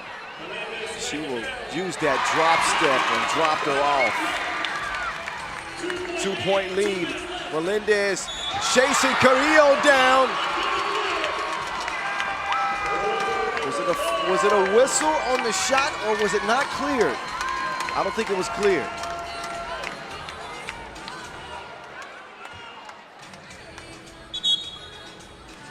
She packed her like a sack lunch. As things starting to turn up for Puerto Rico.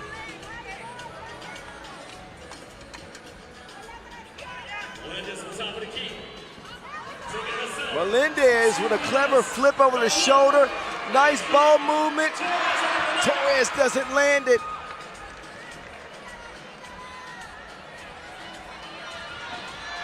Renteria, wide open shooter, Velasquez. No, they could still tie. Mexico, Soto. Oh no, shot clock violation.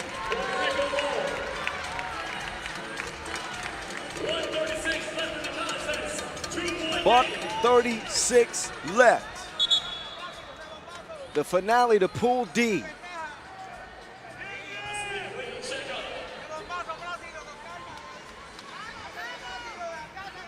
Torres over to Placido. Placido, high arc, taste the rainbow.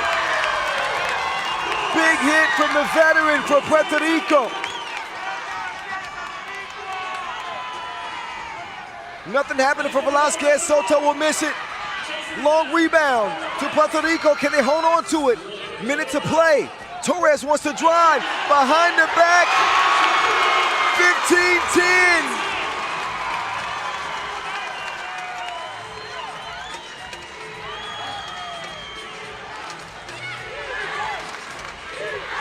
Velasquez!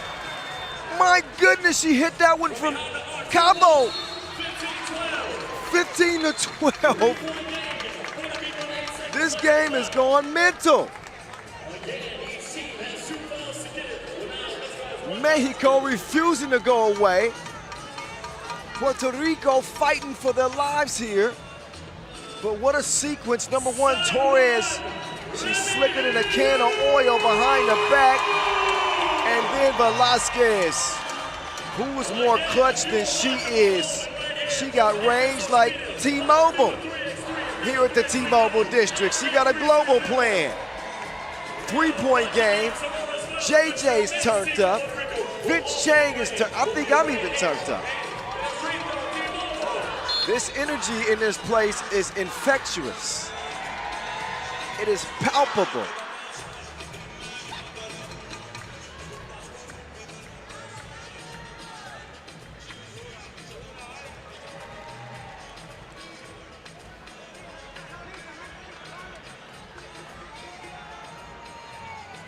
Free throw from Vargas.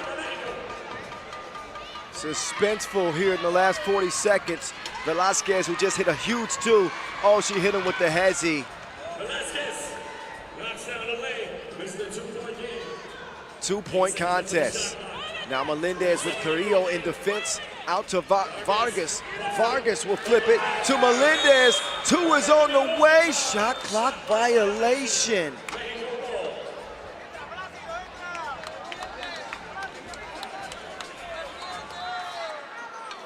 20 seconds to go.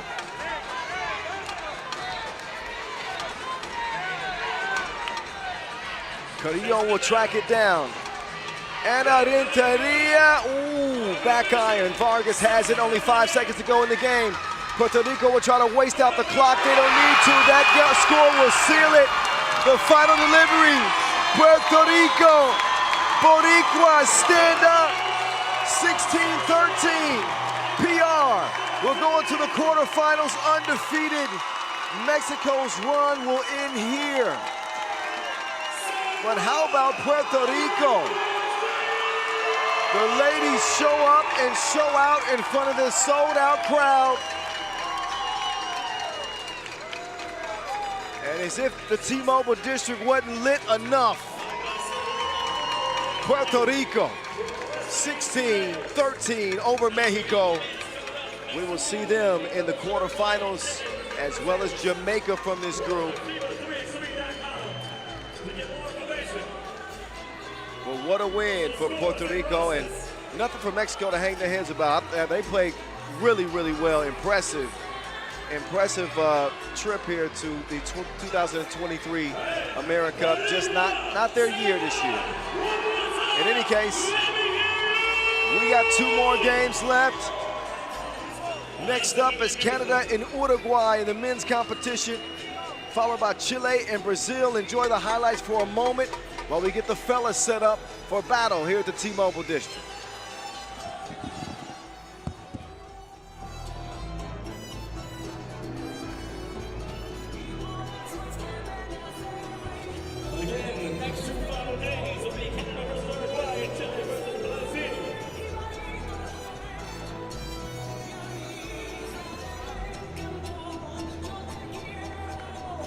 Tomorrow we'll be back in action at 4:40 p.m. At 4:40 p.m. You will see teams like Jamaica, United States, and of course, Puerto Rico, along with many more. And right here, give it up for your Puerto Rico JJ, representing San Juan, Puerto Rico, absolutely beautifully. Gracias, hermano.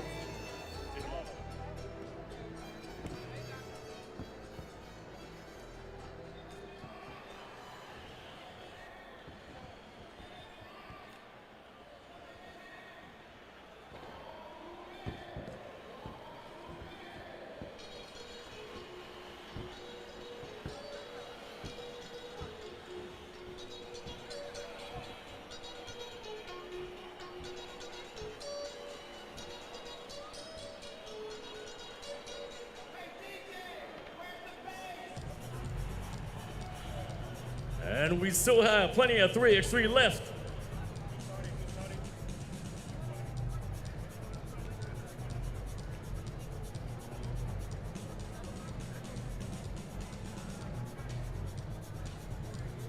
Next game is going to be Canada versus Uruguay. Starting off with Team Canada, number 6, Bikramjit Gill. Number 3, Alex Johnson. Number 2, Dele Ogundukun. And number 22, Chad Posthumus. Team Canada.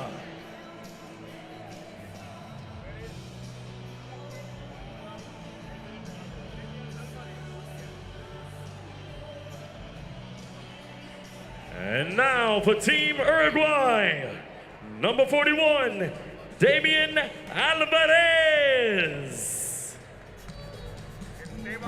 Number 9, Esteban Bastista.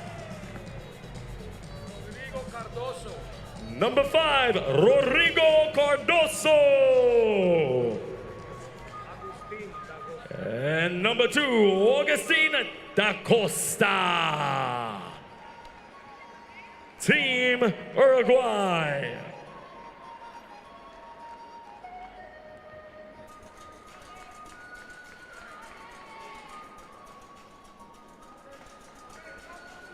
Team Uruguay and Team Canada take center stage here. Pool B action for the fellas.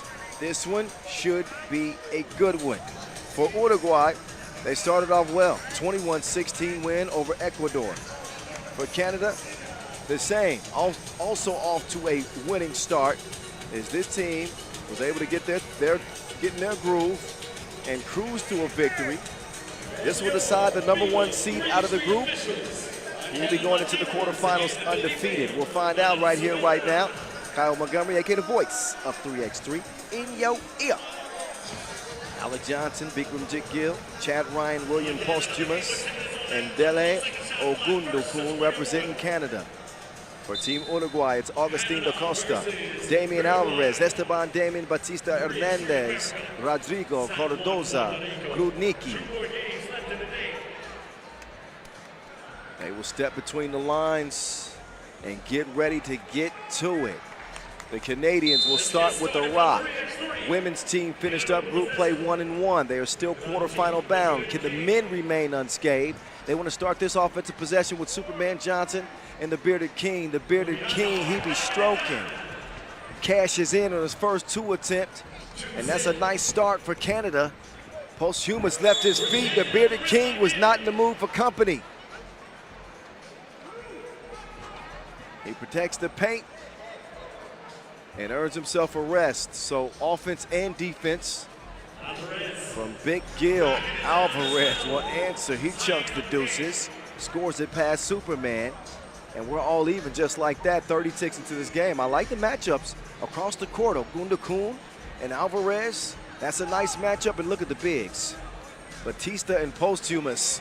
Meantime, 2-piece combo, 4-2. Ogundokun got it to go, and Alvarez, he ain't trying to make no new friends out there.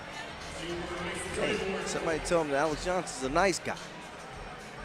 No need to play rough. Ogundokun. He gets it over to the Bearded King. The Bearded King wants another. Look at Ogundokun getting high to get the rebound. Alvarez caught in a bad spot. He's whistled for the foul.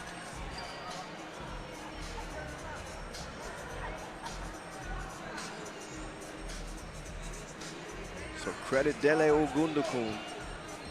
He contorts his way up for the shot attempt. Now he'll shoot one cleanly at the free throw stripe. He'll make it a 5-2 game. Old Canada. Alvarez to the baseline. He'll put it up. Batista, the beast. He drops it off, and Cardozo puts it in. Posthumous. He puts Alvarez on his back. Ogundokun, hey, he's cooking right now. It's 2 twos for him. It's 7-3, don't look now. Batista, the former NBAer, staying active underneath. Posthumous hands it over. Ogundokun, he got the hot hand. Foul called on blue. That one on Alvarez.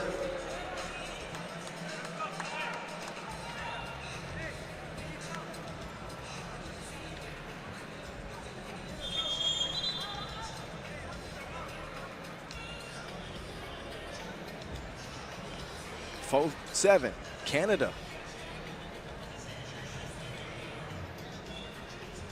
Superman. He got super swatted. Costa using those long arms. Oh, Batista. That's what happens when an unstoppable force meets an immovable object. The unstoppable force won that time. Batista at 6'10". And Posthumous, I think it's 6'10" as well. He's some big boys. Superman, he was shooting on a different goal. Batista patiently waiting. That looks like a Nerf ball in his hand. Gets Posthumous off of his feet.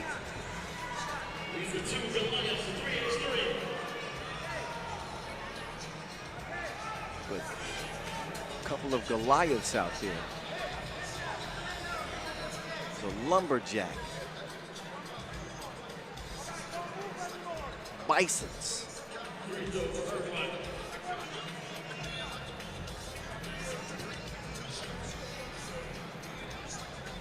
Batista. Too strong on the free throw. The Bearded King. They gonna leave him open. I don't know why. Well, I know why now. He missed it, but I don't think that's the best strategy. Ogundokun, absolutely no. I thought he had no chance. Ogundokun shaking his head. No, he ain't scared. He ain't scared. Think back to all the great Canadian players, Michael Leifers and Nolan Brudel, and of course Michael Linklater. Steve Sirs of the world. Canada's produced some great 3x3 hoopers over the years. Oh, not to forget Willie Murdon, Sweet E. Willie. Oh, that's a grown man bucket. Wait, they didn't clear it. So it ain't a grown man bucket, it's nothing.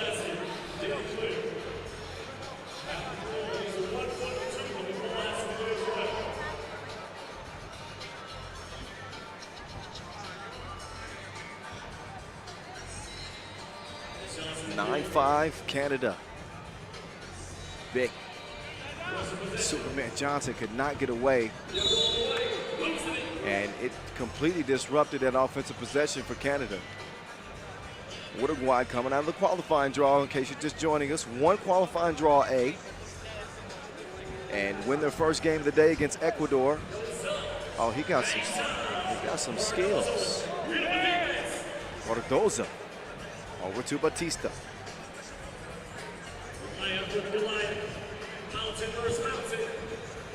Oh, Batista scoring it over Posthumous.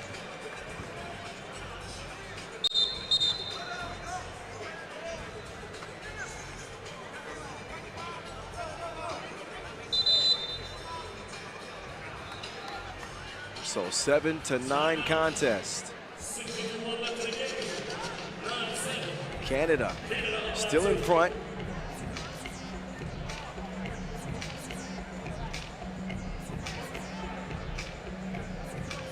For some reason, Vince Chang is dancing over my shoulders.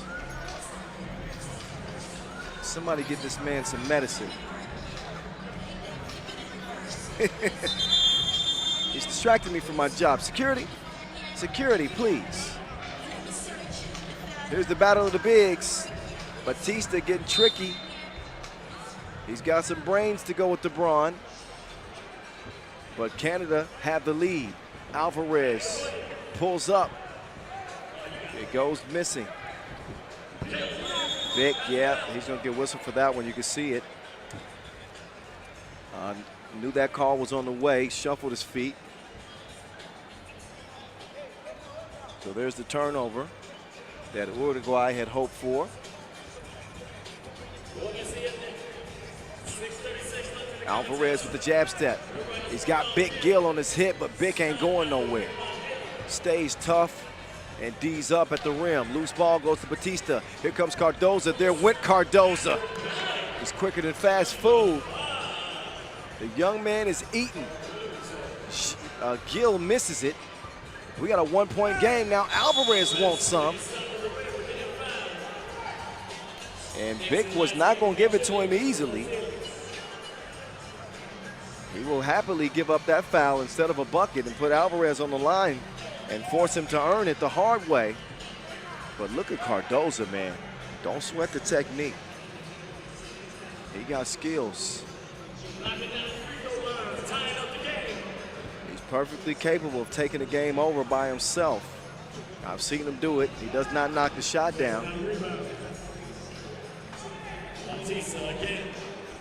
Now Batista and Posthumous doing battle again.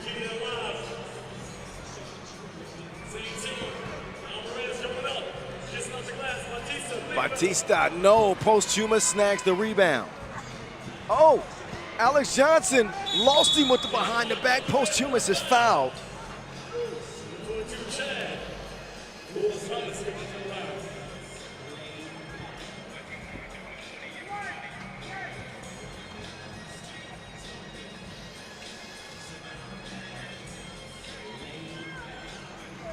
Posthumous up to the line. Big fella, I thought he was going to show some touch. It's too strong. Alex Johnson quickly over. Ogundekun, who got off to the hot start. He's going to put it up to Posthumous, and he's going to bury it. Foul on the baseline.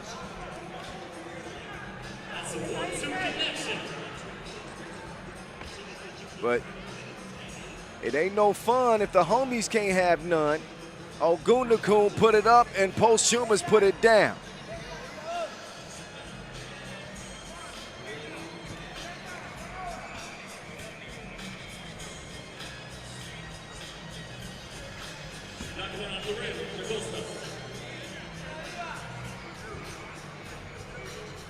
Superman no, nicks the iron. 5-15 in a 1-point game.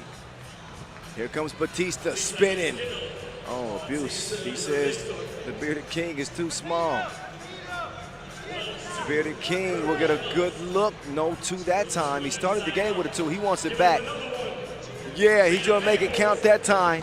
Charged him double. Ties things up with at 12 apiece. Alvarez defended by Ogundukun. Ogundukun sticking him well defensively, but Alvarez still stuck it to him. Pause. Johnson. Splash. 14-13. Superman defending DaCosta well.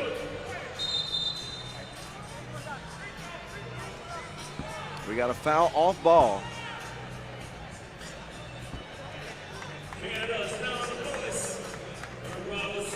That is the 7th on Uruguay.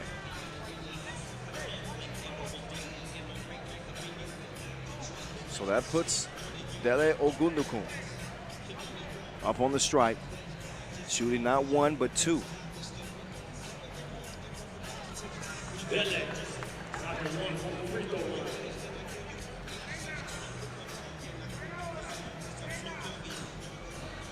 Ogundukun will take his time here on the second attempt and will splash this one as well. Clean trip to the stripe as Canada will get a little bit more breathing room. Alvarez making his move on Ogundukun. Ogundukun, he's got the man on punishment. Ogundukun wants the cookie now. Ogundukun gets a clear look at the deuce. Apparently he didn't see it clearly.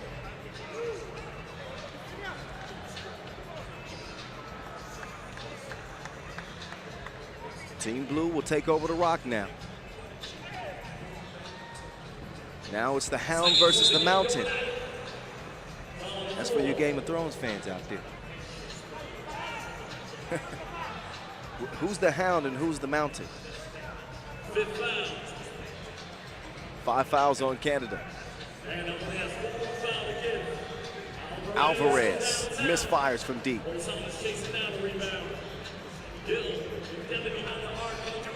Big Gil!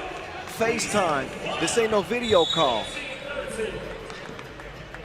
The third 2 of the game for the Bearded King.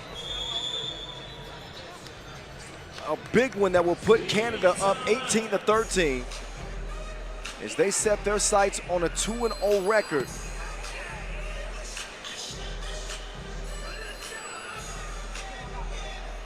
Both of these teams going to the quarterfinals. It's all about the #1 seed.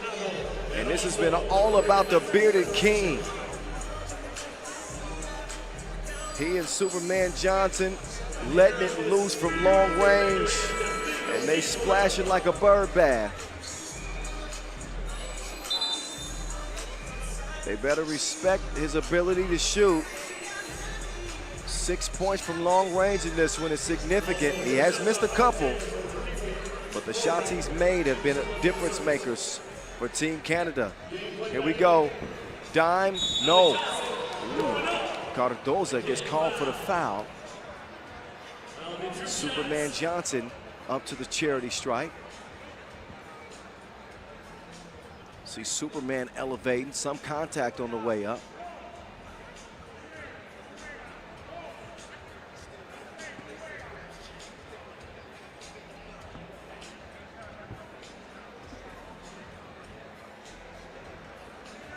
So Alex Johnson shoots and misses. But a 6-point lead. Got a hand up quickly there to deflect that one. A 6-point lead for Canada is a comfy one.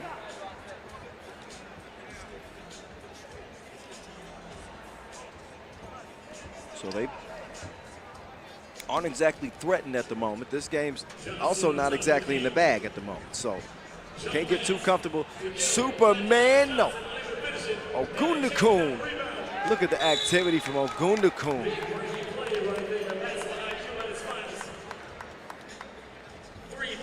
Left in the game, 3x3 AmeriCup. 3:33 remaining. Canada on the brink. It's the Bearded King. That was a heat check. Alvarez, turnaround jumper, soft touch, gets it to go.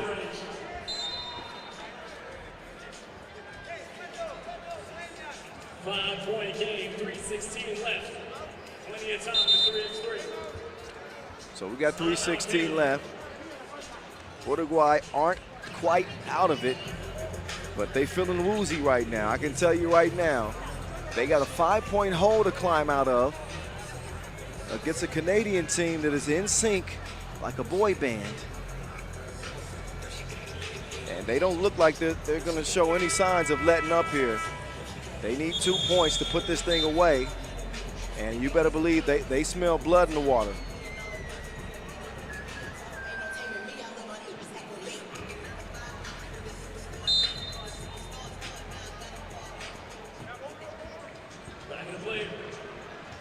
Here's Batista. He'll drop it off. Cardozo whips it. That one had too much heat on it. They throw it over to Coach Fran Fraschilla for Team USA. He was trying to be incognito over there by the Christmas tree. Coach is ready to shoot it. There's Posthumus, kicks it out. Superman, no, not that time. Alvarez has it. Alvarez wants a screen from Batista. That pass is broken up. Loose ball stays with Blue. Can they convert it to a score? They can. Quickly kicked out. Superman with the up fake. Slides to the left. He'll miss it. Foul white on Posthumus. He climbed Mount Batista. And now he'll have a seat. But if Uruguay can hit a 2, I think it changes the complexion of this game. Alvarez, right on cue. Didn't I tell you? That was an absolute comet. Superman, that was long. 2-point contest. There's Batista. He wants to see somebody move. Now, who would have thought that? I know Superman is, the only thing that can stop him is kryptonite. But who knew Superman was strong enough to hold off Batista? That should have been a guaranteed bucket for Batista with the much smaller Superman Johnson defending him. Instead, it's a missed opportunity. Canada's lead down to 2 with 2:19 left. It ain't over until it's over. That's all I'm gonna say. It ain't over until it's over.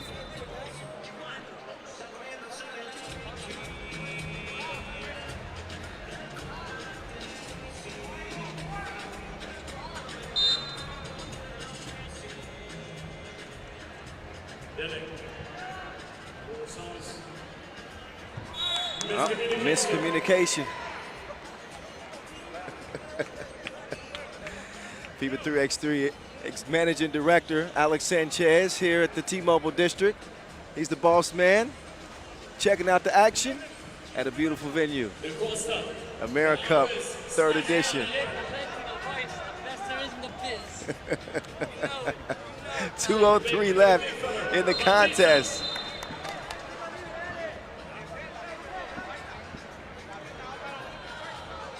Minute 59, actually, in a foul, which is number 7 on Canada.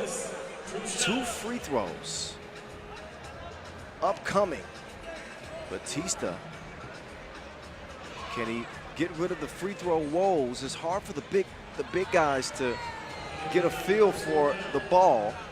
Now, remind you, the FIBA 3x3 ball is the weight of a traditional men's ball in 5-on-5, but it has the dimensions of the women's ball. So Batista misses them both. Kind of like he got the Shaq complex with that. Alvarez, that would have been a sick dish. Superman Johnson gets it to the Bearded King. The Bearded King. He'll miss it. Alvarez pokes that out.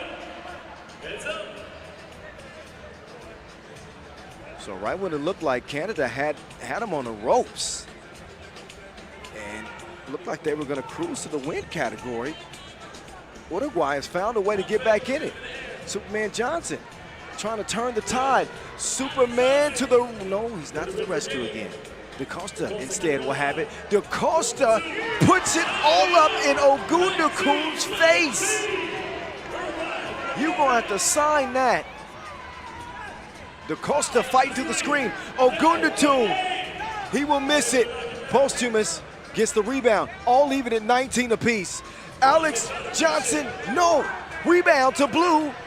DaCosta wants it. DaCosta, front rim, out of bounds. Whoa. Whoa. This was a 5-point lead for Canada. And again, it looked like they had it in the bag. But things aren't always what they seem, are they? Are they? Superman, can he come to the rescue? Oh, Superman Johnson will miss it. So each team is struggling putting the cookie in the cup. You can see that players are physically fatigued. It's DaCosta. He wants a look from long range. Alvarez will pass up the 2 attempt. He's got Superman on his hip in a wide open lane. Superman all day long, and he will miss it. Wide open opportunity, game point. Alvarez down to Batista, back out to Alvarez. Alvarez misses, Batista can't squeeze it.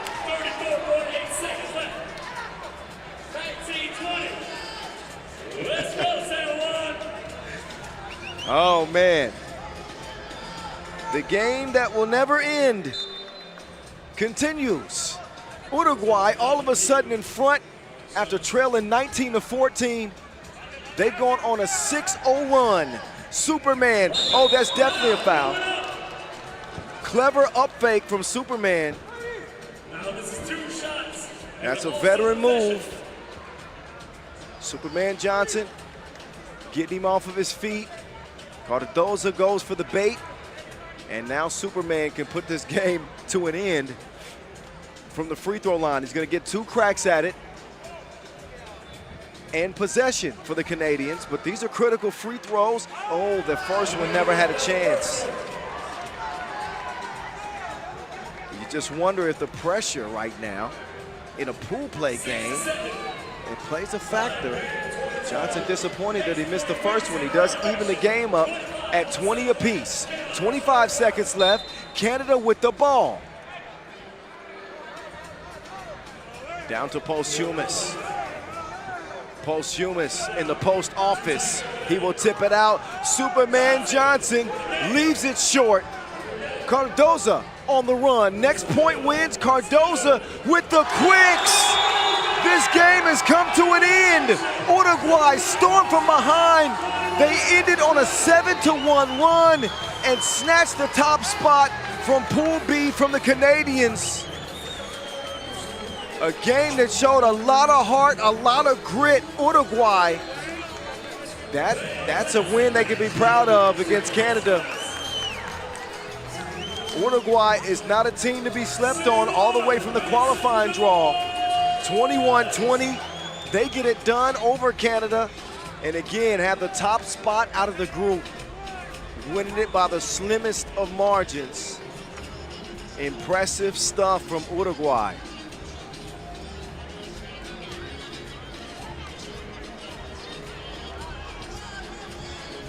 Take another look at the big plays late in this game that made a huge difference in that 7-1 run. It was DaCosta, it was Alvarez. Of course, it was Batista's activity. Cardozo was an absolute problem. And here is how he would put the game away over Posthumus. Your game winner, 21-20. Uruguay over Canada. Both will be moving on to the quarterfinals. Canada will have to take the number 2 seed. After letting one kind of slip through the fingers, to be honest. You don't typically lose a game that you're up 19-14, but they did. Next game, Chile versus Brazil. Starting with Chile. Carlos Carlos Lares. Number 23, Kevin Rubio. Number 17, Sebastian Silva. And number 30, Diego Silva. Team Chile.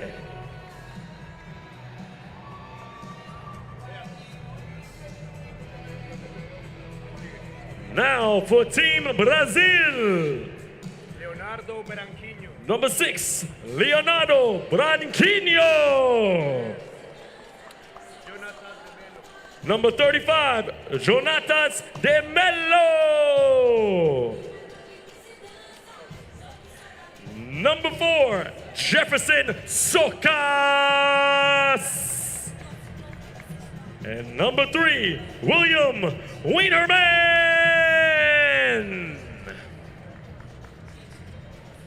Team Brazil.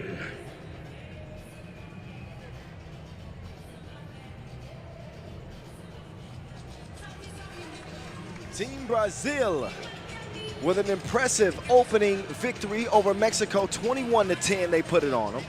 Chile had some issues with Mexico. They ended up losing that game 11-18.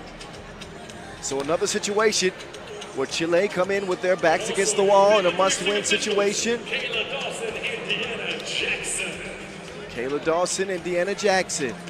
They will officiate this final game of the day. Game number 12 of 12 to put this one to bed. One last 10-minute sprint. Brazil with a chance to get the number 1 overall seed. Chile with a chance to maybe shake things up and force a 3-way tie. They could turn this group on its ear, but it's going to take their best effort against Brazil. The drive, no. The hook, the scoop / hook, also a no. Jonatas Mello, he's being harassed.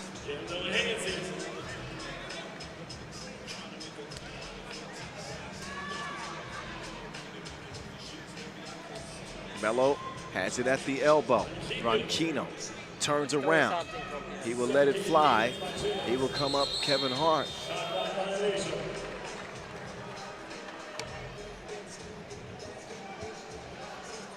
Brazil defends now. This game is really all up to Chile. And what kind of heart they will have. Silva, he will deliver at the rim. A defensive breakdown there from the Brazilians. Socas, left, right, trying to get it down low. That is a hell of an assignment to try to stop Jonatas Mello. Kevin Rubio at 23 years old. He's gonna have a fight of his life guarding that beast of a man. Branquinho, mid-range game, little strong. Tracks down the long rebound, decides to give somebody else a chance. It's Will Weirman. Weirman gets it to Branquinho. Branquinho using the hezzy step. And he uses the pivot well, gets to the rim. It's 1-1.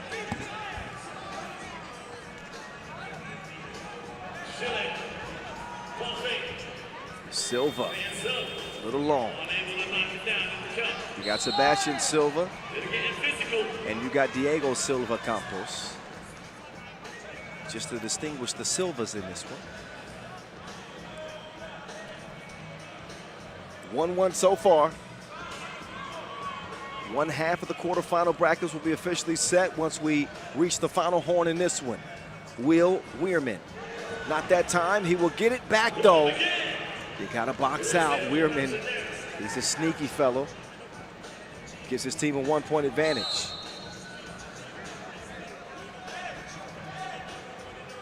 Socas does get called for the foul. He's got no argument. Jefferson Socas has been playing 3x3 for a decade now, almost a decade. Calling a lot of his games in the last 8 years. The fadeaway from Lawler. No.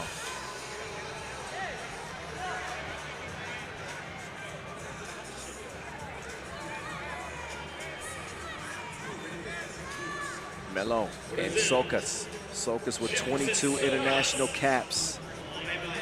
Doesn't knock that down.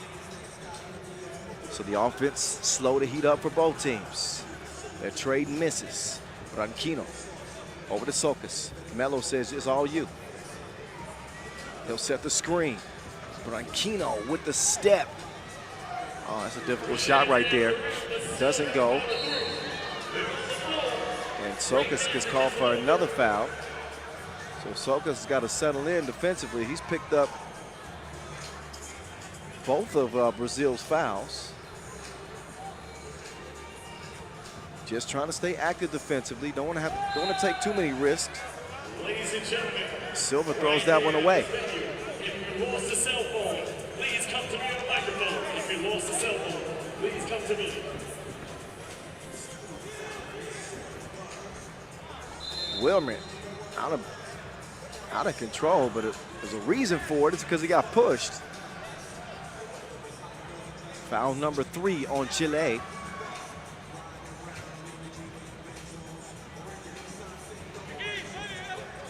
Branquinho with Lawler chasing him. Branquinho on a beeline to the rim. He elevates and scores. 2-point lead for Brazil early. De Silva to the crib. Weirman got a hand on it. De Silva sticks with it. Weirman gives it an attempt from the corner. Doesn't fall. Melo sets some space for Branquinho. He gives it back, rewards the big man for his effort. Down on the block, Weirman. He'll poke it away. Weirman gets pumped up. Another longtime member of this Brazil team. They've kept their core 4 together for quite some time. And it's paying dividends. They're a regular competitor, not just in the national competitions, but on the world tour as well. Sokas to Branquinho. Wait, he did not deliver the package. Then he gets double teamed. That's a jump ball as Chile earned the possession. Media timeout with only six points combined between these two teams. So a low score. I actually think a low-scoring game plays more in the favor of Brazil, as their defensive team, they like to make it a physical game, and that usually plays to their strength. Now, they can shoot it too, but they prefer to make it a slower pace type contest. If I'm Chile, you got to start to attack, especially if you want to stay alive here. Chile's the team with their backs against the wall.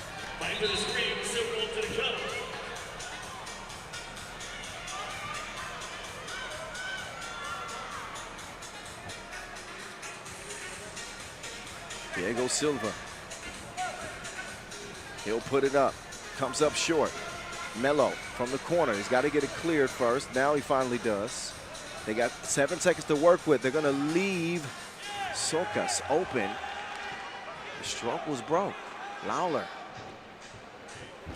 Down to Rubio. Rubio attacking Melo.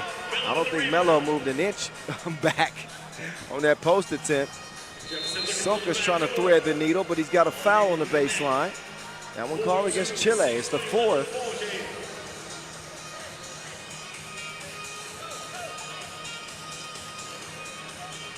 So not many fireworks in this one. But it doesn't have to be a high score to be a good game. Branquinho, oh, he got his cookie snatched. Oh, that was a good drive. Foul called on Melo. So a 2-point lead for Brazil. We'll see what Silva can do at the line. Chile, who participated in the AmeriCup 2022 in Miami, also in 2021. They finished 7th, and their first edition finished 9th. Branquinho. Sokas gets the step. Silva ain't going nowhere. Sokas don't care. He gets the score anyway. And a warning green for defending in a semicircle after a made bucket. They know better than that.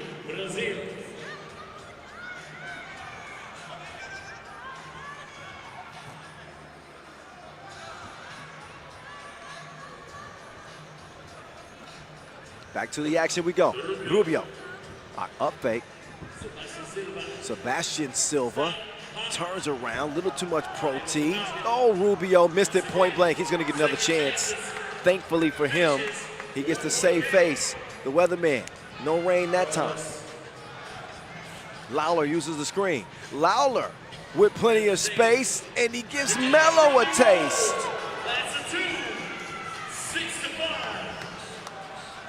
Chile is in front now, 6-5. Got a foul off ball. So that 4-point lead for Brazil, now history, as we're closing in on the midway point of this game, 5:20.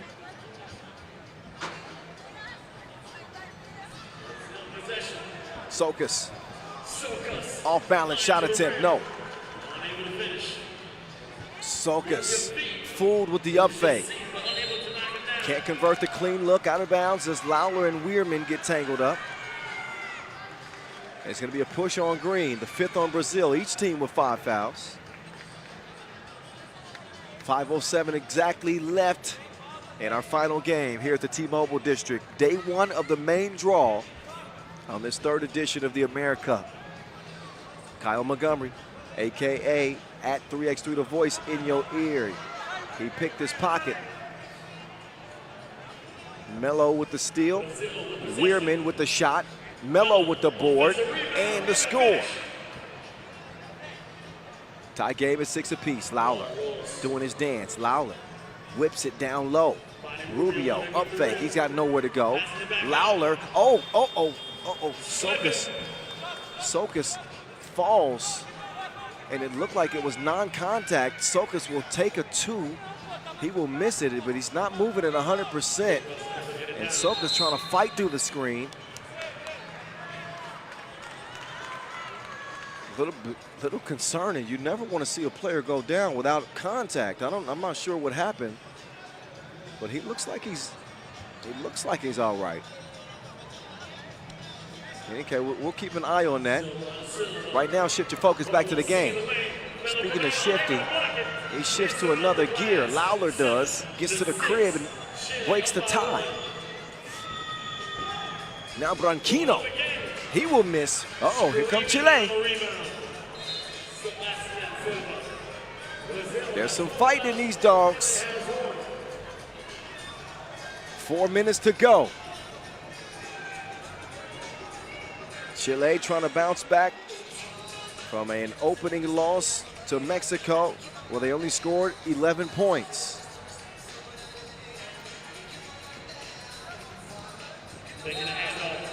Top 2 from each group advance. TV timeout.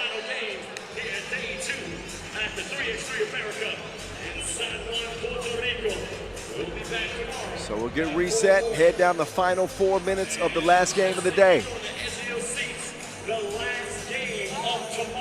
It's been tough going offensively for both teams. Nobody's really getting any clean looks. They aren't shooting at a high percentage either.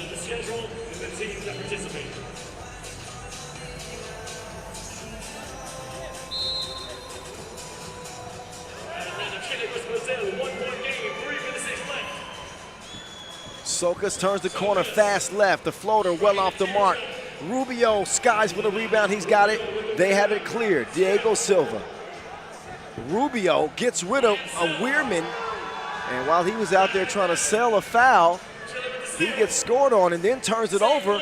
Rubio undeterred, undistracted. He's got another bucket, and Chile lead at 9-6. What is happening with this Brazil team who got 6 points with 3 minutes to go? Branquinho, he'll get it back. Oh, that's just miscommunication between him and Sokas. They would have had a wide open layup right there. And rarely do you see Brazil this out of sync. Not on the same page, throwing the ball away, missing open opportunities. They left the door open for a hungry Chile team to come and maybe take this game from them. If they force a three-way tie in the group, we'll have to look at the three-way tiebreaker in total points. Branquinho caught in a bad spot.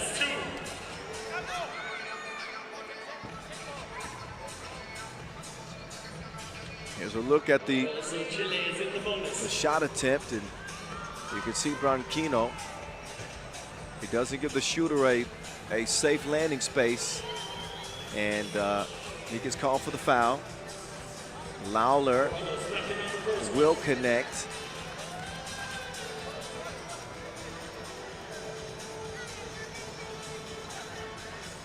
Lawler's second attempt is also good.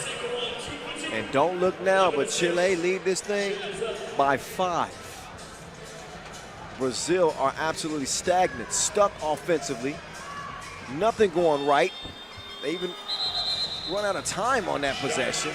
A shot clock violation. And a frustrating performance for Team Brazil. A bronze medalist in 2022. Melo recovers to defend. Rubio off balance. Socas. Let's see if Brazil can stop the bleeding. They'll feed it down to Melo. No easy buckets as Rubio wraps him up. That's the 6th foul on Chile. Brazil are already in the penalty. 2:42 left.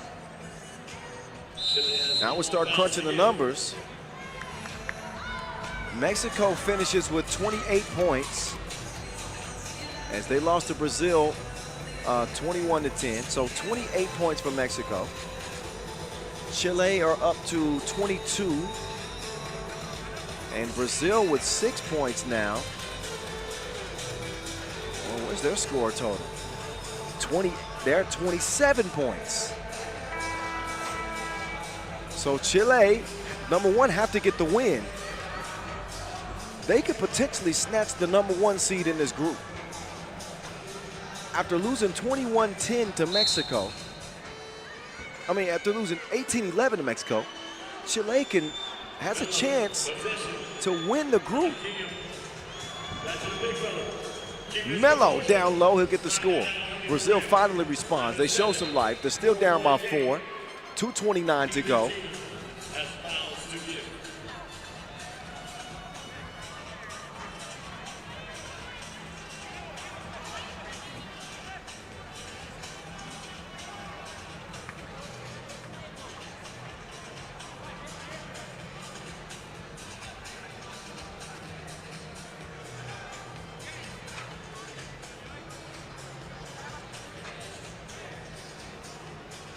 So I'm not privy to the discussion going on right now between the officials.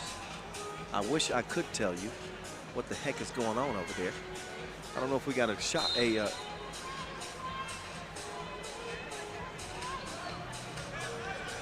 okay, so double foul is what it seems. I'm trying to read the signs here.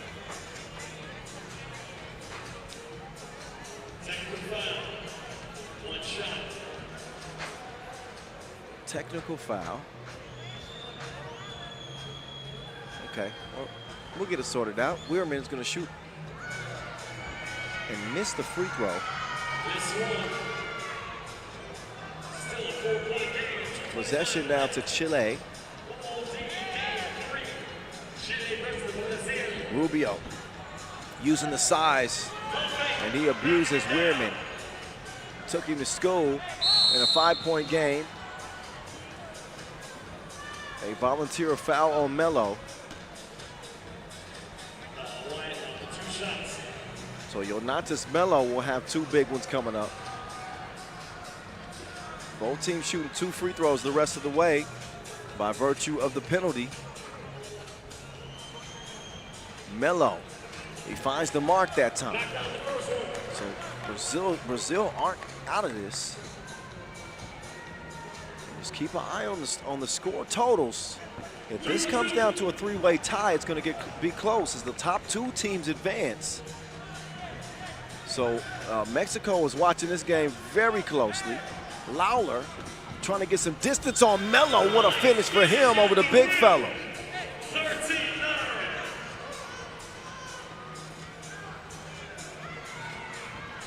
Branquinho, he will miss it. Melo, he's denied. Minute 50. Chile maintaining a 4-point advantage. They got 24 total points. Brazil have 29 total points. Socas with the hezzies. Oh, Branquinho, he will miss it. Minute 24. Can Chile get it done? Rubio, oh wow.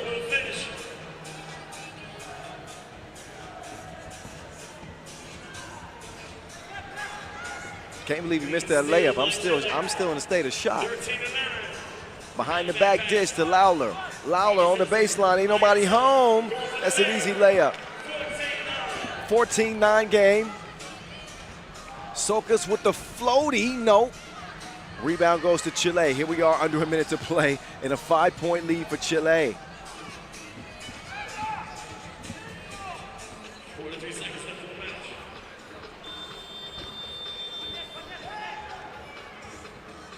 Fed down low, up and in.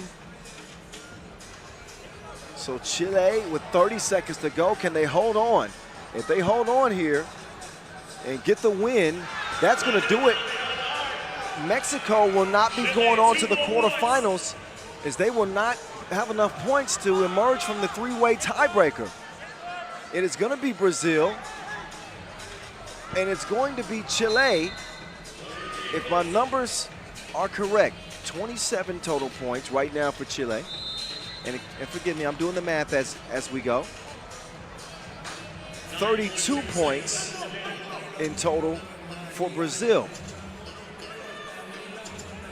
And 21 total points for Mexico. So that settles it as long as Chile hold on to win, which I'm sure they will with a 5-point advantage and 9 seconds to go. So they will force the three-way tie, and they will come out of the three-way tiebreaker and win by points.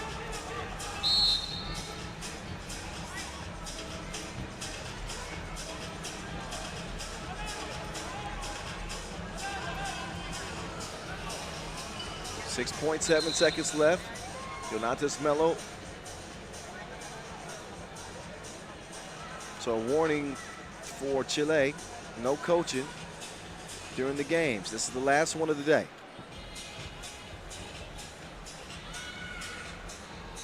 Melo. And this has been a forgettable game for Brazil. They were stuck on 6 points all the way up until about 3 minutes left in this game.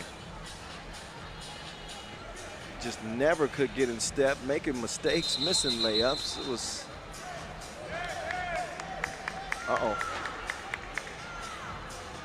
technical foul is called on Chile.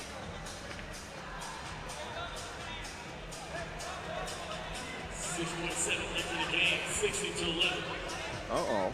5-point deficit for Brazil. Oh, Melo. Misses another free throw. This has not been a strong performance at the line. Hasn't been a strong performance at all from Brazil. But points matter. Melo misses them both.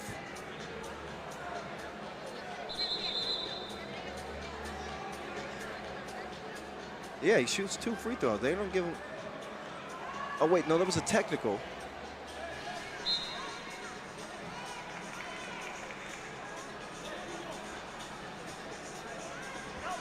This game has come off the hinges. Anyway, Chile getting one final shot at it. Final horn sounds. 16-11. Chile do get the win over Brazil, shockingly, and they bounce back forces the three-way tie in the group. Chile ended up with 27 points, more than Mexico's 21. Brazil lose, but they score enough points to get the top seed out of the group. They wrap up with 32 points scored in total. And these two teams will be in the quarterfinals. So that will wrap up the day's work. It was an eventful first day of pool play. Both the men and women, they were shining center stage here at the T-Mobile District.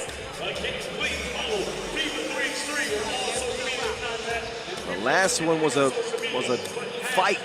It's a brawl.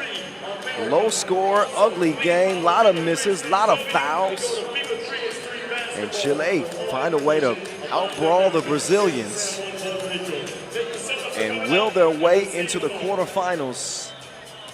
So Mexico, both the men's and women's team, do not advance to the quarterfinals.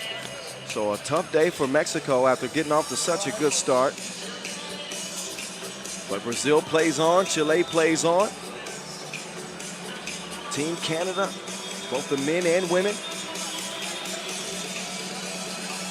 Uruguay as well. Saw some good action here today. Final few looks at the highlights from this one. If we can call them highlights, it wasn't many highlights. But a win is a win is a win. How about Puerto Rico? The ladies of Puerto Rico going 2-0. Man, some emotional wins for them. I cannot wait to see that crowd tomorrow. They'll be cheering on Puerto Rico again. The men's squad, here's the standings in each group. As I mentioned, Brazil will come out of the three-way ties, the #1 seed out of the group. Mexico with 28 points. Is that correct? That is. Maybe my math was off. So I believe that, yeah, I guess Mexico is moving on. I may have misspoke or miscalculated. We'll double check that. But anyway, take a look at the final scores of the day. 12 games in pool play. B and D is what got us started in the main draw. We'll get A and C in action tomorrow. And congratulations to all of our teams that advanced to the quarterfinals. We had a couple of overtime thrillers. That Canada-Uruguay game was crazy.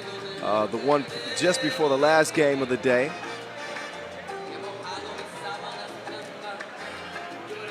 And I guess Mexico, when they got that win over Chile, yeah, it was 18-11. So, yeah, they do end up with enough points. Okay, that's it for the first day of pool play. Tomorrow, we put A and C to the test, and we'll have the second half of our quarterfinal brackets officially set. We hope that you join us tomorrow, 4:40 local time, for day number 3 of the AmeriCup 2023 from here in San Juan. I'm Kyle Montgomery, a.k.a. The Voice, saying peace out.